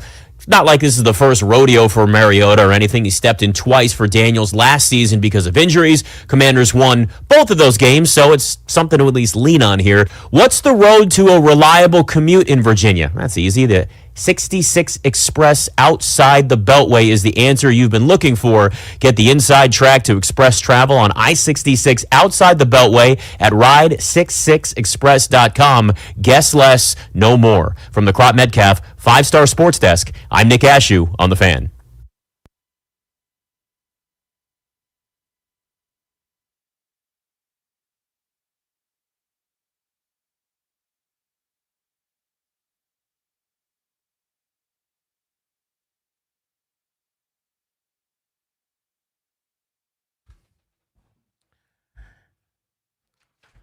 Welcome back, Grant and Danny on The Fan. We are brought to you by the law firm Kandori and Murad. Estate planning, elder law, real estate transactions, probate administration. Their attorneys are always there to protect you and your family's assets. Schedule a free consultation with their team today by visiting kmlawyers.com and be sure to let them know that we sent you. That's kmlawyers.com. Let's go to the Rude guest hotline. Rude, the most reliable heating and air conditioning products in the DMV, and talk to Ted Wynn, who is with The Athletic and has grown up in the area where the Raiders used to play and covered them at one point in time. That's how I first got to know his content. Does a really good job talking about the NFL and studying the All-22, and he's with us now here on The Fan. Ted, good to have you back on the program. How are you? I'm doing well. How are you? Very well. I wanted to start with the Raiders, actually, because they're the opponent for Washington this week. What have you made from them through 2 games? They had an impressive showing and a win against a New England team that people think will be better this year. Then they kind of laid an egg on national TV with Geno struggling. What are they, in your opinion? Well, they're the reverse of what a lot of people thought they were going to be. A lot of people thought that this was a team that was going to be very good on offense and struggled defensively, but they've actually, in the first 2 games, have been one of the best defenses in the league. They're 5th in defensive rushing success rate. They've held opponents scoreless in the second half, or almost scoreless in the second half, I should say. I don't have the exact stat. But they've been very good defensively, and part of that is, Pete Carroll kind of mixing his philosophy with Patrick Graham, and just the outside corners have been able to hold up, and they were a question mark coming into the season. Offensively, they have the skill players to be good, but their offensive line has just been atrocious, and it's tough to do anything when you can't block. And Brock Bowers was hurt against the Chargers, and he's the Raiders' number 1 receiver. And when they don't have that number 1 receiver, everything kind of just falls apart for them. You kind of led into my question, Ted. How real is that defense? Through 2 games, 5th fewest points given up in the NFL. How much of that is kind of early people not knowing what to expect, and maybe the fact that versus the fact that maybe they're bona fide? I think they are a good run defense because they're very aggressive coming up for the run. I think they're disciplined with their gaps and just playing good, sound, fundamental football. I think as far as the secondary, it's still sort of untested. The Chargers don't have great wide receivers besides Ladd McConkey, and even though Quentin Johnston did burn them for a play, it was more of a coverage breakdown. The Patriots didn't have great receivers as well. So I'm interested to see how they do when they do face off against some better receivers. The Commanders have Terry McLaurin, but he's kind of started the season a little rough, so I don't know if they're going to get that test this week as well. But I do think the run defense is real. The pass coverage is still questionable for me, and they need a secondary pass rusher besides Max Crosby to step up, because Crosby is just getting a ton of attention right now. What do you think of Ashton Genty so far? There was a whole debate before the draft of whether you take a running back or an offensive lineman, because it's hard for a running back to do anything when he doesn't get blocking. And we've seen that time and time again throughout the history of the league. The only back that could really elevate a bad offensive line is named Barry Sanders, and no one else has been able to do it. Saquon Barkley struggled with the Giants for years, and he goes to the Eagles, and all of a sudden he becomes Offensive Player of the Year. And I think we're seeing a similar situation with Ashton Genty right now. When he has space, he's breaking tackles. He's breaking a lot of tackles, but the problem is he's getting hit in the backfield more than any other back in the league. So it's tough to maximize that sort of investment, 6th overall pick, when you don't have the line to open up some holes for him. Ted Wynn with us here on Grant and Danny. Where are the Raiders? How far back are they in your mind in that division? And then how do you see that AFC West shaping out? I think the AFC West is a little more wide open than we thought coming into the season. The Chiefs are 0-2. The Broncos have won games, but they've also looked pretty shaky. Like their defense isn't as top-notch as we thought they were going to be. And the Chargers are 2-0, but I think they're a really good team, but they lack some top-end talent at the same time. So I don't know if the Raiders are at a spot to really challenge in AFC West yet, but it is interesting. I think that these teams are pretty evenly matched. Ted Wynn of The Athletic, one of their senior writers on Grant and Danny. Thursday Night Football tonight. Dolphins 0-2, Bills 2-0. Goes without saying the expectation is this could be a lopsided game in Buffalo's favor. But let's say it goes really badly for Miami on the road. Could Mike McDaniel be fired after this game, or is that way too early?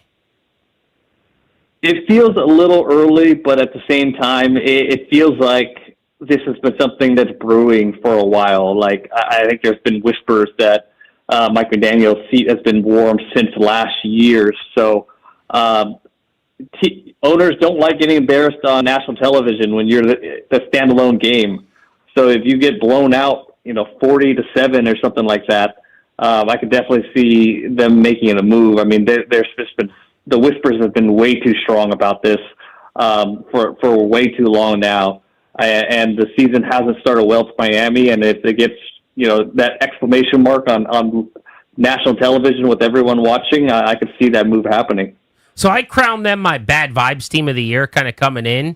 It just doesn't feel terrible. Right. Like Tyreek Hill quit on them last year, basically said he hated the whole thing. Then he's still there for some reason, but he's not quite the same player. They paid Tua. Like, where do you think this all went wrong? And let's say he does keep his job, regardless of what happens tonight. What would you do if you're running the show there to try to get this thing back on track? They were an 11-win team 2 years ago, then fell to 8-9. And now it looks like they could be worse than that this year. Yeah, I think people have kind of figured out where they want to attack. They know how to stop that offense by kind of just stuffing the middle of the field and taking away those crossing routes and forcing Tua to make those outside throws. And he doesn't have the arm to quite make those throws at a consistent basis.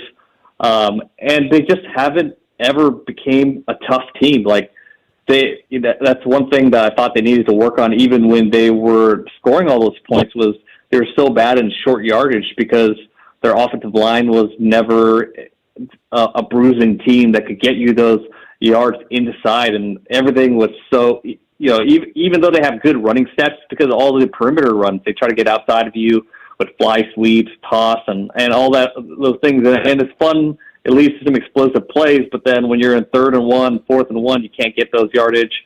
They struggle to protect Tua, and he's always having to play in a rush, even though he throws with pretty good anticipation.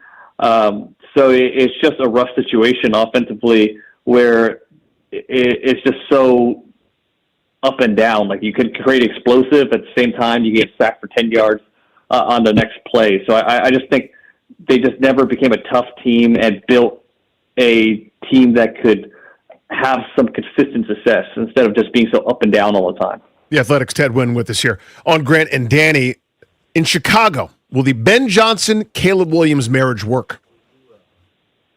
I think so far I like what I've seen, and that's tough saying that after they lost 30 points to the Detroit Lions, but when I went back and watched the film on Caleb Williams' Week 2 performance, he looked really good in the pocket. Like, he was very disciplined. He stayed in the pocket, made really good throws from within the pocket. You could see his potential if he adheres to the coaching of Ben Johnson and becomes a quarterback that can operate that offense.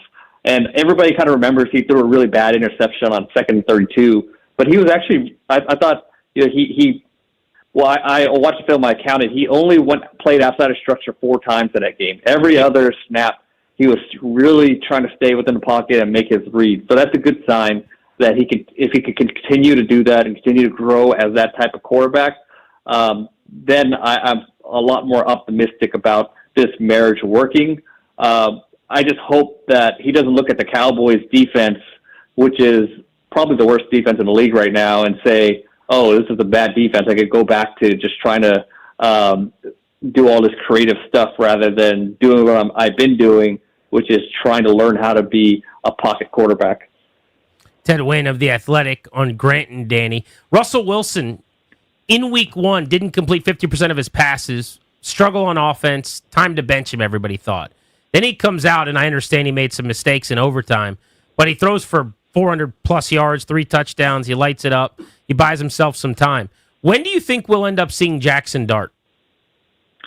I think ideally you want to keep Dart on the bench for as long as possible, and ideally it would be towards maybe the last 3-4 games of the season, kind of like a Michael Penix situation, where he comes in, because Dart is behind when it comes to learning an NFL offense. It's just the offense he ran at Ole Miss is so different from what he's seeing in the league. And I know he performed well in the preseason, but it's a completely different game in the preseason. So I think he just needs as much time as possible to learn the offense. And also you have to evaluate your offensive line. Can your offensive line hold up? Because you don't want to put him in a situation where he's running for his life and building all these bad habits. So Andrew Thomas, the left tackle, who's one of the best in the league, hasn't played. So you want to see him come back and prove that he could get back to that elite level before his injury.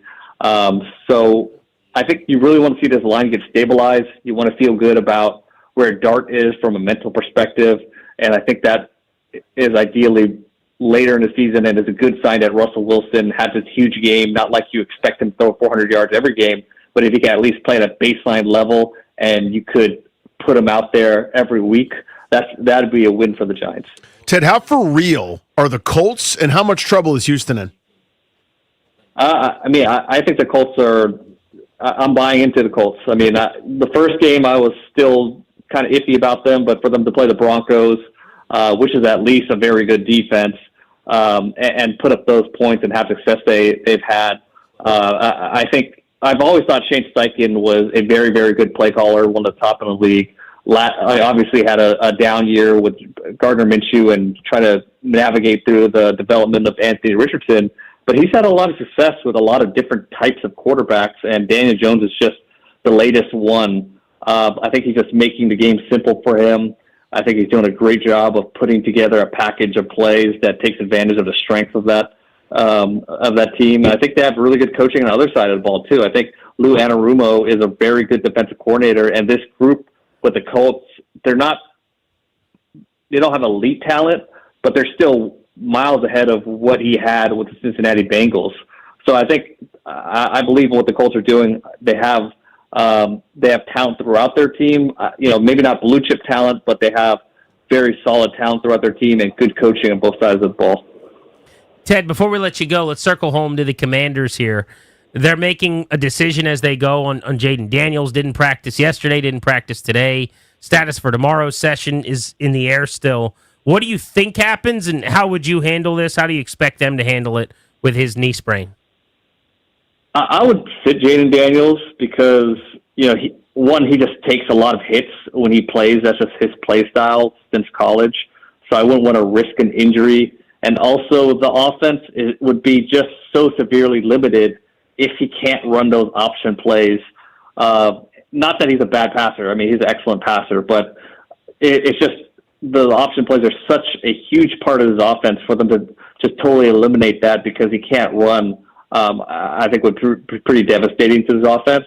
For those reasons, I would err on the side of caution and sit him for at least a week.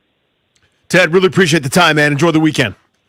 No problem. Thanks for having me on. You got it. Ted Wynn of The Athletic does a great job covering the National Football League. So, Danny, I've been telling you about this guillotine league that I'm in. Yes. initially I was kind of like, I'm not really getting it. I don't know if I love it. Now I think it's my new bit. I think it's the You're all about it. I think it's the only fantasy league I ever want to be in again is the Guillotine League. You said you've never done this, right? I never have. I've never had the huevos. So here's the gist, okay? It's just like the fantasy league you guys are in, except that every single week the lowest point team in the league gets completely eliminated. So in a 14-team or a 12-team league, there's head-to-head matchups in theory, and you can collect a record over the season. Best I could tell, it's completely irrelevant what your record is. Mm-hmm. But the point total is what matters. So if you're the lowest point team that week, you get eliminated, your season ends. And that's it. Week 1, week 2, whatever. Your money's just in the pot now to be won at the end of this thing. But your team is now dispersed into the waiver wire. So we all have $1,000 to spend all season long on whatever players we want to spend on. So like for me, I get $1,000. I didn't spend any money in week 1.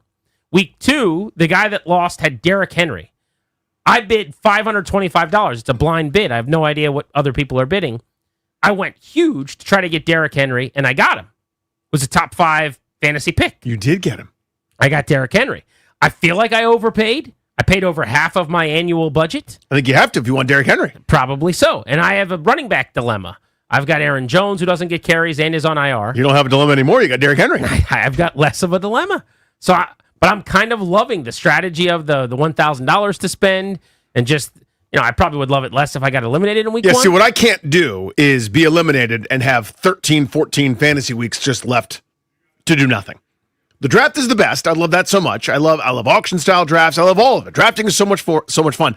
I need the tweaking. I need to be competitive deep into the year. Someone just told me I can't just be done. They spent $900 for Bijan Robinson. Or I guess he's back to Bijan now. Can I call him Bijan again? I think I can. Man. Yeah, he's back to Bijan. So someone spent $900 of their $1,000 for Bijan this week, which seems crazy, but you just got the best running back in the but now league. you have him. Yeah, you got RB1 probably. Grant and Danny on the Fan. Let's check in on the rest of the division. Go around the NFC East outside of Washington, plus the latest on Jaden Daniels next.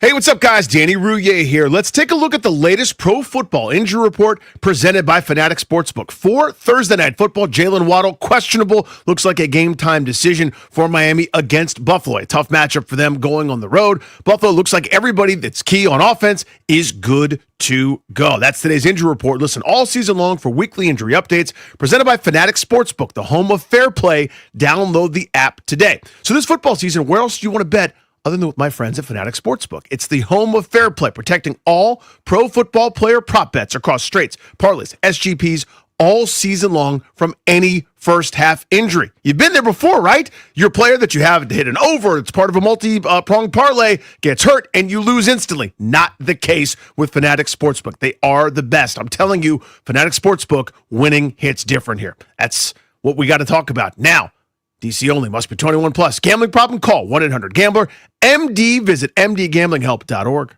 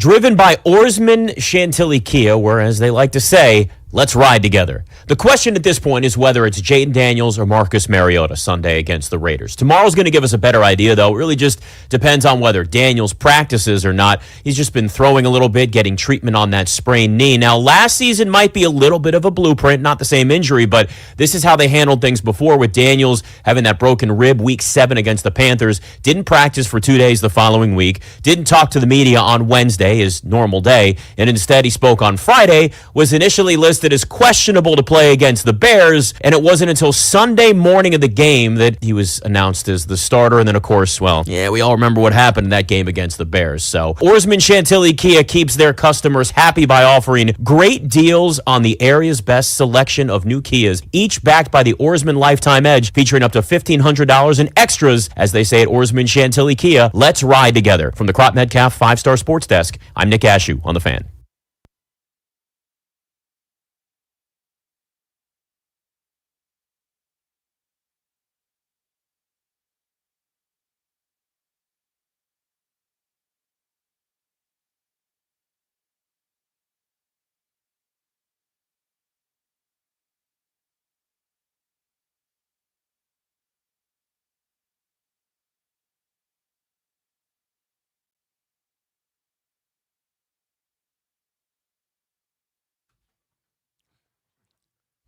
G&D on The Fan. I want to play the clip from Cliff Kingsbury later in the show on Ja'Cory Krosky-Merritt.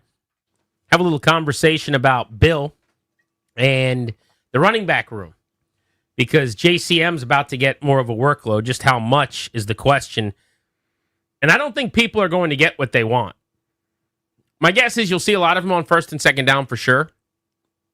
But there is this pulse within the fan base that Krosky-Merritt's about to become a 3-down, like featured focal point, exclusive back, owning the backfield. He replaces Eckler, and he gets a bigger role on first and second down. I don't think that's what's coming. I think you're going to see a bunch of Jeremy McNichols and some Chris Rodriguez moving forward, but we'll get into that a little bit later in the show. The latest on Jaden Daniels, he did not practice today. They're going to see what he can do tomorrow before they update his status. Are you with me? And he ends up being limited and they list him as questionable and keep the charade. I shouldn't even call it that, but the guessing game going. Yeah, I mean, we did the charade once already with Terry McLaurin's ankle. The mythical injury. And the candidate's a great question. We're in return to play, said Dan Quinn 77,000 times. So, yeah, I think they'll do a charade. They love it. And it sounds like I'm being critical. I'm not. This is part of, we're all learning with this regime in real time about how they handle things. Every new instance, the McLaurin deal was the first time they negotiated a big contract with one of their own players. How they've handled Jaden Daniels' injuries in the past. We got data last year where they would never once admit that anything was amiss despite clear and obvious evidence to the contrary. He's going to the sideline to get wrapped up between possessions, not because everything's hunky-dory, but because there was something amiss. They're going to continue down this road and sort of do this song and dance because they see value in it. And God bless them. I just feel like he practiced so little, if at all, last year with the broken rib. And that was not a factor in their decision to play him. And yet Dan Quinn said he needs to practice this time around if he's going to play. So I want someone to ask, and maybe we got to get out there at some point, but I'd be curious to know, is that a philosophical thing or is that because it's a knee? Like, do you need to see him practice to play because it's week 3 and they haven't been on the same page yet and because you missed so much practice time in the summer and because you're still trying to get everyone up to speed? Is it because it's just important to practice as a quarterback before you play to have the timing down? Or is it because you need to, Jay Gruden commentary here, you need to see him sprint and cut and jump and run because the knee is different than the rib? Yeah, I think it's the knee. I just keep coming back to the fact he said this week he's got to practice, but a year ago that was not the case at all with a broken rib. And you would think, while being compromised, there were still things that you wouldn't have known. How's he going to hold up? Like, if he can't let it rip, he had to throw a Hail Mary at the end of that game. What if he couldn't get the ball there? Because, he tries to throw that deep shot 60 yards downfield, but the rib doesn't allow it. It doesn't have the torque that's needed. Yeah, I mean, to me, this is a knee thing. And I love that there's a distinguishing thing there. We talked about this a bit yesterday. I don't have a better way to describe it other than this. One, and lots of injuries, are pain tolerance questions. So you're not going to make a guy go through a bunch of pain in the regular season during a practice week just to, satisfy some timing when he's been doing this for 6-7 months and has worked with all the receivers and the like. You go, what's best to work him up to get ready for the weekend's game? This is are you physically capable of it? And that, to me, is where the proof is in the pudding in terms of a physical test of some kind. I need to see him do it before I'm going, yep, I trust you, buddy. Go on out there. Because, it's not a toughness question. We answered those and then some last year. Doing anything with a broken rib, eating a bowl of cereal with a broken rib is miserable. And he played football with it, having TJ Watt crack him from the backside. You ever try to breathe with a broken rib? Yeah, in fact, yes, by the way. And it was hard. I had to go to the hospital because of it. So, yeah, I understand. It sucks. So the point of the dude's story is, I think there's an acknowledgement that this is different than a pain threshold thing, right? This is are you physically capable of it more so than can you deal with it so we can pop a couple Advil? So this was Quinn yesterday when saying, and I was surprised by this answer based on last year, that he will have to practice to play. Do you need to see him back on the field with the rest of the team Yes. before you feel okay? Yeah, I would. It's important, timing, reps, the movements, but it was a good first step to it, Nikki. But yeah, we'd have to get some reps for sure. Some reps. So I guess he didn't say he's going to have to practice in full. He didn't say he's going to have to go through 11-on-11 work. Not that you're getting a ton of that matters a whole lot in the middle of the week in the regular season. It's not training camp. But he's got to practice. Now, this was Jay Gruden on what he would have to see to play Jaden Daniels if he was the head coach of the team. I guess you got to see him run. You know what I mean? You got to see him burst off that leg, and I got to make sure that's 100%. I don't want to risk further damage. If the trainer says he can go and there's no risk of further damage, obviously there's always a risk. But you know what I'm saying? If he gets tackled, and then I'd let him play. But I'm not letting him play until he's back to 100%. I can see him running that 4.340 that he can run. There's a chance he goes. They're certainly leaving open the possibility. I do think if he gets a say, the chance of him playing goes up. But the way I understand it, and this is kind of like, I would call it speculation, but informed speculation. Mm-hmm. I think they had a meeting of some type with him weekend into early week, where they basically got on the same page with him over the weekend and kind of laid out a plan. Now, I don't know what the details of that plan were. My assessment, my guess is that it was unlikely that he would play on Sunday, that he would miss this game, barring something unforeseen in terms of a really, really quick recovery where he just woke up and felt a lot better or whatever. And here's how we're going to get you back ASAP. We're going to help you do what you want to do, which is play as soon as possible, but play ball with us here a little bit. And I think for the most part, he signs off on that plan. That's kind of what I'm gathering. But if he keeps advancing and hitting all his markers, as Dan Quinn likes to say, and at every step of the way, he's chomping at the bit, and Adam Banks style, he walks into Gordon Bombay, I'm going to lose you for a second, and he holds the stick out with his wrist and starts twisting it all around and says, I want to play hockey. Does Dan Quinn say, knowing he gives you a better chance to win that game against the Hawks that day, you're not going to go out there and skate with us? Yeah, that's the temptation, right? That's where it comes from. So the player, and this is a given to a degree. It's not always a given with certain guys are doing everything you possibly can to get back on the field, but it is with him, with this one. I have no doubt about that Jaden Daniels would like to play football as soon as possible, please and thank you. So that's where the rubber will meet the road, is if a couple of these quote unquote milestones are met, then you get the how do I say this the right way? The places where you can defer blame if it doesn't go well. So you think back to Griffin. He was cleared. It was cleared. What did he want me to do? He was cleared. The player wanted to play. He was cleared. Like that's not the threshold for me, right? Like I need the coach to offer an assessment beyond. Well, the trainer looked at his knee, or the doctor said he's not at risk of any further structural damage if he gets tackled in that way. But we all know that there's a difference, and there's a chasm between that and are you ready to be yourself? But that'll be the temptation, is if he runs around and looks pretty good on Saturday morning or whatever. Let's take a look at your NFC East standings and go around the division. So Washington at 1-1 is tied for second with Dallas, one game back of Philadelphia. Eagles are 2-0. Cowboys 1-1, as I mentioned. And then you've got the Giants, the lone winless team at 0-2 to start the year. We'll start with Philly. Back-to-back wins. They survived the Cowboys 24-20 and then narrowly edged out Kansas City 20-17. They're doing the thing they do. They are the Chiefs of 2-3 years ago and last year, where it's never pretty. There's never style points. There is zero sex appeal here with how they play football. They don't even get the ball to their playmakers anymore. Yeah. They're winning games where Jalen Hurts throws for 100 yards. And you're going to do one of these things where you go, is Jalen Hurts good? Are the Eagles good? Is A.J. Brown still at the peak of his powers? And all these questions will be asked for weeks at a time. But you're going to look up, and they're going to keep winning and winning and winning. They're so good in the trenches. Great offensive line. Great defensive line. Bottom line is, this team is good. This coaching staff, led by Nick Sirianni, is very good. And they're going to win their 13 or so games when this thing's all set and done.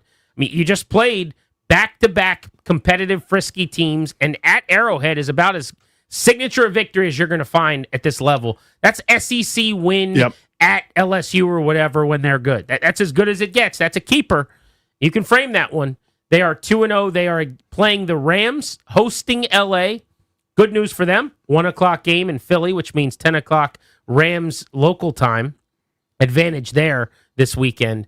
Both of those teams are 2-0. Their schedule is difficult, and they've emerged through a couple of weeks. Testing the first week, that's always such a weird variable, and how teams do in week one, given the different preparations and how much teams are playing in preseason. But the Chiefs on the road is not, when they're already 0-1, is not an easy place to go play, and they won that game.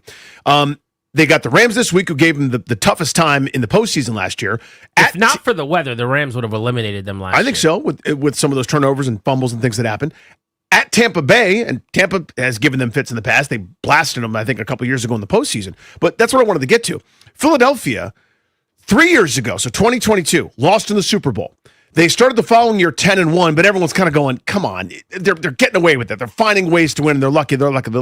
And then they had that crash down to earth at the end of the season. Then they won the Super Bowl. This year reminds me of that 2 years ago team that was winning despite some of the factors against them and then came crashing down. They're 29th in the NFL in yards. It's not as if they're just ripping off gain after gain and haven't scored a ton yet. The offense hasn't clicked to this point, and yet they're 2-0. Cowboys at 1-1. So they beat Philly. They lose to Philly, rather, in a game it looked like they could have won, and then they beat the Giants. For Dallas, the 24-20 loss to the Eagles, I come out of that L going, this team might be okay. They're okay. Then they beat the Giants, and I come out of that game going, this team's got major flaws. It's kind of funny in that way. They gave up 37 to a Giants offense that looked gross a week earlier here in Washington. They have now allowed an average of around 30 points through 2 weeks. I think their defense will be a big problem. They can't rush the quarterback. They could really use an edge rusher who can get home and be a catalyst for them. It's hard to find those guys, though, as you know. Yeah, if you have one, you can't let them walk out the door. You would never do that. Right. But offensively, they can score. They've averaged 30 points. They scored 40 against the Giants. Dak Prescott's coming off of a prolific game through the air where he threw for 360 and a couple touchdowns. And you know who's sneaky been good for them is Javonte Williams. He ran for 2 touchdowns in week 1 and then 97 yards and a touchdown in week 2. I did not think he would look this spry. This feels like one of those reverse order of operations where the pass is setting up the run because you got a couple of scary guys on the outside and CeeDee Lamb and Pickens, and now you're able to run against some favorable boxes and good looks. But yeah, I mean, I don't think offense is going to be the issue for them. I mean, you go up against a great defense, maybe they'll turn you over, something like that. But to me, this is going to be the story of their year. They're not going to be that much fun to play because they can move the football, they can score. I think defensively they're going to be reprehensibly bad, and that's going to hold them back from really good status. But again, I think they'll beat the Bears this weekend. They've got the Jets, the Panthers, and a couple other very beatable teams. They're going to be kind of hanging around, I think. I'm not as convinced they beat the Bears. I think that's going to be a really tight game this weekend. Soldier Field in Chicago, 4:25 kick, national TV. That is your broadcast for Fox. So Tom Brady will be getting all the good info that he needs right before the Bears play the Raiders. Isn't that weird? Cowboys, Bears, Sunday in the 4 o'clock window. And then finally, the Giants, who are 0-2. Bad news for them. They host the Chiefs on Sunday Night Football. Who are 0-2 in their own right. I mean, the only thing worse than having to play the Chiefs when you're 0-2 is them being 0-2 as well. Desperate for a win. They're not likely to get off the schneid in New York because you would think the Chiefs are going to win their first game of the season. But things are looking up. After scoring 6 in week 1, they dropped 37 on the Cowboys in forced overtime. And I don't think Russell Wilson, prior to OT, could have played better. 450 yards, 3 touchdowns. Not sure it's the best thing for them long term, but probably pushes Jackson Dart's ETA back a couple weeks. Chiefs Chargers in back-to-back weeks at home. So good luck getting off the schneid there. Maybe not till they go to New Orleans in week number 5 where you find their first win on the schedule. But yeah, I mean, the fact that they were competitive at all, I think, was a big step forward for them. And it just kind of tells you where the program is, right? I mean, the fact that they lost that game in overtime in Dallas, everyone's going, oh, wow, that wasn't an embarrassment. Just kind of tells you sort of the level and the eye line for it. Scanning the NFC East for you on Grant and Danny on the Fan. By the way, Drew just tweeted me. I'm on Twitter and Instagram at Grant H. Paulson. Danny's at Funny Danny. Drew says Adam Banks actually injured his wrist in the first matchup with Team Iceland in the Goodwill games. I don't think that's true, Drew. Dare I challenge my guy on the Mighty Ducks? But I believe that the whole point was he was playing against his old team, the Hawks, and he was celebrating a goal, and someone came over and whacked him on the wrist. Unless you're telling me that was Gunnar Stahl's boys that did that. And if that is in fact the case, then I'll stand corrected. But maybe a Mighty Ducks fan out there can give me the good details on that. Grant and Danny with you on the Fan. Our double play is next. We're blitzing in 20 minutes.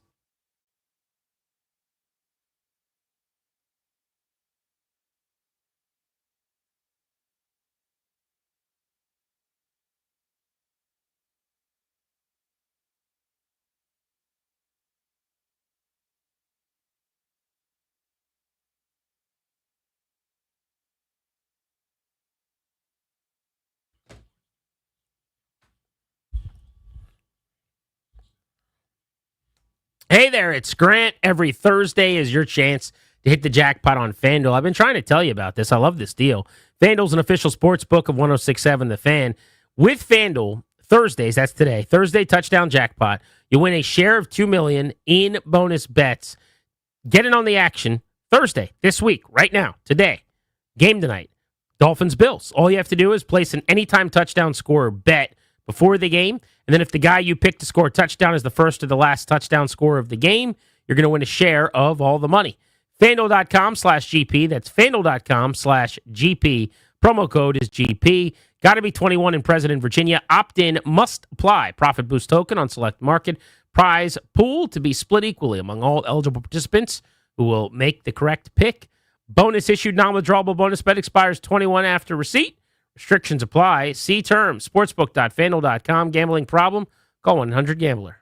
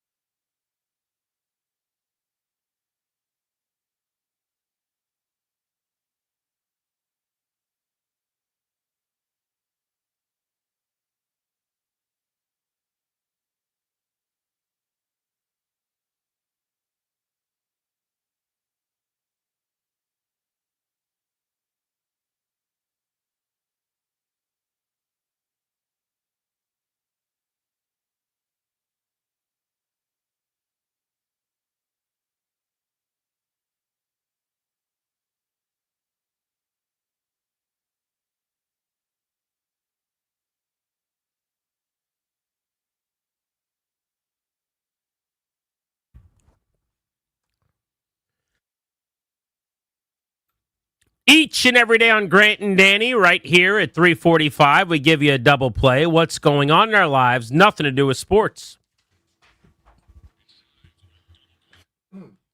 Driven by your local Washington area Honda dealers, now's the time for a great deal on a new Honda. Visit your local Washington area Honda dealer today. I think I can entice my guy, Grant Harrison Paulson, on this one. Okay. We got a little bit of a whodunit, but it's a documentary on the old Netflixes. I have not finished it yet, so I don't know the conclusion. I don't want to hear about it from anybody. I cannot wait to go back and finish watching it. Have you seen it pop up in your queue or your algorithm? The Unknown Number, the high school catfish. So, a couple of my buddies. Watched it. You've already seen it? I actually, you may not have been paying attention. I told you should watch it about 2 weeks ago. Wait, you did this one? No, I didn't do it on a double play. I came in here and was trying to tell you how crazy it was. Oh, because might have been a busy day for the Rouilles. They all are. Yeah. So I knew several of my friends have said the exact same thing, and it was like, okay, I think I need to watch this thing finally, and I finally had a chance to do it. The craziest thing in the world, and it's insane. So for folks that don't know, you're introduced right away to this teenage girl who I think at the time was a freshman in high school. She, had a quote unquote boyfriend, like, middle school boyfriend. They kept dating in high school, etc. Gets text messages from an anonymous phone number. And it starts off bad, but not like life-changing bad. And then it gets life-changing bad. And it gets worse and worse and worse. And it continues. Investigations throughout the school. Police are involved. It escalates in terms of severity. And it is shocking and ridiculous that this person had to deal with any of this stuff, right? So again, I haven't finished it yet. I don't have the conclusion, but really, really well done. Very, I don't want to say it, but it's edited very well in the sense that it gives you a narrative story cut with everybody's statements done very quickly. So it's a thing that could end up being, boring isn't the right word, but it can be kind of painstaking. And then they texted this, and then they texted that. What part are you at? Like an hour in. Okay, you have no idea who it is? No, I have no clue. The couple of people have been, quote, implicated at this point, but we know. What's your guess as of right now? I don't know the characters' names well enough to be able to say, but yeah. It doesn't matter. Yeah. So what can I say? Let's not talk about it anymore right now. But my point is it's very good. I would recommend watching it. And especially if you have people kids that are almost teenagers or are teenagers, like this is the kind of thing that scares the hell out of me. Yes, and I will say to that it is very good and it is worth watching, and Danny doesn't even know why yet. Okay? So like the documentary itself is like, oh, that's a pretty good documentary. It's well done. The whole point of the documentary is the part that Danny hasn't gotten to yet. That's the craziest thing that's ever happened. Mm-hmm. So what I want you to do is tell me when you're done with it, and then we'll do 4.5 hours on how crazy the whole thing was. I'm in. It's time for my double play. I like when people are helpful. That's what I like. Okay. When you just need some help and someone's like, oh, yeah, I could do that. I went into a FedEx today to try to print some papers off. And I walk up and I'm like in line or whatever. And I'm like, I just need to print a few things. Do I go to the computer? Do I pay? What do I do? This guy said, go over there and just, scan your card and you'll pay by the minute. Okay, no problem. So I try to do that. As I'm doing it, like my phone dies. I can't get onto Gmail without my second verification or whatever. So I'm like, do you have a phone charger? Like, no, I don't have a phone charger. Lady behind the counter just comes overhears all this. She could have just gone about her day, not listened, not cared. She's like, hey, I can help you. Okay, how are you going to do that? She's like, why don't you just like log in right here and just, send it to the printer in the back here, the employee version. Like, great, no problem. Wow, okay. When people are just helpful, what's better than that? Like when you call and get a human being and they help you sort through this issue. They call you and they're like, or they answer the phone and they're like, yeah, I could do that. Hold on. And they're like, oh, what if I put you on this flight here? Whatever it is. Yeah, because I'm not calling because everything's okay. Someone who's willing to help. I feel like most of the time, it's not even their fault, but they're looking at the clock going, all right, I got 14 more minutes. You're the 19th person I've dealt with today who's annoying, who's annoyed at me, who's annoyed with the whole process. But when it's almost like this first day syndrome where it feels like it's their first day. They're happy to be there. They're so excited to help someone. And you just know that you're the 1,000th person. So this is what they're like all the time. What a skill that is. What a beautiful thing. But people who are just willing to help, it is the best. It is a wonderful feeling, especially now when we're all siloed and isolated, doing everything on your own. social media, your own phones, your own news, your own curated whatever. You're right. And by the way, I can extrapolate this out. Like in service industry stuff, like waiters, waitresses, when you have that person that's so above and beyond that it's just refreshing, that you can see there's like this either infectious or positive energy, or either they're acting really well or they're actually just happy to be doing it, or for whatever reason, it's just a more pleasant experience than the normal walk over, get order, come over. Like, where was I yesterday? Oh, I can't tell you the place. Okay. But I was at a place. Okay, you were at a place. I swear it felt like this guy hated my guts. Like he listens to the show and despises me the way that he's treated me at this place, serving me at the table very recently. I don't think that was the case because I watched his interactions with other people and they were very similar. I was like, hey, can I get this? Maybe you hated that guy's show too. Eye roll, sigh, and it's like, oh my God, I'm so sorry that you have to be here. I didn't make you come here. You chose to come here. I just came in here to pay money to you. I'm the guy that just wants to give you money. That's the guy I am. I don't know what guy you are. But like, you've got enough of those people. Yeah. I don't even want to harp on those people. I want to celebrate the opposite. The happy to be here guy. So two things. One, if you find somebody, like, for example, like as a server at a restaurant, you find someone that's like endearing and sweet and kind and thoughtful and goes the extra mile, do you think you should laugh in her face tableside like Ryan did? Well, let me ask you this. Yeah. Is she gorgeous? Yes. She is. Yes. Does she want you to come to the beach with her? Yes. And help her put suntan lotion on? Yes. Then no. No, you shouldn't laugh in her face. You shouldn't. Let me write that down. I'm going humiliate to her. type that up. Don't laugh in her face.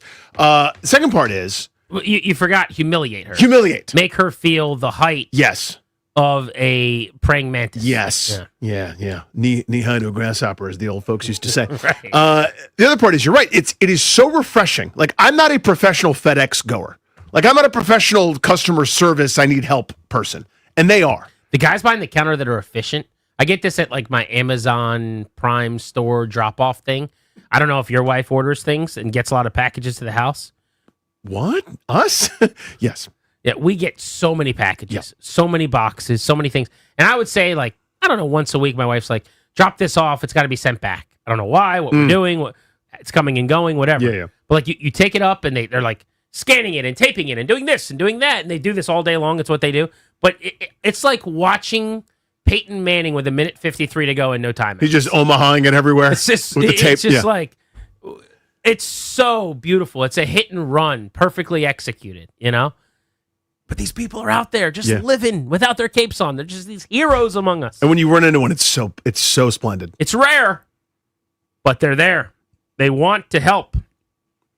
The Belway Blitz is next on Grant and Danny. And then I want to get into how the Commanders will divvy up carries without Austin Eckler. This is the Fan.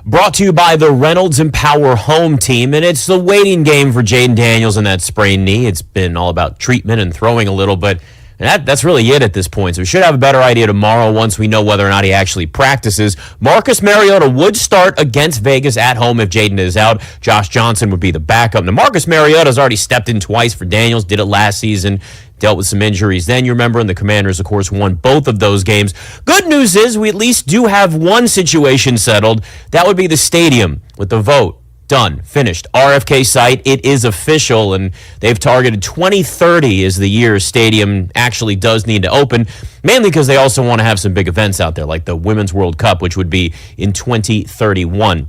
Bills and Dolphins kicking off week 3 in the NFL tonight. Buffalo, huge double-digit favorites, too. Miami trying to avoid an 0-3 hole. Bills won their first 2 games to start the season, so you can see where the mismatch is here. To make things worse, Miami hasn't won in Buffalo since 2016, and they've only beaten the Bills once over the last 14 games. You want to hear the fastest way to know what your home would sell for?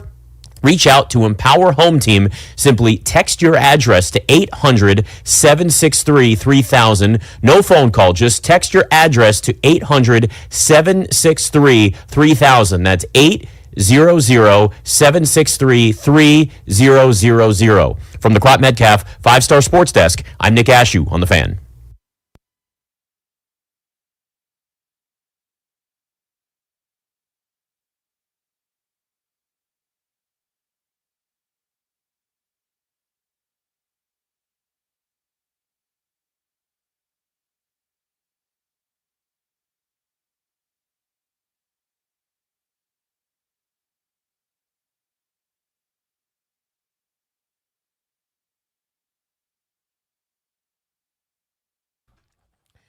The show is exclusively sponsored by the law firm Kondori and Murad, estate planning, elder law, real estate transactions, probate, administration. Their attorneys are always there to protect you and your family. Schedule a free consultation with their team today. KMLawyers.com. Tell them we sent you, get a discount. That's KMLawyers.com. Nats are idle tonight. Caps are back to work. Training camp has begun. It's exciting. Won't be long before they start back up, same as the Wizards. And the Commanders are trying to figure out if Jaden Daniels and that knee going to be good enough to play against the Raiders on Sunday. Let's get to it. What's going on in town that you care about? Your Beltway Blitz. Mark Zuckerman, MASNsports.com. Mark, you've been earning that paycheck over at Nationals Park of late. Not always fun, and the 4-game series sweep covering the locals. Probably not what the doctor ordered, but what did you make other than the results of kind of what we saw in the last 4? I think there's a couple things, guys. One is that a lot of the young players, the position players in particular, they're on fumes at this point. I think they know the finish line is coming up.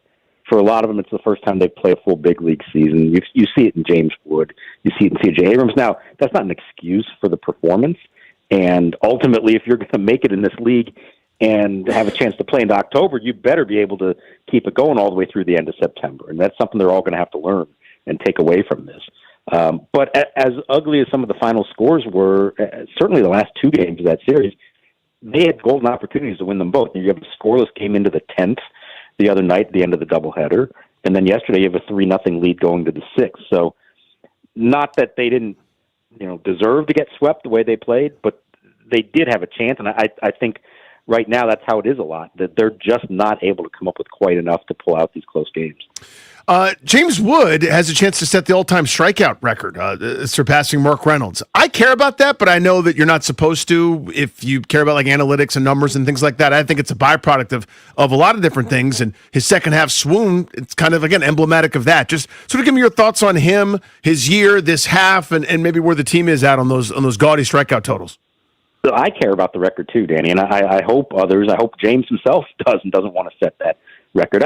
I get that strikeouts aren't quite as viewed the same way as they used to be, in such a negative way. And if you look at the leaderboard, certainly this year, the top strikeout guys, it's a bunch of top players. So usually it goes along with hitting for power and all kinds of other stuff.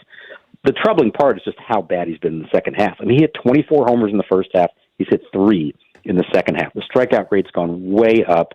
The walk rate has gone down. At times, he's looked lost at the plate. He takes strike three over the plate a lot, then he swings at stuff outside the zone. Physically, mentally, I'm sure there's a lot going on through his head, but he's got to learn how you play a full 6 months. And I think one of the biggest challenges for whoever steps in to take over next year, both in the front office and the managerial and coaching staff, I think a huge challenge is going to be with Wood, with Abrams, all these guys, really helping keep them mentally there and physically there through 162. It's a huge part of being successful in the big leagues. It's just a shame to me that in Wood's case, at the All-Star break, we're talking about an all-time great season for a member of this team. And at the end, it's still going to be a good season, but I don't know that we're going to look at it as a great season. Mark Zuckerman, MASNsports.com. How much, and I don't mean just Wood, but he's maybe the best example, should we question the coaching staff's inability to help these guys make any adjustments? Like we've seen, last year it was C.J. Abrams in the second half who completely cratered, and so many of these guys, whether it's Jake Irvin losing velocity and can't figure it out. Mitchell Parker and Irvin together have been kind of the worst starting pitchers in baseball since, I don't know, July or August of last year. Like, where are the adjustments? Where are the fixes? Where's the information they're being provided with to do something different?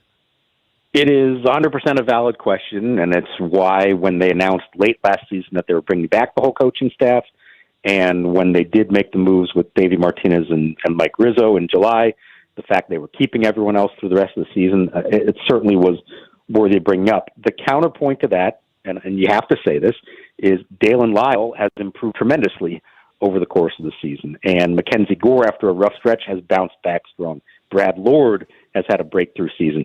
If we're going to blame the coaching staff for the struggles, the regression of some of the other players, then don't you have to also credit them for the ascension or the improvement of others? I don't know what the right answer is in there, except to say that it has felt like since July when they made the moves that everybody on the coaching staff kind of knows they're lame ducks, and it's created an awkward position, I think, for everyone. And not that they aren't working hard and trying to do their best, but if you're a player who's going to be around here for a long time and one of the coaches is trying to help you out with whatever it is right now, and you know they're not going to be here next year, I just wonder how much that message is sticking, or if you're even saying to yourself, is this the message I should be listening to because it's not going to be the message I'm getting next year? Yeah, and to be clear, I don't even mean it from the standpoint of like player dev, right?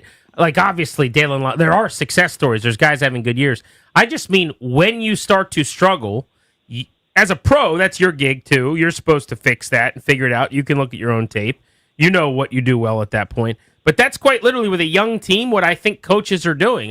You know, you're getting down in the film lab with those guys and going, okay, we need to do this. And maybe they are, I don't know. But it's less about I'm not trying to say they haven't developed anyone. I'm saying when guys start to go sideways, this org over a couple of years has not shown that guys all of a sudden can bounce out of it before the offseason. And then you got James going back to like his coach in Gaithersburg and reworking the swing. Like, why can't that be done in August? No, you're not wrong about any of it, and that's why I really do believe it's going to be a totally new coaching staff next year. Maybe one or two exceptions in some ways, and it's going to be one of the fascinating storylines next year. How much improvement is there, and is there a belief that a different manager and coaching staff in front office does make a positive difference? And we don't know. We know what Davey said, in the weeks leading up to his firing. We're going to find out eventually just how much it is on coaching or not on coaching in the end. Mark, thank you as always, buddy. Talk soon.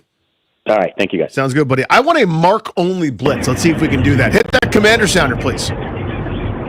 Mark Seagraves, NBC4 to join us. Not necessarily breaking down the roster, but this whole stadium thing. Mark, we had it in the bag all along. There was never any speed bumps, and this was smooth sailing, right?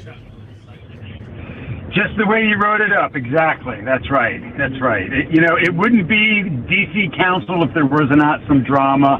And yeah, there was drama yesterday. So how much drama was it actually? I mean, when we were on the air, I had talked to some people over with the team that were really worried, that were really frustrated. And it turns out that I think it was Robert White threw 5 amendments out there, none of which passed, or none of the important ones they were worried about. But was anything actually perilous yesterday?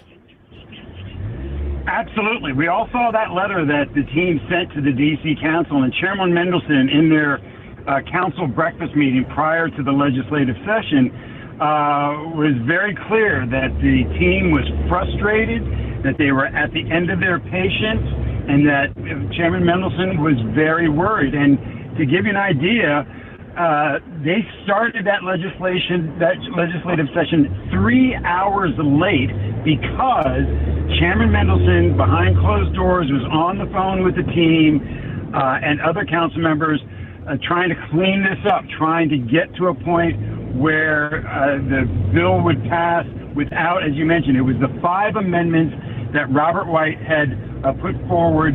Most of them would have put very strict penalties on the team if they did not meet certain deadlines with the mixed-use retail development. Nothing to do with the actual stadium development, but the peripheral, because, the team is the master developer, so this is more than just a stadium deal. This is all about mixed use and grocery stores and affordable housing, and none of that is, going to happen until after 2030 for the 2 decades following. Robert White wanted $10 million a year penalty if they missed deadlines. He wanted the land to revert back to D.C. control after 20 years if the team had not developed it sufficiently according to plan. He wanted to double the amount of money the team would put in the community benefit fund from $50 million to $100 million. So, like one stroke of the pen would have cost the team an additional $50 million. So these were real things that the team said just were onerous. I mean, that if there were these kinds of restrictions, that there was a risk of them losing the land if they didn't reach certain deadlines, they would have trouble getting financing, long-term financing for the deal. So this was serious. This was not just people posturing or playtime or whatnot like that. The deal was definitely in jeopardy because the bill was going to pass no matter what, right? It was just a question of whether these amendments made it on.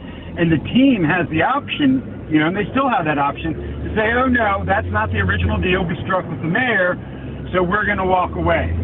Now, we know the team is happy with the final legislation.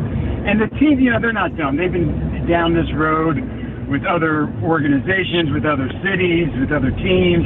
And so they knew that there was going to be some last-minute wheeling and dealing, as there always is in any multi-billion-dollar deal, whether politics plays a role or not. But this was a bridge too far for the Commanders. You mentioned Robert White, and I just got to get a little political with you on this now. So Robert White had been toying with the idea, flirting with the idea, saying that he was considering a run for mayor. He was going to run against Mayor Bowser for mayor of D.C. next year. The mayor's term is up, and she has not announced whether she was going to run or not. And so up until this morning, everybody was looking at Robert White as a possible mayoral candidate. And then last night, as you pointed out, he put forth 5 amendments that we just discussed about. All 5 of them failed miserably. He could not get more than 4 of his colleagues to come on board out of 13. He could not get more than 4 votes for any of those individual amendments. And now we wake up today, and he's announced he's going to run for Congress. He's going to run for the seat that Delegate Eleanor Holmes Norton has had for many, many years. Of course, we know there's been a lot of questions about, Norton's health and, whether she's, really capable of another term. And a lot of people called on her to retire. So it's a much safer bet for him to run for that seat than to try to run for mayor. And it is not lost on me, somebody who's been covering politics in D.C. for nearly 30 years, that he made that decision, or at least he made his decision public after that, just what can only be described as just a brutal defeat on the dais from his colleagues. If you can't get, 7 of your colleagues to go on board, 1 out of 5 amendments on something like this, and honestly, as a D.C. resident, these amendments weren't necessarily that crazy. Having some guidelines, having some accountability on a $3 billion deal when $1 billion of it is D.C. taxpayer money, maybe not such a bad idea. But, he saw the writing on the wall that he couldn't get those votes on the D.C. Council.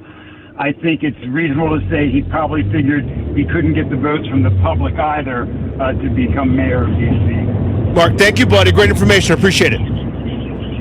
All right, thanks for having me, guys. You got it. Enjoy the sounds of those engines revving near you. Let's hit the local 53 sounder, please. They got a football game this weekend, GP. After all that, where they're going to play for the next several decades, that's done, so to speak, till shovel hits the ground, TBD. But it also feels very good. They got to beat the Raiders this weekend, right?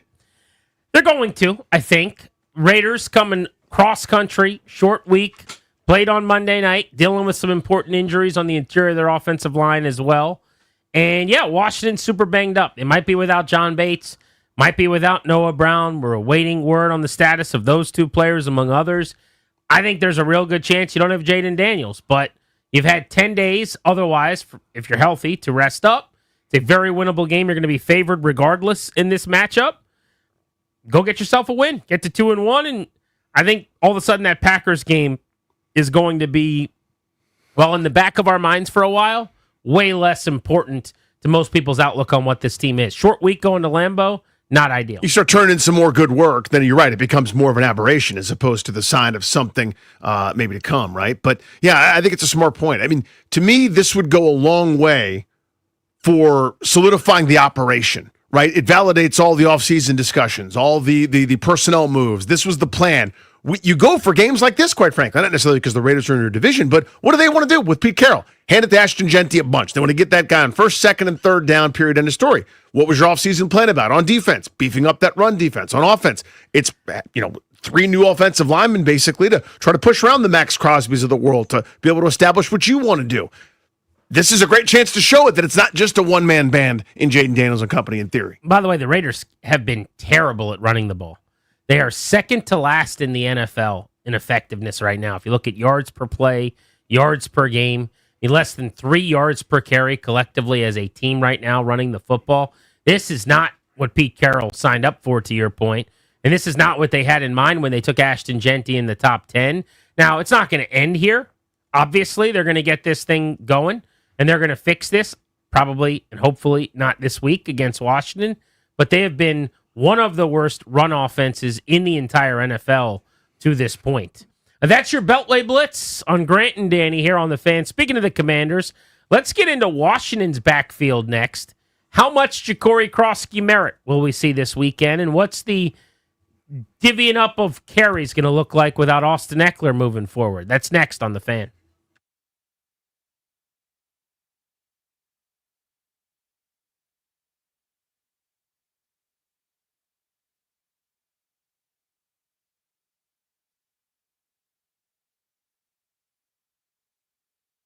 What's up, guys? Danny Rouillet here, Ted Britt guy. Every mile counts. Make it a game changer at Ted Brit Ford. Just like me and our pal Jay Gruden. That's right. We are Ted Britt customers. Score over $26,000 off a new 2024 Ford F-150 XLT from Ted Britt, your F-150 HQ, plus no payments for 90 days. Or plug into savings just like your pal. That's right, just like mine. New 2024 Mustang Mach-E up to $14,500 off the MSRP. And again, no payments for 90 days. How about almost $7,000 off an in-demand 2025 Ford Bronco Raptor, or over $4,000 off Bronco Sport. And again, no payments for 90 days. Here's what you're going to find. Unbelievable selection, great cars, and they don't want your money for 3 months, basically. A lot of things where you don't have to pay for 90 days. And when you buy from Ted Britt Ford, it's Ted Britt for life. That's lifetime vehicle coverage. That means peace of mind for life. Powertrain coverage, battery replacement, complimentary service loaners, Virginia State inspections, and so much more. I love Ted Britt Ford. You will too. Go see him in Fairfax and Chantilly, and do me a personal favor. Tell him Danny sent you.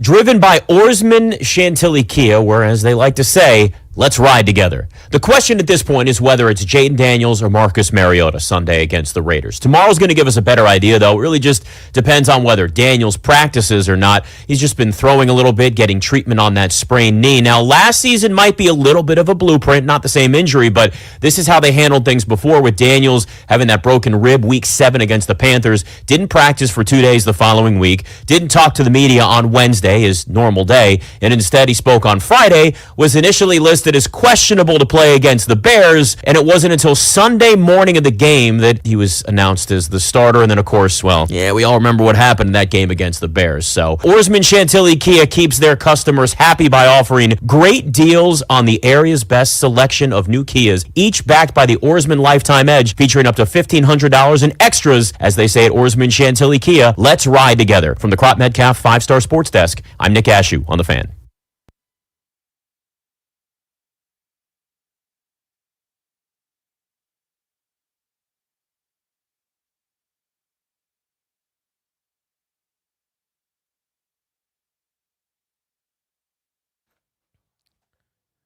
Grant and Danny on The Fan. Welcome back, and thanks for listening to the program.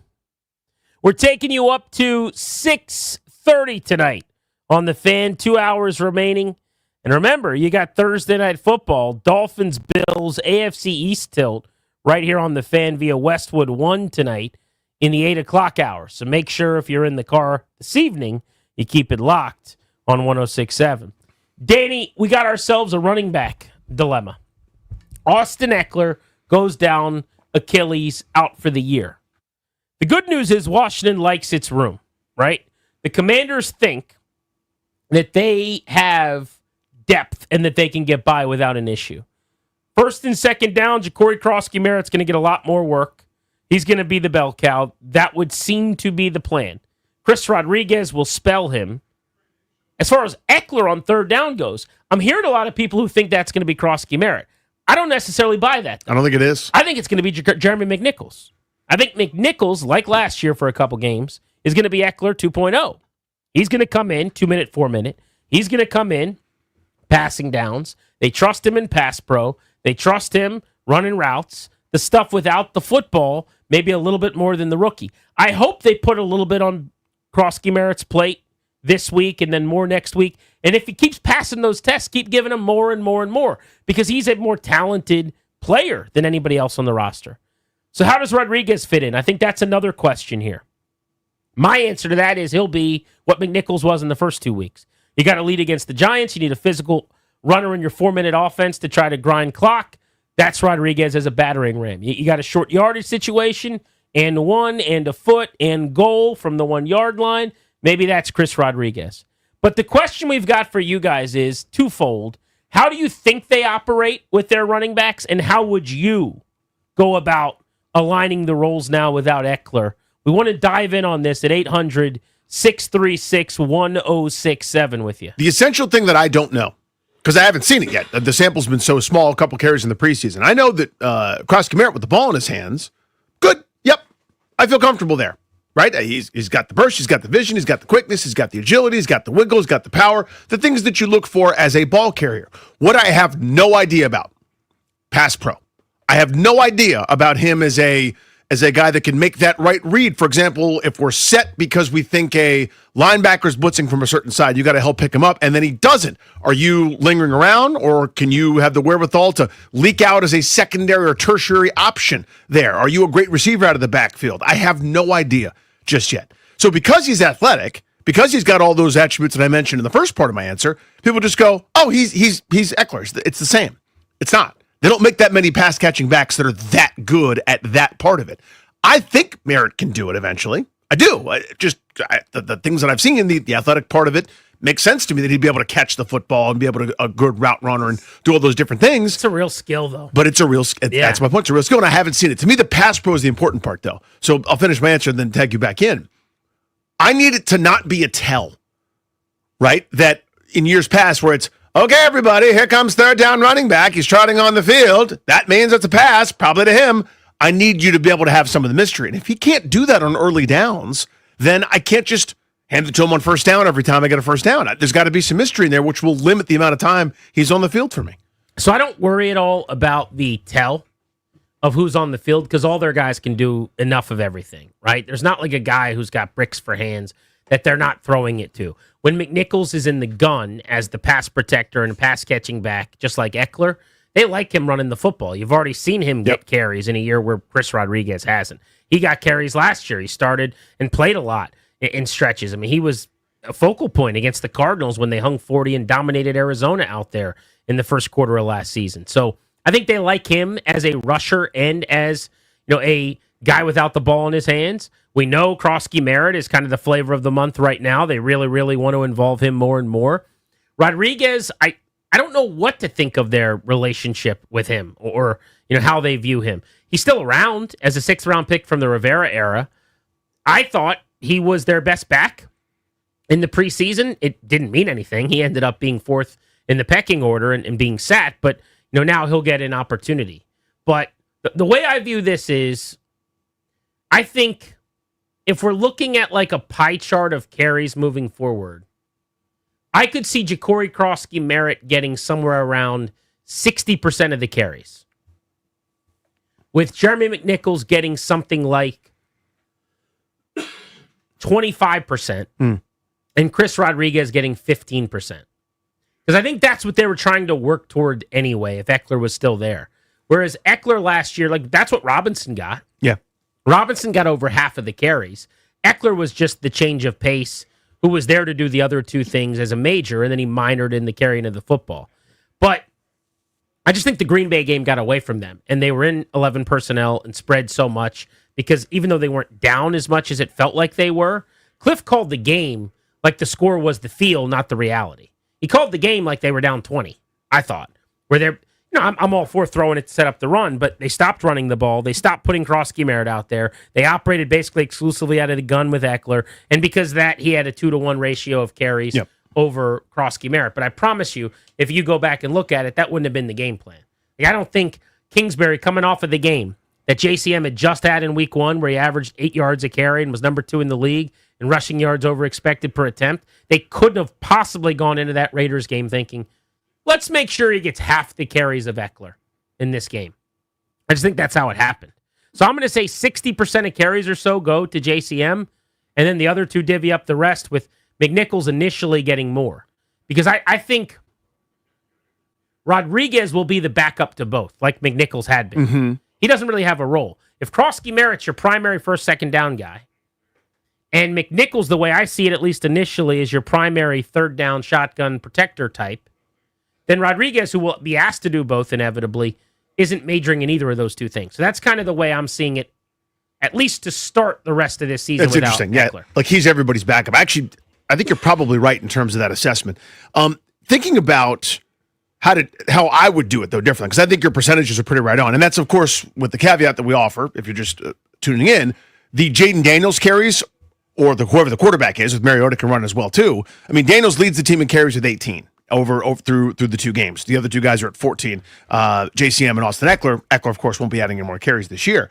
But so you take that chunk out. So you're not going to have the 300 carry bell cow to even 250, 260, 270 like some of the other teams do. So among your, just call it 300 odd carries, just for the sake of argument to make it easy math, 125 to 150 are going to the quarterback. So how do you divvy up the rest of it, right? So I think you're probably right in the sense that it goes to JCM the most, maybe 55, 60%, whatever, because that's what Robinson did last year. What I would do is probably a little bit more closer to slide that fader down a little bit more and just keep everybody guessing at all times. My third down back would play on first down sometimes, where it looks, I set everybody up.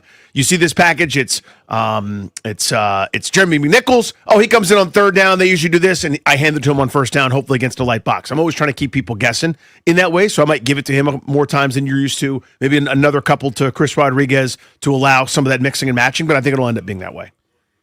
Yeah, I think that there's got to be a hot hand element of this, too. If somebody gets going, they shouldn't be afraid to just ride that guy. I don't care who it is. I know you've been very adamantly kind of against McNichols at points in terms of his jaggery, I guess, or whatever. But he's effective. He's helpful. There's nothing wrong with him. Seriously, not at all. He's a decent football player. He can play special teams. He does everything they ask. So there's no real difference in the long-term import to the organization for me between like him and Chris Rodriguez. So if there's a game where McNichols is making it happen and he's got 4 carries for 49 yards or something and he's ripped off 3 nice runs, keep involving him because clearly what you're doing out of that look is working. I think they have that luxury, that they will have that ability. This was Cliff Kingsbury today on what he wants to see from Krosky Merritt as he continues to get more reps. Yeah, just continue to progress. In I would say playing without the ball. I think every time he's touched it, good things happen. It's just as a young player, there's a lot of things you haven't seen, whether it's pass pro, leading for somebody else, running the proper route technique, things of that nature. So he's just got to keep coming. But I've been really impressed by his work ethic and staying on top of it, and he's definitely improved each week. They obviously ask a lot out of these backs, too, because there is some fear or anxiety about Krosky Merritt with them, where they're reluctant to just let him let his hair down. Think about it. I mean, they have really put the governors on him every step of the way. And Quinn has talked about basically breaking off this little itty bit of food and putting it on his plate. Now we'll give him a little bit more. They're afraid to just kind of take out a spoon, cafeteria style, dip it into the pan, and just slop it right on the plate. A bunch of food. Give it to him and let him feast. They don't want to do that, but you can hear what he's talking about. It's not the carrying of the football. Right. It's away from the ball. He'll be okay. Yeah. It's all the other stuff. And he talks about leading. The way that they use their pullers and their read option and their pistol and some of their quarterback runs and those types of things, sometimes he's responsible more than anybody else from keeping Jaden Daniels from taking the big shot. That stuff really, really matters. And it's not just, again, the athleticism of having the ball in your hands, where these guys have been doing this forever, right? You were the quickest guy on the field at, the age that my son is right now in flag football, and no one could stop you. That's the next level. I need to be able to trust you to pick up the right blitzer, to stop that blitzer, or whatever the protection is, to keep my quarterback safe and sound, regardless of who it is. I think they know right now everything they need to know about him as a ball carrier. I think they know he can do it, and he'll be really good as a rusher. If it was only about that, it's a video game, you just put him in, you run the football, he's the guy, and he gets 95% of their carries. There's just a lot more to it than that. My guess is that the Montgomery, Alabama native, 5'11" Ja'Cory Krosky Merritt, just like he impressed with everything else he's been tasked with as a rusher, he will be able to do the other stuff too. It might take a little longer. Doesn't come as naturally maybe to be a pass protector, pass catcher, what have you. But he went to Alabama State, he figured it out. He went to New Mexico, he figured it out. He went to Arizona, he figured it out. You know why? He's a football player, man. Football player. This is a football player. This was Cliff Kingsbury today on what he wants, or rather, the hardest part about replacing Austin Eckler. And the fact now that you're without your RB1, who is the most utilized guy in the backfield for the rest of the season. Just the run after catch stuff and the ability to make people miss in space. We were able to set up some plays and do different things to get him touches that the first guy never tackled him. And that is kind of the hidden yards. You can take some stuff off the quarterback with a guy who can get you those type of yards. So that will be missed. I love that answer. That is the superpower of Austin Eckler. Mm-hmm. The check down that turns into nice game. This is always my point, man. The easy button of the dump off to he made 2 guys miss and he got 9. The hidden yards, that's what he called it. I've always thought of hidden yards in football as like return yardage or penalty yardage, the stuff that you don't notice in the box score, but you add it up and you're like, you were minus 78 in hidden yards today. Probably lost, right? Mm-hmm.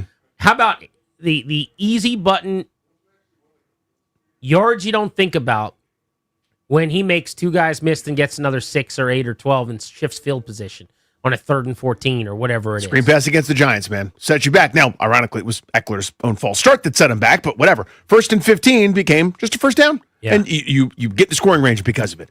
That's his superpower. Again, the highlight guys are the Deshaun Jacksons of the world that are going over the top and beating everybody, Tyreek Hill in his prime, and that's great too. That's $30 million a year worth. The hidden, sometimes unsexy, is that, between the 20s type work that Eckler was so good at as an easy option for this offense. There is another veteran running back that they brought in here that is on the practice squad now, and that's Chase Edmonds, who actually played a bunch in Arizona when Cliff was there. He once had 100 carries in a season. with Cliff Kingsbury in Arizona. Is he going to factor into this conversation in the coming couple of weeks, or might it take a little while? We'll get into that next on Grant and Danny here on The Fan.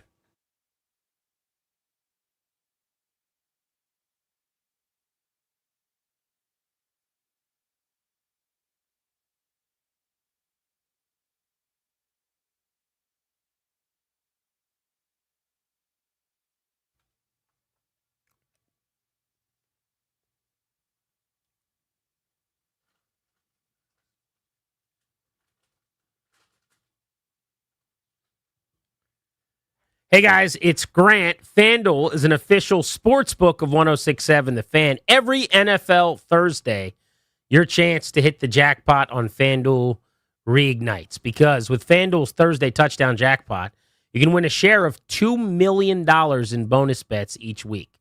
To get in on this Thursday's action, all you have to do today is to place an anytime touchdown score bet before the Dolphins and the Bills kick off tonight. If your player scores the first or last touchdown of the game tonight, you're going to win, and you get a chance to help divvy up and split that money. You get a part of the $2 million. FanDuel.com/GP, promo code GP, FanDuel.com/GP for your chance to win a share of the $2 million. Must be 21 in Virginia. Must apply profit boost token on select market. Prize pool to be split equally among all eligible participants who make the correct first-last touchdown pick. Bonus issued, non-withdrawable bonus bet expires 3 weeks after receipt. Restrictions apply. Terms at sportsbook.fanduel.com. Gambling problem, 1-800-GAMBLER.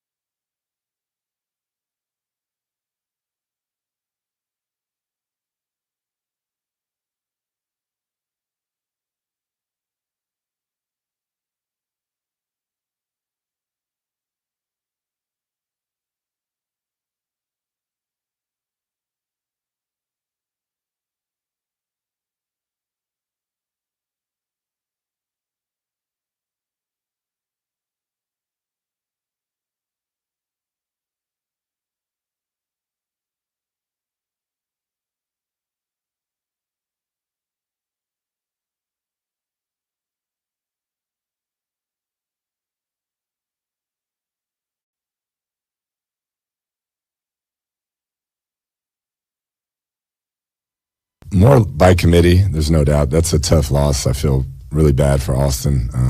Incredible contributor in the locker room and on the field. Was really playing at a high level this year, so that hurts. But we have some young backs that are excited to get more touches, and so it'll be kind of that group that's been playing, just getting more of the load. Cliff Kingsbury with the media today out in Ashburn. Welcome back, Grant and Danny on the Fan. So the guy that I mentioned that could still factor into this before it's all said and done too is Chase Edmonds. Edmonds comes to Washington as a free agent addition. He's on the practice squad. He could be elevated at any point. Heck, he could be active this weekend. Very unlikely because they were not activating 4 running backs. They're only keeping 3 up in the past, and that's why Chris Rodriguez wasn't getting the nod. Yep. But if they wanted to go in a different direction and start doing that, then both Rodriguez and he could be up on game day. But we last saw Edmonds with the Tampa Bay Bucks in 2023. Actually wasn't in the NFL playing in games actively healthy in 2024. So you fast forward now, he's 29 years old. It's been a little while. I always feel like when you miss a season and your last uber productive run was 3 or more years ago, especially at that position, I am turning the expectations way, way, way down. Yeah, the old knob is going to the left there on that one. So I happen to think it's kind of whatever you get's a bonus situation, but they've got interesting names, right? Edmonds, Donovan Edwards, who's a former national champion at Michigan, who, if you remember, was in a timeshare at Michigan with Blake Corum? Blake Corum was now with the Rams. And they were kind of this thunder and lightning tandem, and Edwards was a burner. But he's a big guy when you look at his size, 6 foot, 200 pounds. He never really had huge seasons at Michigan. He had a 990-yard year, was kind of the biggest and best that it was. Otherwise, he averaged around 4 or 5 yards a carry. But it just hasn't gone very well for him in the league since he got to the NFL. He's bounced around a little bit, just got cut, and has played for the Jets and now the Commanders. But he's 22 years old, so he's young. There's upside there. He comes from a big-time program, played marquee college football. They like what they've got in the building, and I understand why. I mean, they've got quantity. They feel like they've got quality. We're going to find that out as we go. Indeed. I wanted something more secure, more certain, in that running back room, but they were clearly comfortable, right? They didn't want to invest very much at all. They had Eckler coming back, who I was enamored with, who I loved, but not any more than, say, 125, 130 touches overall when you add up carries and receptions. We didn't even get there, just because of the injury that happened. Just sucks. But the rest of it, I was, I thought we're going to do another Brian Robinson dance until they finally realized, nope, that ain't it. And they moved off of him. Really a vote of confidence in Krosky Merritt. Well, here you go. I mean, the equivalent to me would be like, all right, when is Ben Sinnott going to take his turn? And before this year, they said, you know what? Thanks, Zach Ertz, for the time. We're gonna let the kid do it. They did that at the running back spot. So it seems like now's the time, right? I'm glad you brought up Brian Robinson, by the way, because I don't think in any way this should be a referendum on trading him. I know that one of the national takes that I heard in a couple of places, because it's easy, right? It was like, oh, they shouldn't have traded Brian Robinson. Because you look at him, he was a 3rd-round pick. He's 26 years old. Brian Robinson and Austin Eckler did very different things for this team, very different roles. Could Robinson catch the football better than people thought? Yes. But is he going to have the same shiftiness, make you miss that Eckler had, that they're going to be longing for? Absolutely not. That is what McNichols gives you a little bit of. That is what Krosky Merritt's got more of. Chase Edmonds has been that guy when he was younger in his career. That's what they're looking for. Robinson, in case you're curious, has actually already carried the ball 15 times in 2 games for San Francisco. Just tells you they played 2 very different games because Washington, collectively, all their running backs basically have 15 carries. Yeah, they don't have a guy with 15, yeah. Christian McCaffrey has 30 or whatever he's got. And B-Rob, the second running back for the Niners, has 15. But he went 6 for 20 in game 1. He went 9 for 33 in game 2. So you're talking about an average through 2 games of 3.5 yards per carry, which is basically what we came to expect here. He doesn't have a single run of longer than 9 yards. And the stat I kept bringing up before they traded him was Brian Robinson ranked 86th in the NFL in the percentage of his carries that go for 10 yards. So I don't think trading him was a mistake. Certainly wasn't when they made it. And even after this Eckler injury, I don't feel any differently.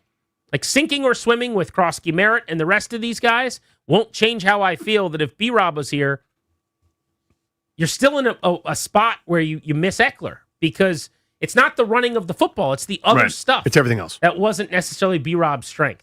Let's go to Brian in Lovettsville, who joins us on the Fan. Hey, Brian. Hey, how's it going, guys? Thanks for taking my call. Hey, dude. You kind of stole my thunder. I thought I was going to come with this thought-provoking point about Chase Edmonds and Donovan Edwards being on the practice squad, but you beat me to it. So, I do think that they are both better options as far as replacing Eckler's production, as far as being a third down, like scat pack type. I think they really could have a hidden gem in Donovan Edwards. And given how old this entire roster is right now, it would be great to see us develop a young guy and turn out to be something.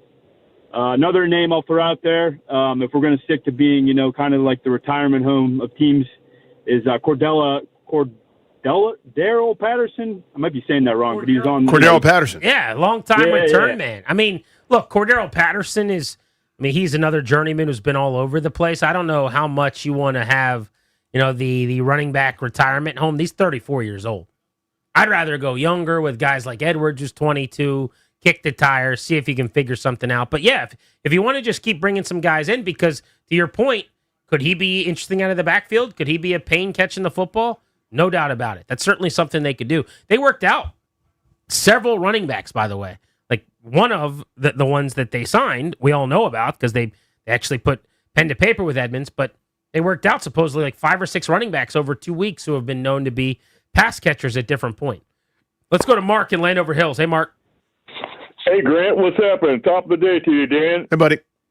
Hey, guys. I just wanted to say, Grant, you're spot on, man. I think they could have got a couple of gems with Edmonds and Edwards, man. They're both solid backs, and I understand about the reps and everything and being around. But, man, like you said, Grant, man, these are younger guys. And, man, from what I remember watching them in college and in the pros, man, these guys are solid, man. And that's good to see them pick up and, help the team if they can. I just like adding youth to this group, Mark. Let's lower that average age a little bit, especially when you're not talking about someone that's going to come in and play 100 snaps for you this week. If you're talking about depth and development, that's what the whole practice squad is for. To me, that's the idea here. Yeah, and the practice squad, by the way, is now become where you're just stashing 34-year-olds for a lot of teams. Well, that's true too. Yeah. It used to be that the practice squad was, here's your undrafted free agent who isn't ready for the bright lights, so we'll keep him around this year, and then next year after we've essentially redshirted him, he can play. Now your practice squad is like, you signed Amari Cooper last week, and you're getting him into shape. Because the rules have changed so much. What an opportunity for Krosky Merritt, though. Without a doubt. You master those things that Cliff Kingsbury was talking about, and that you and I have hit on. The stuff that isn't always noticeable when you're just watching a game here and there. You notice the guy with the ball in his hands, nice juke, nice run, etc. It's that the intimate knowledge of where everybody's supposed to be, where the pressure's coming from, the pass blocking, the receiving, the intricacies there that a lot of guys have made careers out of. If you're good enough in that regard to go with your running ability, turn him loose, but that's what we don't know yet.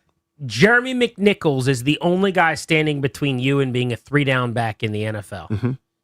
2 games into your rookie season after being drafted in the 7th round. Think about that. What an amazing collection of circumstances to have gotten him here. But it is, as far as he goes, from a value standpoint, it's a rocket ship. He and his agent have to be just counting their blessings. You've got a golden chance in a lead offense, in a backfield with Jaden Daniels. The other guys that are in this read option scenario with the running quarterbacks, we're talking about like Derrick Henry and Saquon Barkley. A 7th round pick who's been at 3 different colleges, barely got drafted, 2 games in, is about to basically, if he can overtake Jeremy McNichols, get a chance to be a 1,000-yard, 1,200-yard type back if he can put it all together. That's an amazing story. We've got our confidence points picks coming up at 5:45 today on Grant and Danny. Also, we're expecting to catch up with our buddy Drew Storen. He's going to be in the neighborhood today. Nice. Drew is taking part in Barbecue and Barrels. Remember, he and Tyler Clippard, his former relief pitching mate with the Nationals, have their own type of bourbon that they get from the cornfields in Iowa, from the Field of Dreams field from the movie. It's pretty neat. It's a pretty cool thing. So we'll have him in at some point in studio today to talk about that. And we're also giving away tickets to see Adam Sandler when he comes to D.C. We'll do that at 6 in 1 hour. So you better make sure you're listening when our 6 o'clock hour kicks off on Grant and Danny if you want Adam Sandler tickets on the Fan.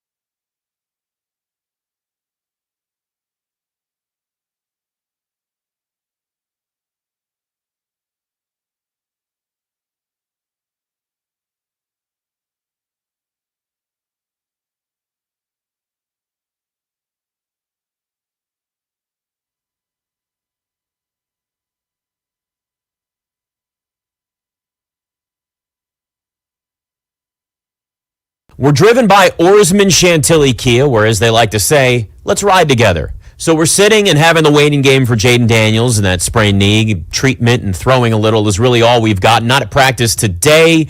Should have a better idea, hopefully tomorrow, as to whether or not he's going to be on the field on Sunday against the Raiders. If not, Marcus Mariota is going to be the starter, though. Mariota, of course, stepped in twice for Jaden Daniels last season. They won both those games, so not a bad backup to have, to say the least. The Bills and Dolphins are kicking off Week 3 in the NFL tonight. Buffalo, huge double-digit favorites, with Miami trying to avoid an 0-3 hole. The Bills won their first 2 games to start the season. You can see why it's a mismatch since, the Dolphins haven't won in Buffalo since 2016. 49ers quarterback Brock Purdy also has been dealing with a toe and a left shoulder injury. He is on the field to start practice today. The Dodgers also announcing 11-time All-Star Clayton Kershaw going to retire at the end of the season. Orsman Chantilly Kia keeps their customers happy by offering great deals on the area's best selection of new Kias, each backed by the Orsman Lifetime Edge, featuring up to $1,500 in extras. And as they say at Orsman Chantilly Kia, let's ride together. From the Crop Metcalf 5-Star Sports Desk, I'm Nick Ashew on The Fan.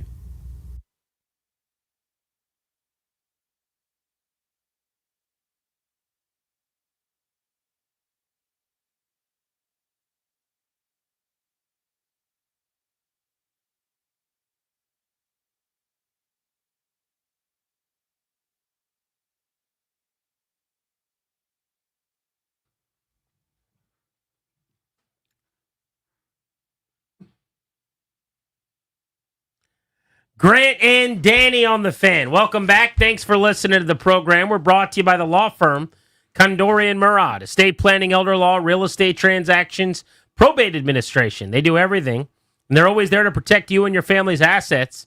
Schedule a free consultation with their team today at kmlawyers.com. Let them know we sent you. That way they can give you a discount.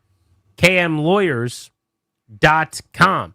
We've been talking football throughout the program. Our football conversation is presented by Paramount Plus. You can't count on much these days, but you can always count on Sundays with the NFL on CBS and Paramount Plus. Stream your local NFL game live every Sunday all season long, starting at $30 for your first year. That's $250 a month. Visit ParamountPlus.com/NFL to get started today. Speaking of the NFL, Danny, I want to take our first look at the Week 3 schedule. Gets going tonight with Thursday Night Football in the AFC East. The Buffalo Bills at 2-0 are hosting the Miami Dolphins, who are 0-2. And there's some pressure mounting on the Dolphins coaching staff and their head man, Mike McDaniel. He said after their most recent loss, to win the game, you have to win the game, not lose the game. That was his quote. Mm-hmm. That was really funny when they were going 11-6, and now people are starting to turn on him just a little bit. I don't like their chances tonight against Josh Allen and the boys. No, you start 0-3. I mean, this to me feels like a last gasp situation. Now, they have winnable games after this. The Jets aren't particularly good. The Panthers aren't particularly good. They got the Browns in Week 7, et cetera. But it just feels like the operation is busted. This past week against the Patriots felt like their best chance to do it. The kick return by Antonio Gibson, kind of the King Slender style NES Pro Wrestling backbreaker to go old school, just sort of felt like a last gasp for them. This feels like a everyone's getting fired train that's on the tracks. They are an 11.5-point underdog tonight on the road in Buffalo. Not a great get-right opportunity there. Teams that go on the road on Thursday night tend to struggle. We don't know anything about that around these parts, do we? No, I haven't seen that. What happened 7 nights ago? But, yeah, I think you're right. If they could get through this one, the sledding gets a little bit easier, right? You got the Jets winnable, Panthers winnable, and maybe you could get to 2-3 before you deal with the Chargers. Then you could beat the Browns and be 3-4. Respectable if you can hang around 500. That you can keep jobs for yourself, for your staff, if you can be within a game or so of 500. But it's just getting through tonight without them making the big decision at 0-3 with a week and a half looming with that kind of mini bye week. Just a quick little mini delicious nugget here. I'm going to dip it in barbecue sauce, maybe Chick-fil-A sauce. I don't even know. I think the Bills are going to play 3 straight games against teams that probably end up picking in the top 6 or 7. Jets, Dolphins, Saints. I'm telling you, this group is just going to stockpile wins. They're going to have the most in the NFL. That's been my sneaky take here over the last week plus. Yeah, I think they were favored by odds makers to win the most games in the NFL this year based on not only the fact that they're awesome, but the fact that, to your point, they have a weak schedule. Like, find your first Bills loss. When will they not be favored? You play the Dolphins tonight, 3-0. Then you play the Saints, 4-0. Then you host the Patriots. I think New England could play them close, but you would expect Buffalo to win that game. Yeah, they'll be favored until further notice. 5-0. You'd say. Then you're at Atlanta. I'd say they win that game. I guess that could be close, 6-0. Carolina out of a bye. That should be a decisive win, 7-0. It's that Kansas City game, which is at home this year in Buffalo, by the way. They'll be with Rashee Rice in theory, so maybe a different look Kansas City team than we've seen the first couple of weeks. They can't move the football at all. But, yeah, I mean, the point is... There's almost no chance they're worse than 6-1 going into that Chiefs game. It's hard to find two losses on that schedule. Yeah, obviously unexpected stuff can happen, but the point is they're going to emerge as the number one seed in the AFC with home field advantage. That's why they're my Super Bowl pick this year, to finally break that curse. 1 o'clock window. Let's go to Sunday. Falcons, Panthers. Atlanta's 1-1. Carolina's 0-2. The Falcons in week 1 lost 23-20, had a field goal to send the game to overtime that was missed despite it being a chip shot. So they've already replaced kickers early this season. Week 2, they got right, shoved it on the Minnesota Vikings defensively, completely shut J.J. McCarthy down. Their defense looks a lot better after drafting 2 edge defenders. They've got the Panthers in this game that they should win. If they do, they will host Washington next weekend with a 2-game winning streak in tow in Atlanta for a 1 o'clock game against the Commanders. Carolina's not very good. I don't know what I expected exactly. They were not in the game against Arizona. It was an onside kick recovered. It was garbage time stuff. It was the game wasn't that close. They were the clear second best team against the Cardinals this past week and were not competitive in week number 1.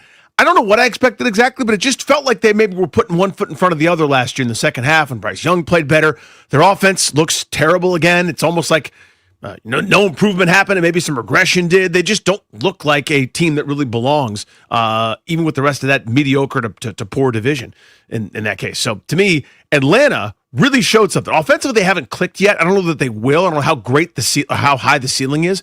To me, it was defensively where I went, oh man, that team might be a problem for that reason, which is unusual to say about the Falcons. Falcons are 5.5-point favorites in that game. Surprising line in Cleveland. I think it should be bigger. The Packers are laying 7.5 against the Browns. Cleveland has to play the perfect football game and then probably even still get some help, I would say, based on what we've seen from these two teams. I mean, Green Bay's defense is number 1 in the NFL. Their offense is number 5 in the NFL. They have been so good through 2 weeks against 2 NFC juggernauts coming out of last year in Detroit and Washington, and they've shoved it on both of those teams. They blew the Lions out. The Commanders game looked closer as far as the scoreboard, but they dominated Washington as well. So good luck, Cleveland, at home, trying not to go 0-3 as you play the Packers. Yeah, Cleveland defensively, I still think can be good. It's just getting harder to convince people of that after the Ravens rang the bell, did whatever the hell they wanted for a couple hours this past week to 241 points. For Cleveland, their best chance to win was week 1 against whatever Cincinnati does in week 1. But it's Baltimore, Green Bay, Detroit, Minnesota to start your year. You know, that's why you start the Sam the Eagle to kind of keep everything caretaked and warm for a little while until you make a big dramatic change or you fire a coach or something like that. They're a mess. They're not going anywhere. So the Texans-Jaguars game's getting interesting in terms of storylines. There is this groundswell. It's growing now, this feeling that maybe C.J. Stroud's rookie year was the anomaly and that he's actually not going to be that top 5, top 7 quarterback in the NFL caliber player throughout his career. This is being based on last year where he regressed, and then a really slow start to this season as well. They lost to the Rams 14-9. Then they lost to the Bucs 20-19. In their opener, C.J. Stroud threw for $188, didn't have a touchdown, and had 1 interception. Then they lose to Tampa Bay, and in the primetime Monday Night Football game against the Bucs this past week, Stroud 13 completions in the game overall. I don't know if it's his fault. It's a new offensive coordinator, but year 1 Stroud versus everything since is 2 different people. I blame this on the offensive line, which was their issue last year and seems to be their issue again this year. And they gave up their best offensive lineman, and somehow the offensive line didn't improve much. Now, it's a couple weeks. Maybe there's some gelling that has to happen. And in fairness, they played the Rams, who I think are really good defensively, and Tampa Bay, who will feast on you. Todd Bowles knows how to coordinate some stuff. And they were in that Tampa game. They very easily could have won it. So we'll see here with Jacksonville and Tennessee. It softens up a little bit for them in terms of, you're not dealing with the 2000 Ravens or Legion of Boom or something like that. So we'll see if they start to hold up better. But I'm still giving him the benefit of the doubt talking about Stroud. I've seen enough good to go, I'm not going to sit here and tell you that it was a fluke just yet, but if we keep this up for the entire year, he'll kind of enter that Trevor Lawrence conversation with me where I go, everyone just sort of assumes, but are we sure? Do we have enough good deposits here in the bank to just crown him? Speaking of Trevor Lawrence, he's the other starting quarterback in this game at 1 o'clock in Jacksonville. 0-2 Texans, 1-1 Jaguars. By the way, what a boon for Jacksonville. Yeah. You could get a win and be 2 games up on the Texans, and basically be 2.5 games up because of the head-to-head win as well.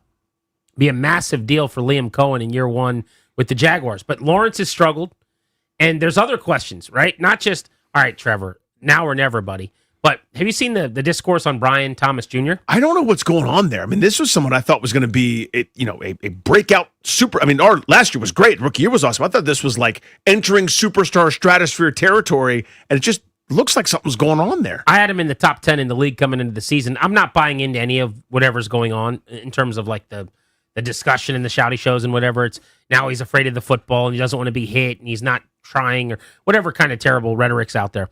I think he just had a bad game, and it's been a slow start. It's been 2 games, and everyone can calm down. But we'll see. I mean, it's very possible that he's got the yips or there's some kind of thing going on there that Liam Cohen's got to sort out. Bengals-Vikings, 1 o'clock in Minneapolis. This is going to be the Jake Browning-Carson Wentz game. It's only taken 3 weeks in the NFL to get to get 2 backups starting against each other in a game. Bengals trying to get to 3-0 despite not having Joe Burrow. I mean, 3-0 would be a huge deal for them, and they probably should get there, frankly, in Minneapolis with Wentz going. But that would be the worst feeling 3-0 in the history of the world. There it is, yeah. Because you're harvesting some nuts, and if you win enough games, then Burrow comes back, and it matters in December, and that should be the goal. But without him guaranteed to be back this season, and you're just not sure when he comes back, is he going to come back and be great right away or not? I mean, this is 3-0 feels like a kick to the stomach. If you'd asked me a week ago today which week 3 matchup I was looking forward to the most, that might have been on my list, honestly. Right? With Minnesota, I'm still fascinated to see, especially after their week 1 win, how exciting and dramatic that was. The big steps by J.J. McCarthy moving forward. And a guy that could win the MVP this year, and Joe Burrow, right? Putting up prodigious offensive numbers for a team that can't stop anybody. This would have been a immovable object and unstoppable force type situation. And now, you already mentioned it. It's way more Carson Wentz and way more Browning than I would like to see at any point in time, let alone in a game that was supposed to be pretty awesome. I have no interest in watching it now. Vikings -3 at home in that game. So interestingly, I guess odds makers like Carson Wentz a little more than they like Jake Browning. Maybe they like Brian Flores more than they like anybody else there? Might be the way to look at it. Steelers-Patriots in New England. A chance for this is a show-me game, little litmus test spot for New England here. Steelers and Patriots are both 1-1. Pittsburgh in week 1, I thought, did a lot to like. And they come out of that game against the Jets offensively. Rodgers lit it up and threw for 4 touchdowns and 244 yards. And you thought, all right, maybe they got something going here. It was not nearly as pretty for Rodgers in that offense in game 2. He was picked off twice. They scored just 17 points. They lose by 2 touchdowns to the Seattle Seahawks. Now they get the New England Patriots, who have split their 2 games. Young quarterback Drake May ascending for New England. If the Patriots beat the Steelers, there's no reason for the moment, I'm not saying this is how it's going to work out, that you wouldn't view them as a wild card contender in the AFC. If you're able to knock off teams like Pittsburgh and you're over 500, that's what it takes. Because I don't think there's the depth in the AFC that there is in the NFC, right? Where you could absolutely... There's great teams, but it's not as many good teams. Where I could see, I think a 10-win team's not going to get in the NFC, for example, like the Seattle, like Seattle did last year, maybe Washington, someone like that, et cetera. But you look at New England, I think you're saying it very well. For Pittsburgh, I didn't, he and Arthur Smith talking about Aaron Rodgers and Arthur Smith still getting to know each other a little bit. It seemed like the game got away from them a little bit, going back and watching a bunch of the highlights, some of the condensed things. Pittsburgh did a lot of drop back, a lot of shotgun. They need to be some of that run action, play action, let Aaron Rodgers kind of work his, ball handling magic, etc. They were just sort of dropping back and slinging it like this was, 2014 Aaron Rodgers, MVP level type stuff. He could still throw the football. He could still spin it, but I didn't love the way that game sort of unfolded, and Seattle took advantage of that. I think you could do that a bit against this New England team. I'm fascinated to see this one because it's, to your point, it's a proof it for both these teams. Someone will be 2-1. One of the best games in football this weekend is going to be played at the Link in Philly at 1 o'clock on Sunday. Rams-Eagles playoff rematch in the NFC postseason from last winter. LA's 2-0, so is Philadelphia. I think the Rams, if Stafford's healthy, might be as good a team as there is in the conference. Nobody talks about them. But the Eagles have been the belle of the ball. They are the belt holder. Everyone else is competing for top contender and in the number one spot to get a shot at the belt. But it's the Eagles' conference until someone knocks them off. The Rams played them better than anybody. It's not even close in the playoffs last year. And if not for snow and gross weather, I think they beat Philadelphia in that postseason game. Doesn't matter, though. There was snow. The Eagles win, and they go on to win the Super Bowl. I like the Rams in this matchup, but if the Eagles can get to 3-0, division win against Dallas on a night where they didn't play great in the opener, and their best player was ejected before the game started, then you'll have a win over Kansas City on the road. Then you'll have beaten the Rams at home, albeit in a game you probably should. It's a 1 o'clock start local, and they flew cross-country. But all three of those weeks to handle your business, Philly's right back where they were last year as the best team in football. So, yes, to all those things. I was just running some numbers real quick. Sean McVay does offense the way I like offense done. Yeah, it's points and yards, etc. But who are my best players? Guess who's getting the football? My best players. If you look at it, it's almost comical. All of their touches, with a couple going here and there to Jordan Whittington and Tyler Higbee and the occasional handoff to Blake Corum when Karen Williams is tired. But it's 573 yards between three guys. And if you look at just two of them in the passing game, Pookie Nukes and Devontae Adams, combining for 28 catches, 378 yards through two games. That's where the ball's going. Period. End of story. So he moves them around. He finds a way. It's that thing. You know where it's going. It doesn't matter because you can't stop it. I'm designing look after look after look. And for Philadelphia, this is their biggest test to this point, I think so. Because the Rams gave them such a fearsome matchup this past the postseason. A little something to prove, a little chip on their shoulder, you would think. And Philadelphia could use a good offensive showing here in a win at home. Some other headlines. The Colts are playing the Titans. Indianapolis has a chance to start 3-0. Daniel Jones has been fantastic. The Titans are 0-2. The Colts should win that game. It is on the road. Tennessee is not going to lay down. They've played a couple competitive games. But in that contest, the Colts are road favorites. And if they can go on the road and get a win, they're 4.5-point favorites, and be 3-0 with Jones playing good football, their offseason plan that everybody lambasted is going to look really, really smart for GM Chris Ballard. In another game, the Broncos are playing the Chargers. I love this matchup. Two teams that were kind of talked about all offseason is who's going to be the threat to the Kansas City Chiefs. And everyone's arguing on all sides, right? Denver's got the better defense. The Chargers have the better quarterback. They both have really good coaching staffs. Sean Payton got Denver to the playoffs last year, and Jim Harbaugh did the same with L.A. Well, if the Chargers win and they're 3-0 and the Broncos are 1-2, we'll be talking about things like Bo Nix regression. Are we sure Denver's a playoff team? But if they're both 2-1, they're both live. They can both overtake Kansas City. Then the offseason dialogue was probably correct, which is on any given weekend, they're probably comparable. One could beat the other. But the Chargers are a home signature win against the Broncos away from being not only the team to beat in the West, but I think a big-time national story in terms of, maybe they're rounding into form. Great defense. Yes. Herbert playing the best he's ever played. They're going to end up running the ball really well before the end of the year because it's a Harbaugh team. You just know that's coming. That's the formula for a championship-level club. I have been wildly impressed with them because it's not according to plan. Well, Herbert's been awesome. Herbert's been, and I've you know how I feel about it. I've always loved him. And to me, the things that would hold him back were either receivers going down and getting hurt, or linemen getting hurt, or they couldn't run the ball ever, or whatever. Enter Harbaugh. I thought, okay, now he's going to be what Dean Smith was to Michael Jordan. The only person who could keep him under 20 was Dean Smith because we're running the four corners and passing around at 10 passes before we shoot a layup. Well, they cannot run the ball at all, and Herbert is slinging it. They've got Keenan Allen back, fountain of youth for him to go with Quentin Johnson and McConkey and company.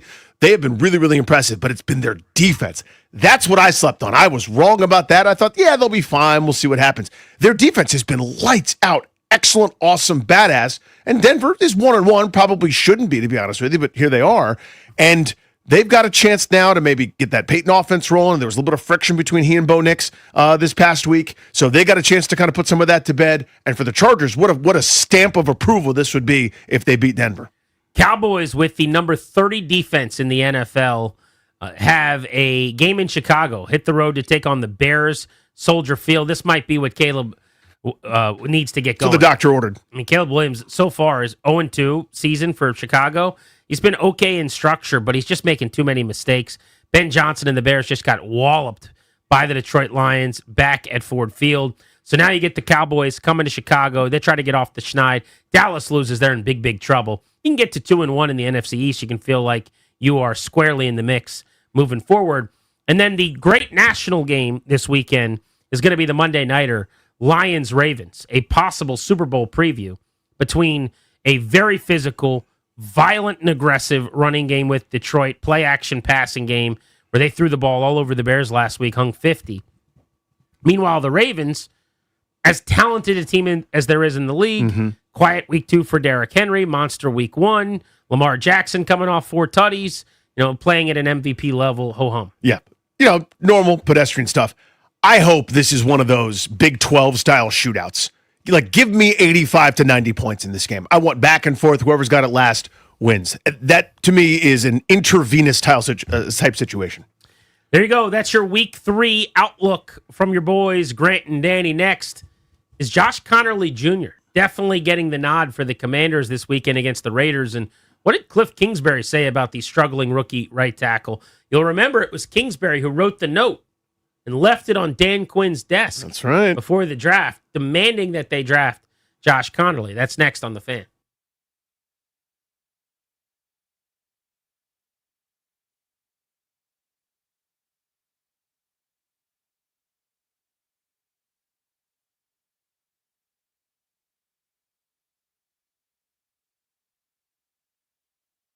Hey guys, what's up? It's GP for my friends at the FanDuel Sportsbook.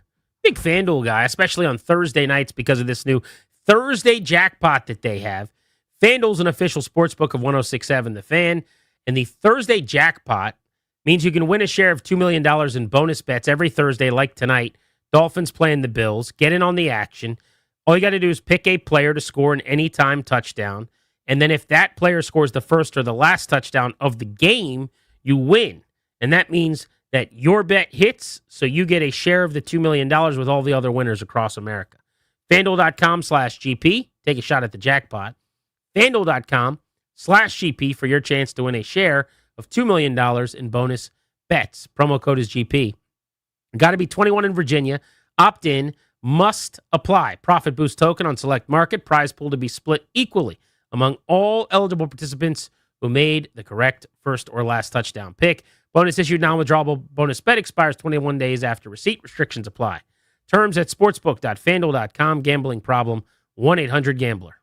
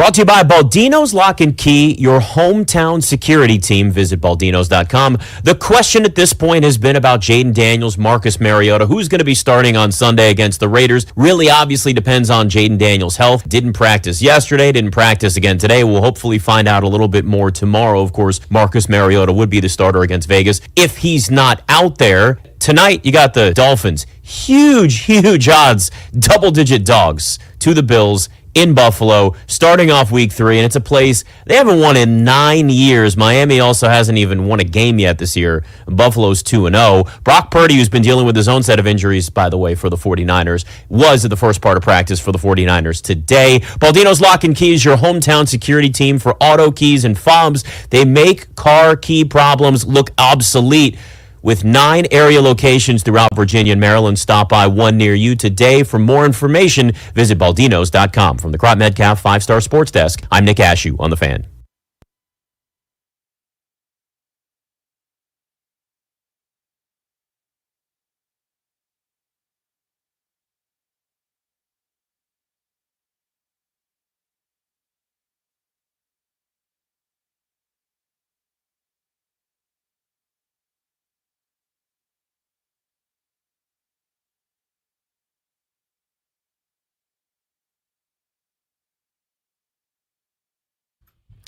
The burning question for the Commanders as they get ready for the Raiders this weekend is unequivocally whether Jayden Daniels is going to play or not and how that knee's holding up. But I think there are other underlying burning questions, one of which is how are they going to get by with Josh Connerly blocking Max Crosby on the right side of the formation? Yeah. Because you might not have John Bates to help out Josh Connerly. That could be a major dilemma. Connerly struggled in week 1 in his matchup with Brian Burns. Not a crime as a rookie. In your debut, it happens. And then whatever's worse than struggled is what happens against Micah Parsons in week 2 of the NFL season, where Parsons had 8 pressures. Connerly allowed 9 total. He's allowed 11 to this point through 2 games. One of his big proponents before the draft was Cliff Kingsbury. He really wanted him.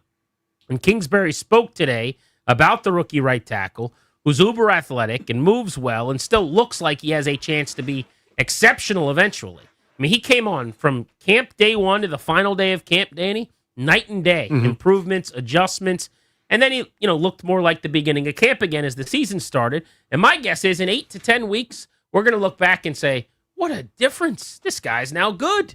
He's now a stalwart, but he's just not there yet. So do they do something? Do they possibly bench him? Do they go with Andrew Wiley?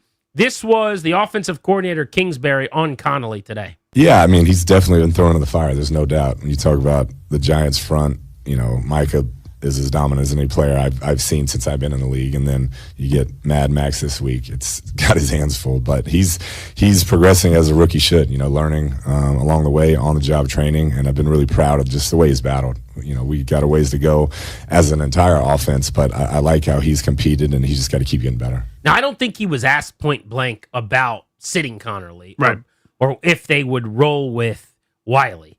The question was more about how difficult the first couple of matchups have been for him. This was on Kingsbury talking about maybe not having Bates, which is not a Connerly question, but inadvertently it is, because Bates, you could handcuff to him to help him out in these situations, and now you don't have him as a chipping extra tackle. Yeah, it's not easy. There's no doubt. That showed up the other night. He's a big part of what we do in the run game and has really helped us be successful there. And so we'll just have to be creative with the other bodies we have and mix things up. But to have a guy at the point of attack that we feel is pretty dominant like him and not be able to game plan with him makes it tough. So, Danny, I'm going to say this as clearly as I can, because everyone's going to hear what they want to hear. And I can't necessarily apologize for misunderstanding the point, but I'm going to try to be clear and succinct. I think Josh Connerly was a smart draft pick where they took him, and I think it was a good decision to take him. I'm still, as we sit here today, happy that they did it, because so many of the decisions they make have to come back to what's best for JD5 and for the business that is Jayden Daniels under center. I'm glad they took Josh Connerly. I think Josh Connerly will eventually be excellent. I think there's a chance post Laramie Tunsil, you kick him back over to left tackle, and you get a perennial Pro Bowler on the left side. I really believe that. This is what tackles look like now. Big, gigantic, physical, fast, athletic presence, right? Love it. Love everything about it.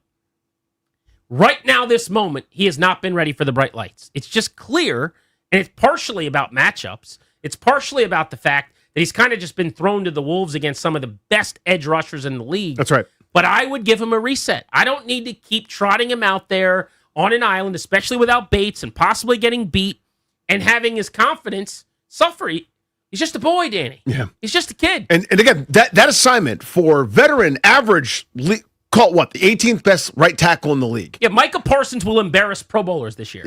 I get news to Will Max Crosby. Like, that guy's going to get home. So no matter what you do, extra attention needs to be paid, whether that means it's just a tight end out there, or if you go jumbo style, or every protection is tilted that way and you put the extra lineman in somewhere else, or this week you're playing a fullback. Like, whatever you do, you have to be deferential to the guys that can ruin the game against you and not allow them to do so. And I'm not allowing Crosby to do that this week, and I think Wiley in a different plan might help. This was Jay Gruden saying if he was running the show, he would actually, even if just for a week against Max Crosby to keep Connerly from one more arduous matchup, go with the veteran. Yeah, 100%. I'd have to concern that. After watching the film of the first 2 weeks, I'm sure the offensive line coaches grade them, and I'm sure everybody in the building wanted to draft them. They drafted them in the first round. They want to try to make it work, but at some point, Andrew Wiley played pretty good last year at right tackle, I thought. They went to the NFC Championship game, for God's sakes, with him at right tackle. So I would not hesitate to put him in there at right tackle, let Connerly be the backup swing tackle for a few weeks and see what happens, and just give him time to get better. That was Jay Gruden here on Grant and Danny. He's with us every Monday at 5 p.m. It does not sound like they're doing that. If they are, it'll be a little bit of a surprise, and they'll have done it without a whole lot of notice. Nobody talking about it at the podium anyway this week. All right, next, a special surprise for you guys. We've told you that we wanted to talk about an event over at Nationals Park this weekend. Well, a couple of Nats legends will be in studio with us to discuss it. You're listening to The Fan.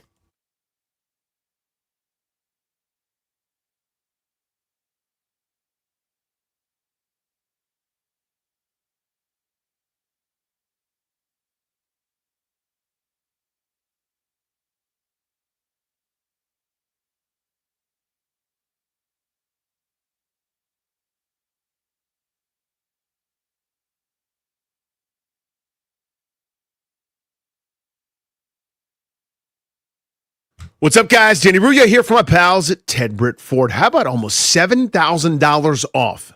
Brand new, in-demand 2025 Ford Bronco Raptor. Friend of mine in the neighborhood, not even kidding, just got one. It is incredible looking. I am jealous. Over $4,000 off of Bronco Sport. And again, for both of those, no payments for 90 days. Take on the fall rush in a new 2025 Explorer from Brit. Over $6,300 off, plus no payments for 90 days. And in case you didn't know, your current ride is worth more now than ever. It's true. And my guys over at Brit Ford, they'd like to show you just how much. So bring it over, get a top dollar offer, and put that value towards something brand spanking new. When you buy from Brit Ford, you're going to get the best buying experience you've ever had. So it happened to me. It's how they won my business all those years ago. My wife and I went, we found the car we wanted, we braced for that sales thing. You know the one I'm talking about? Never happened. Just easy, breezy, in and out with the best deal in town. Plus, little Brit for life. That's lifetime vehicle coverage. Peace of mind for life. Powertrain coverage, battery replacement, complimentary service loaner, Virginia State inspection, the whole kit, and the caboodle. Go see him at Brit Ford and tell him Danny sent you.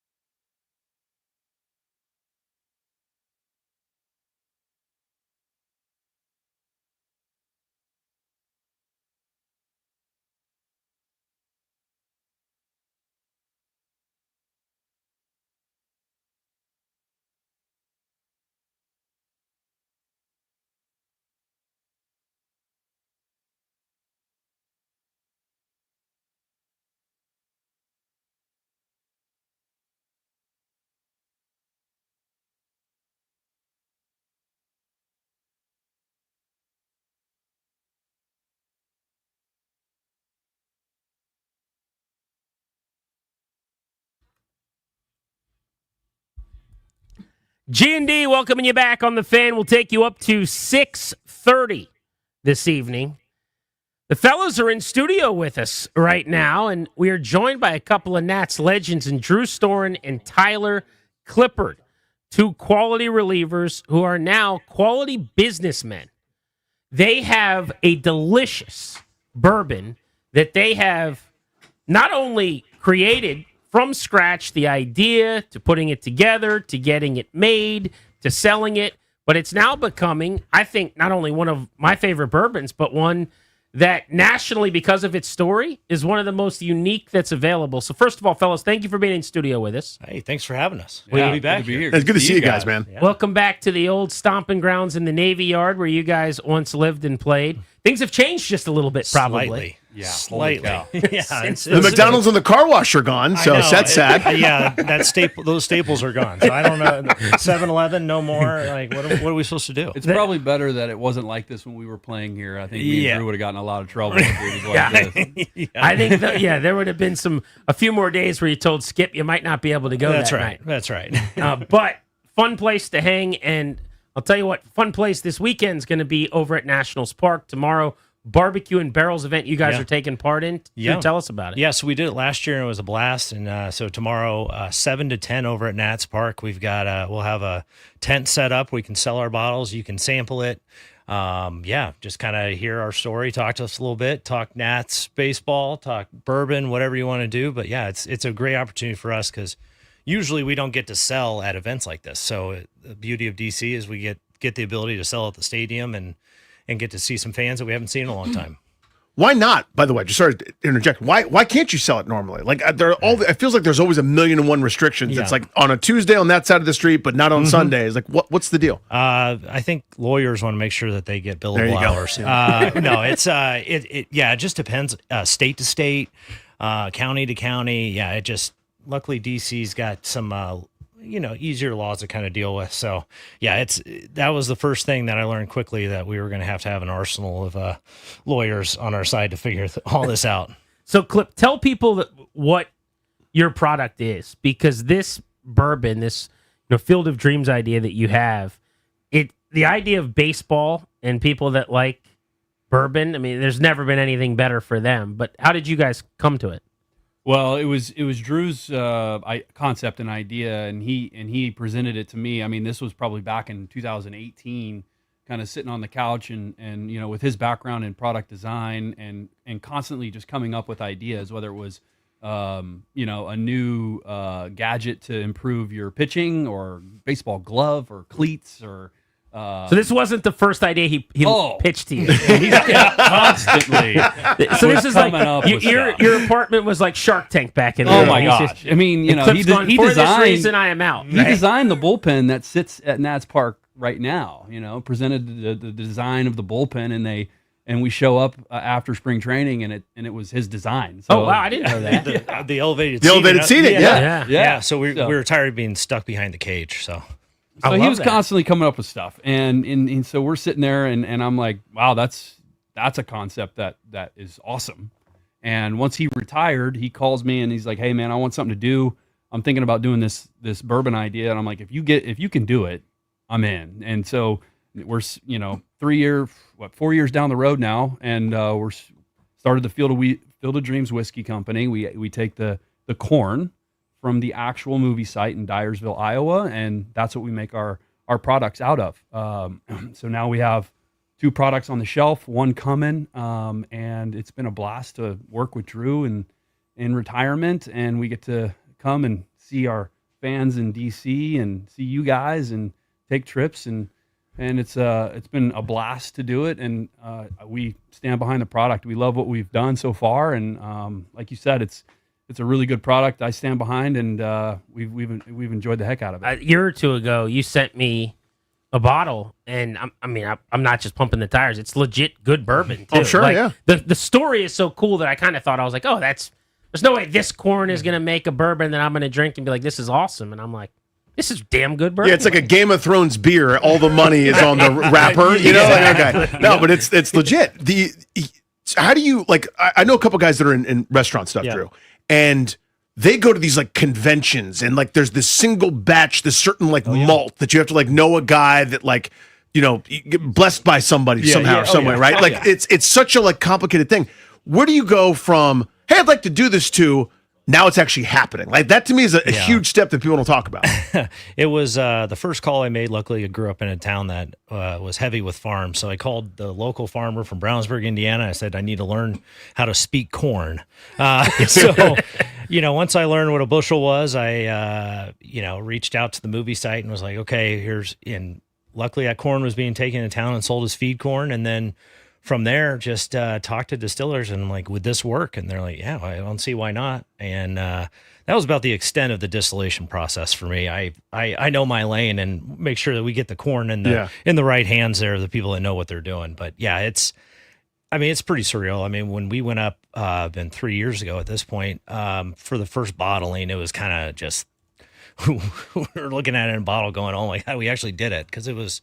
When did you first taste it? I was the only, going into our first bottling, I was the only one that had tasted it. So, really? Because were you worried about that at all, or like? Was. No, I'm just kidding. Well, they were understandably a little concerned, right? And like, you know, for me, I've talked a lot of junk over the years about knowing bourbon, so essentially, it was putting my money where my mouth is. And yeah, exactly. I still was holding my breath when they took a sip of it, but yeah, it's been fun, man. Like I said, it's just.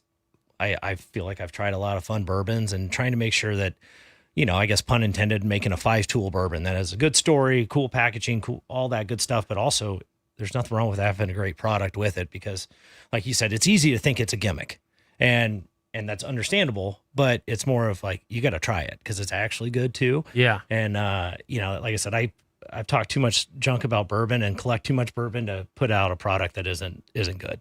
The concept, though, as a baseball fan, is amazing. It's gorgeous. You play into that, too, where, you know, so you said there's 2 products, by the way. So before I even get into what's under the top, I want to get to the 2. What are the 2 specific products that you have and what's coming? Yeah, so we have our Players Series. So that was our first release, and we do that annually. And that is, we do 1 bottle for every player that's made it to the big leagues. So as of the end of last season, 23,370 guys have made it to the major leagues. So we individually hand number them. We actually built a website. So if you reverse search the number, you can see the player associated with it, kind of like your DMV number, seeing what you got in line. So if you got bottle 4,204, you got Babe Ruth. And so kind of a cool thing. And that number only goes up by about 250 every year. So not great for scaling a business. So we came up with our small batch, and that's our everyday SKU. And that's the one where we've licensed 25 and counting retired legends. We say Hall of Famers or Hall of Fame stories, and we laser engrave their face and their autograph on the top and cover it in an opaque capsule. So it's kind of a pack of tops that gets you drunk.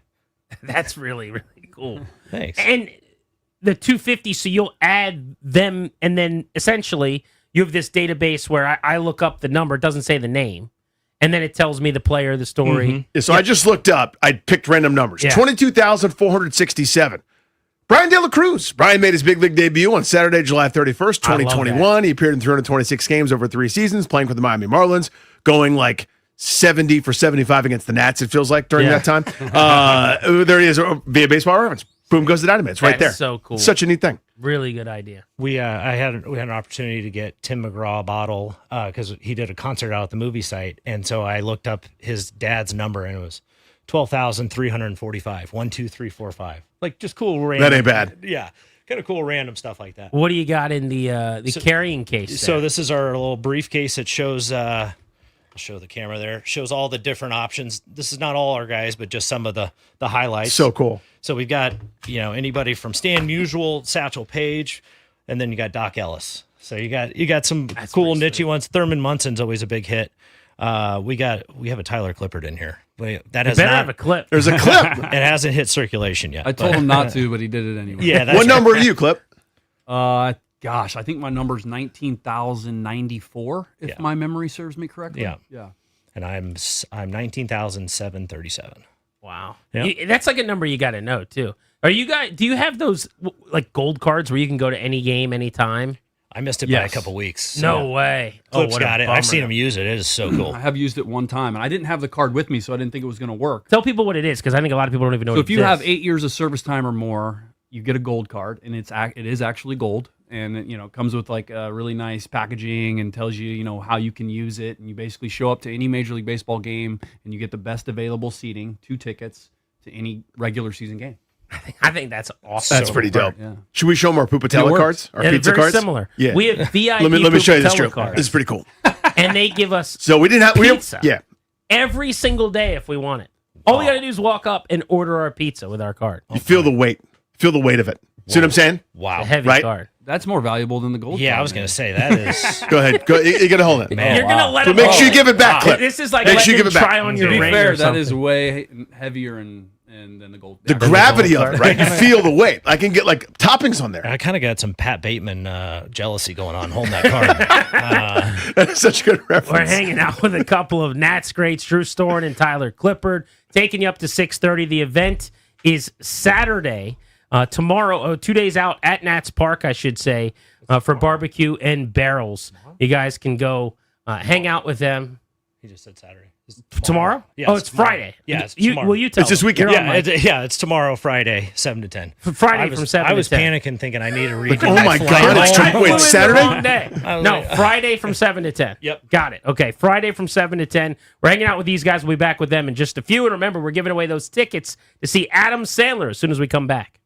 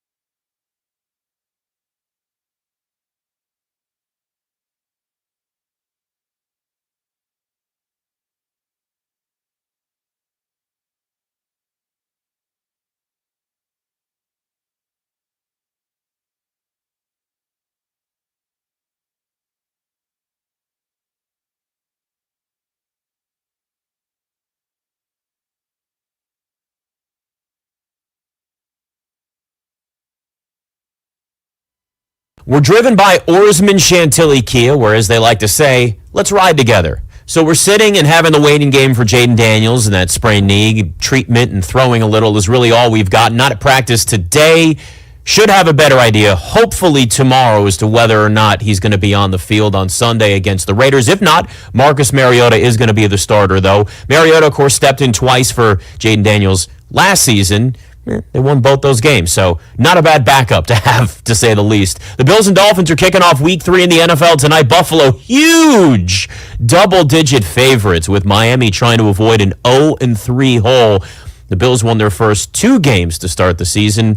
You can see why it's a mismatch since, the Dolphins haven't won in Buffalo since 2016. 49ers quarterback Brock Purdy also has been dealing with a toe and a left shoulder injury. He is on the field to start practice today. The Dodgers also announcing 11-time All-Star Clayton Kershaw going to retire at the end of the season.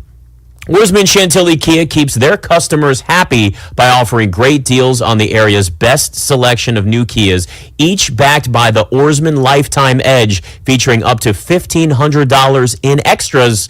And as they say at Orsman Chantilly Kia, let's ride together. From the Crop Metcalf 5-Star Sports Desk, I'm Nick Ashew on The Fan.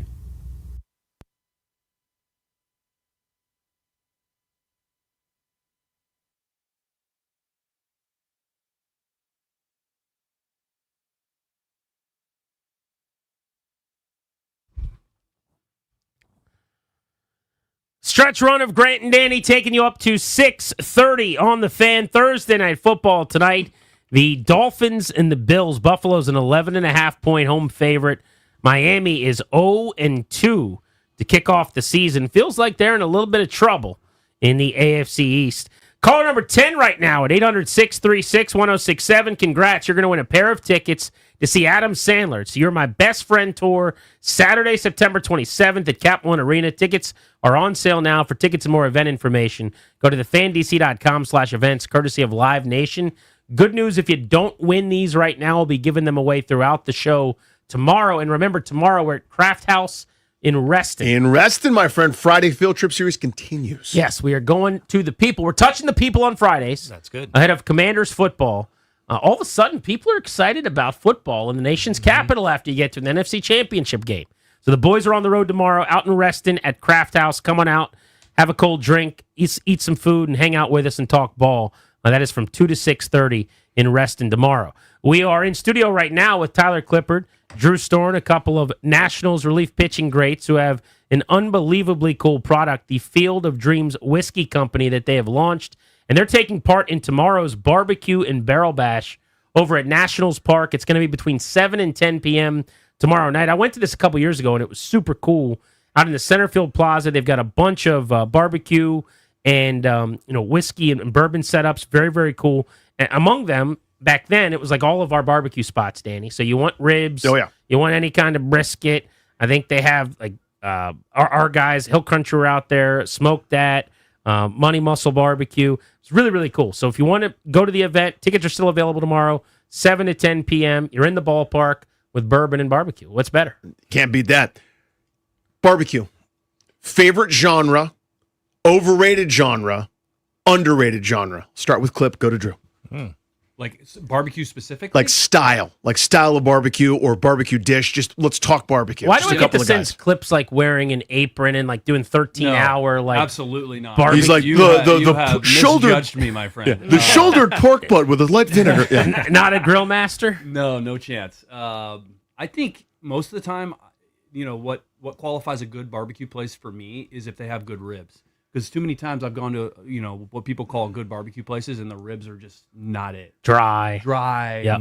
Not sauced up enough or whatever. And so that really is the demarcation line for me. If they do a good rib, I'm in. But the can't miss order on the menu for me is usually the pork. You can really can't go wrong with that most of the time. But yeah, if they do good ribs, then I consider it a good barbecue place. It's tough to top that answer right there, especially with the vocabulary you just threw out. Right. I agree with you though. The ribs are the starting point, but for me, I'm a brisket guy, so I love brisket. Little Texas style, yeah, just salt, pepper immediately. Yeah, you got it. You going like lean brisket. The one that I always love was the moist brisket over at our go-to. Yeah, Hill Country, which RIP, but yeah, that was the best. They had a good run. The best. And any truth to the rumor that we put them out of business, you and I specifically? Well, they were counting on our hundreds of dollars per month. Right. That we stopped giving them, because we couldn't go over there all the time anymore. When you have that many kids, like the barbecue budget changes. It dwindles. Just a little bit.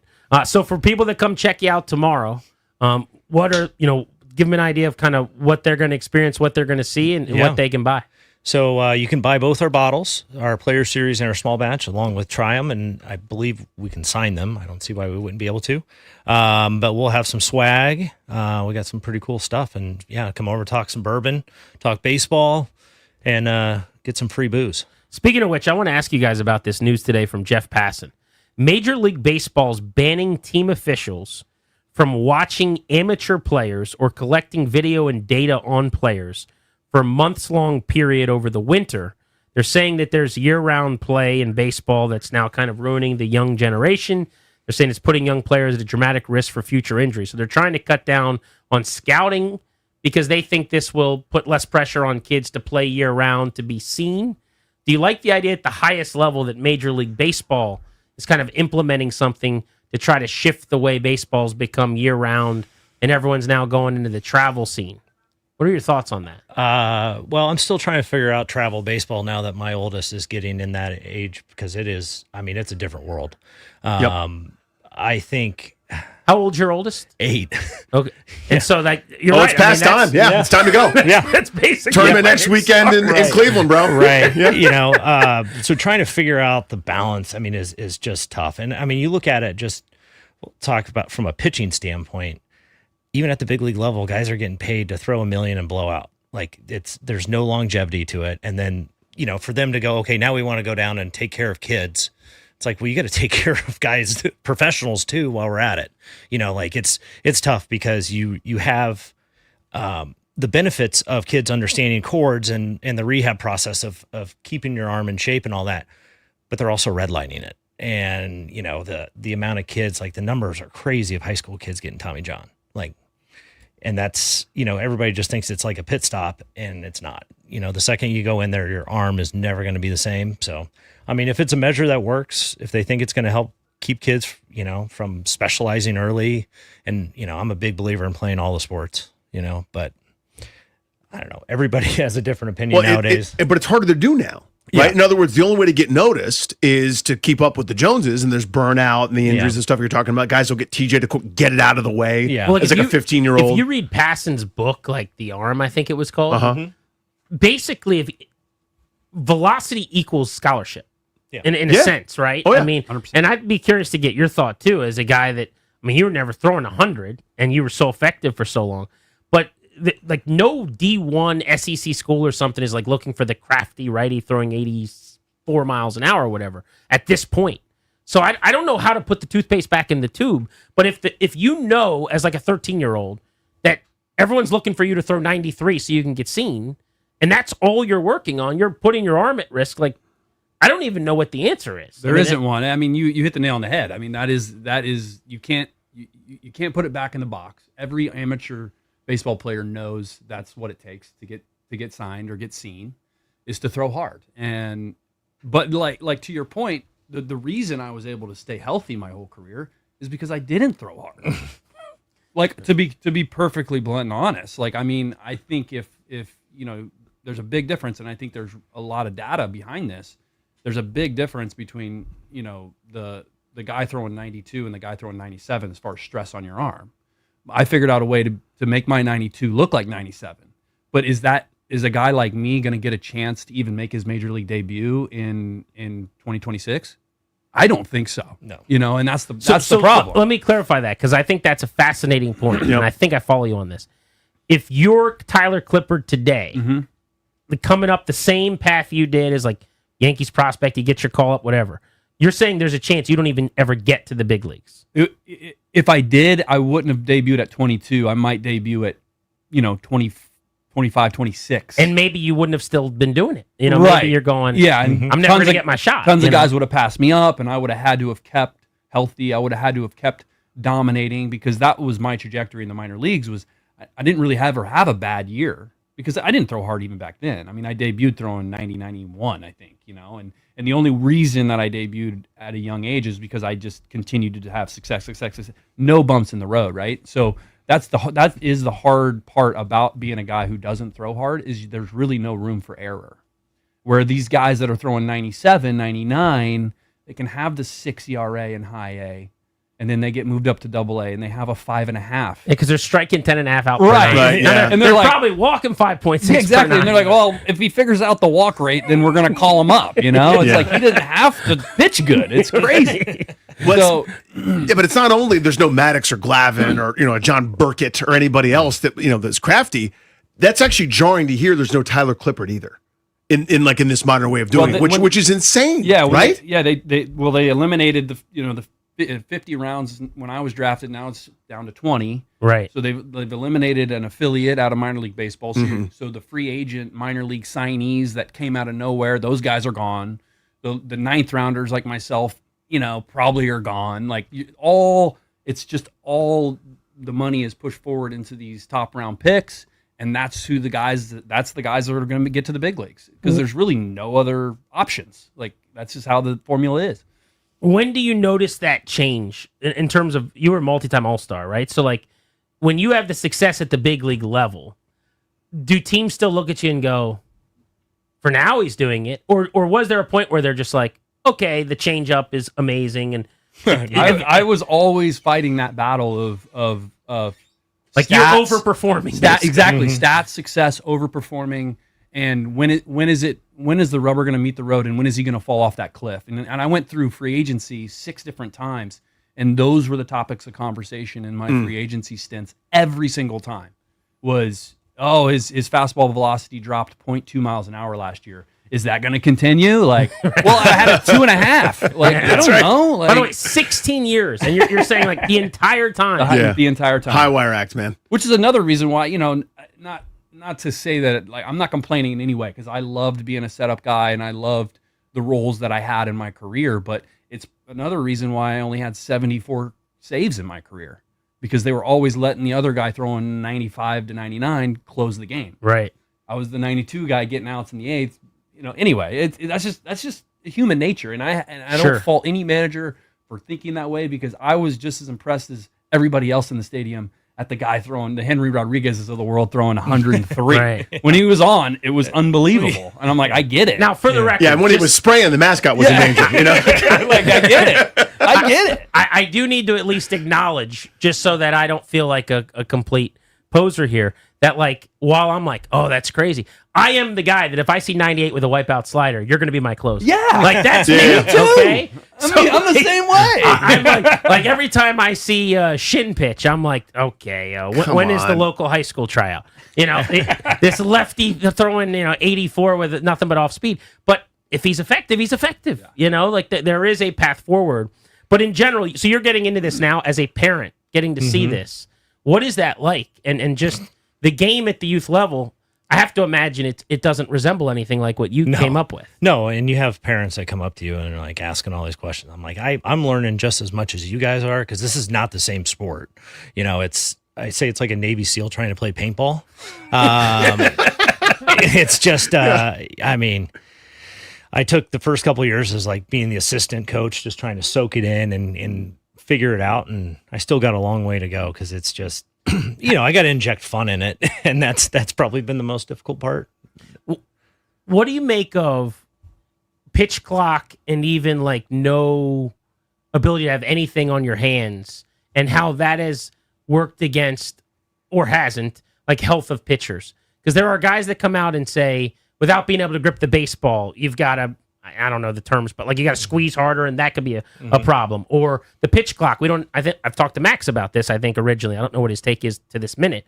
But originally he did not like it at all for injury reasons. The idea because he thought, I don't have the rest time. Yeah. Do you think any of even though the product is getting better, you were talking earlier about baseball and the protection of arms, is any of this possibly also a factor for why we can't keep anybody healthy? That's probably part of it. For me, I would have disliked it initially just because late in the game, I liked being able to diffuse some of the momentum, especially on the road. There's an art to that where you just don't you can't compound mistakes as much, and you kind of slow the game down quite a bit. But yeah, I mean, I think in the end it probably would have helped me because then I would have gotten out of my own head and just thrown the ball. But it was interesting talking to Clip towards the end because I was done playing and he was figuring out the pitch clock, and that was a little rough for him. Yeah, I was. Oh God, I had to. Last year of my career in AAA when I was coming up. I mean, when I got to the big leagues with the Nats, the pitch clock was 22. This was 22. Yeah. Once I finally got to the big leagues, I didn't have to worry about it anymore. But to get back to the big leagues for my final little stint, I had to pitch in AAA with a pitch clock, and I had to completely relearn how to pitch because I was the most methodical, slow. I'm playing chess out there. I'm throwing 89. I got 6 pitches.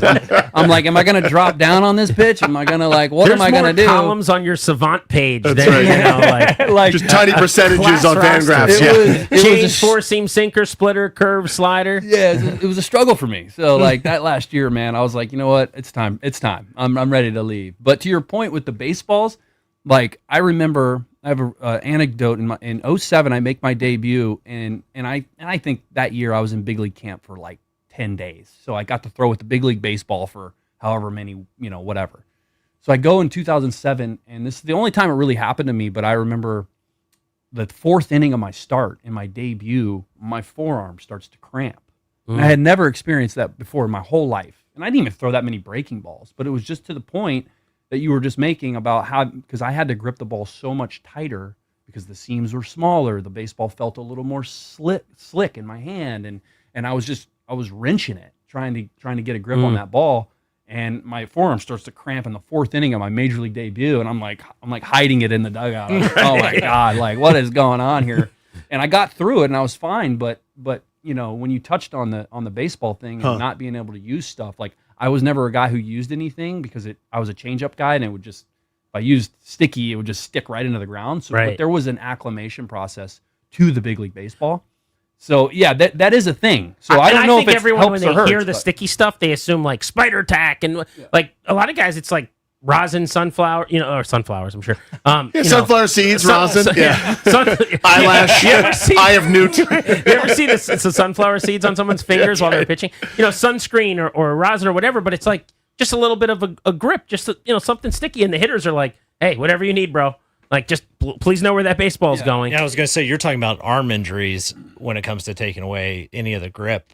It's hitters' injuries, too. I mean, you're seeing guys again, when you're not paid to necessarily throw strikes and just throw a million, those guys are going to lose a few arm side up, and we've seen it. Yeah, you see guys paying for it day in, day out. But I think there's a way to get some sort of grip on there, because some of those, at least now it's uniform, because when I was playing it was not, so it varied. Meaning the baseballs? Oh yeah, it just depended on what the clubby was, how they rubbed it up. There were certain stadiums that pretty much came out of the tissue paper and it was brand new. And then climate too was a big thing. Yeah. Colorado was really hard to grip the baseball. Arizona, a really humid day in Cincinnati, I remember having trouble. It just depends sometimes. I mean, it's always pendulum swinging though, right? Where it happens in sports everywhere, but baseball especially. At one point, it's like a Breaking Bad set, where guys are concocting all sorts of stuff to put on the baseball. And it's the umpire would hold it with his Trevor Bauer. Remember that video? Hold it with his hand open. You go, okay, it's probably a little much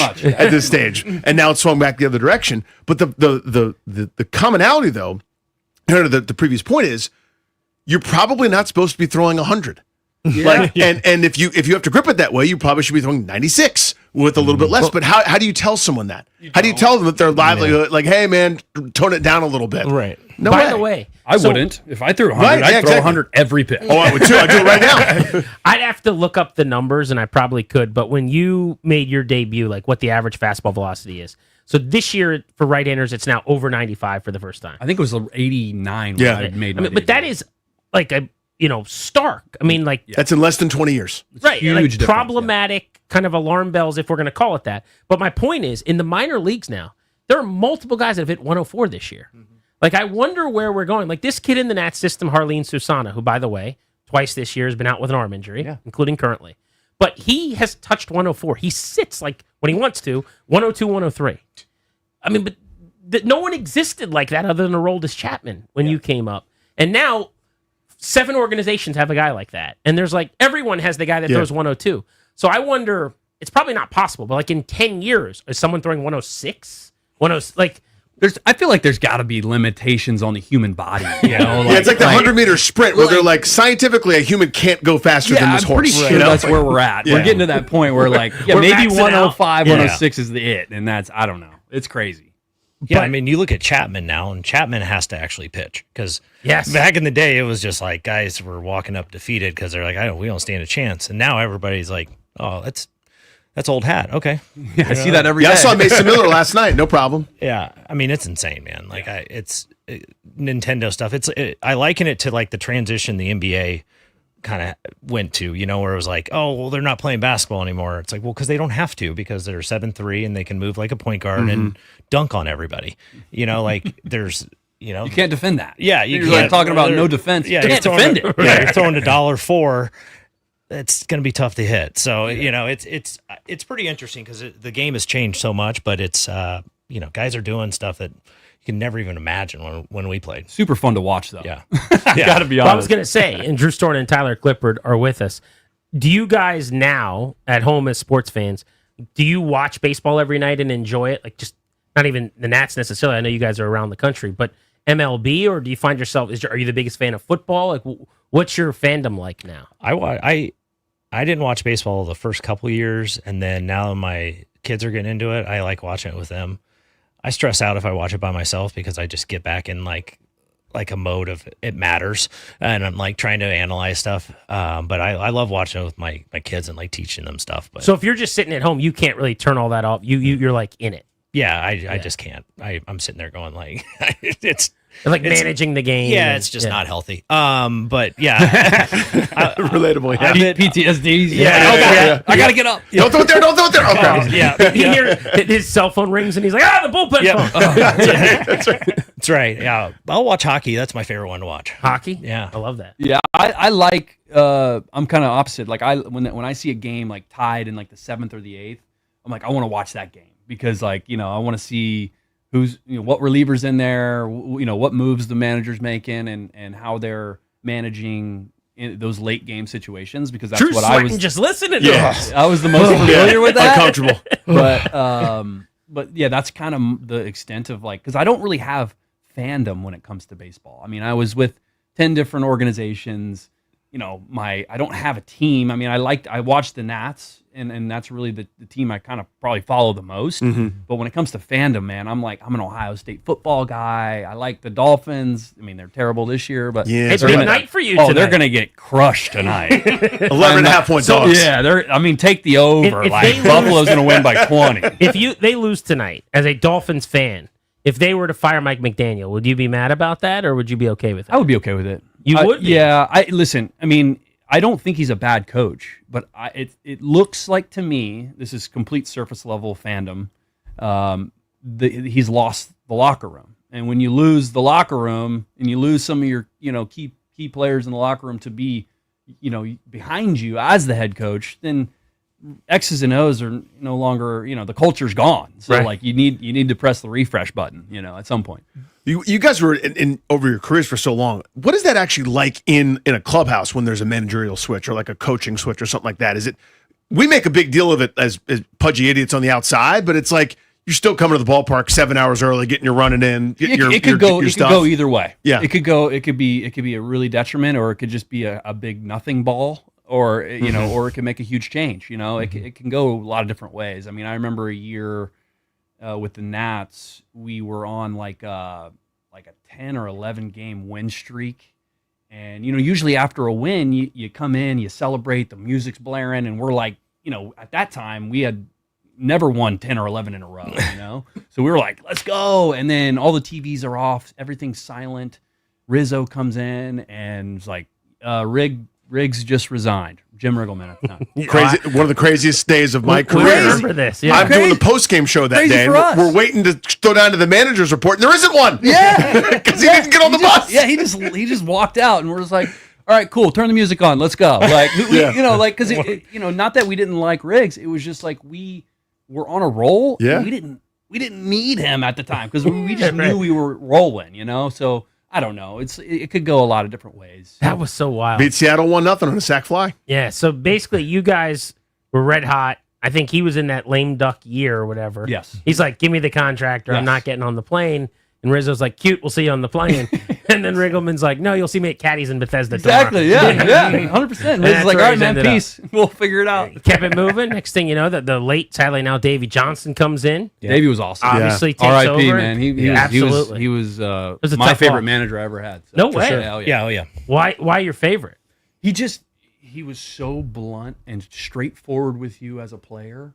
You knew exactly what you were going to get every single day, and he didn't deviate from the plan. Like a lot of managers will be like, "Hey, this is how it's going to be," and then something will happen in the game and they deviate. He stuck to his guns, and I really respect and he knew how to lose. That's bullpen management 101 Yes. is knowing how to lose.